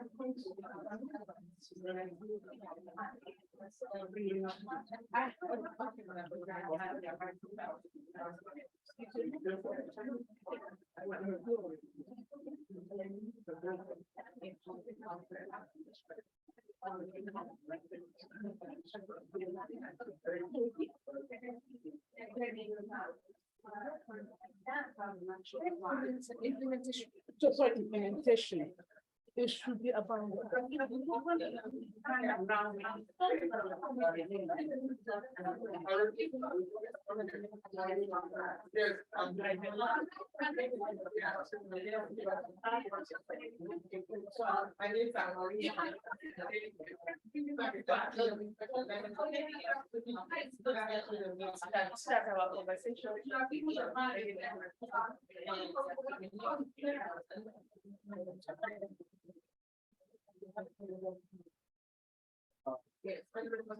yes, that's so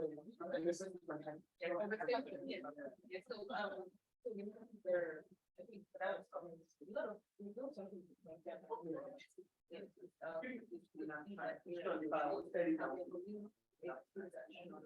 Yes. So if I go to your site.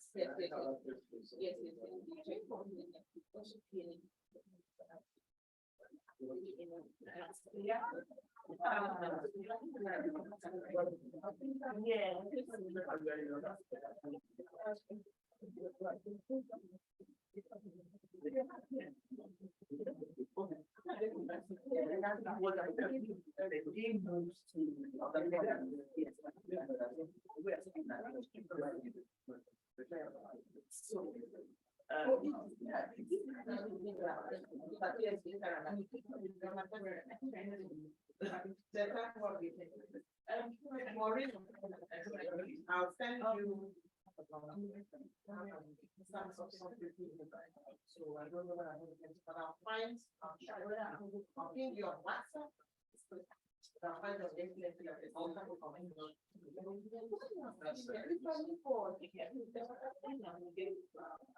like you know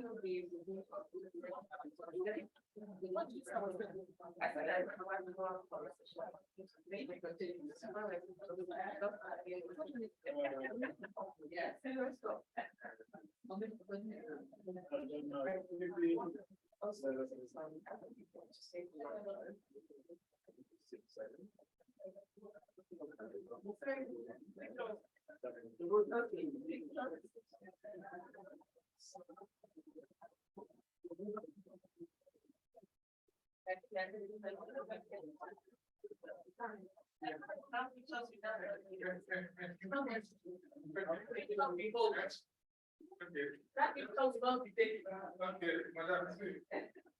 can't go any further.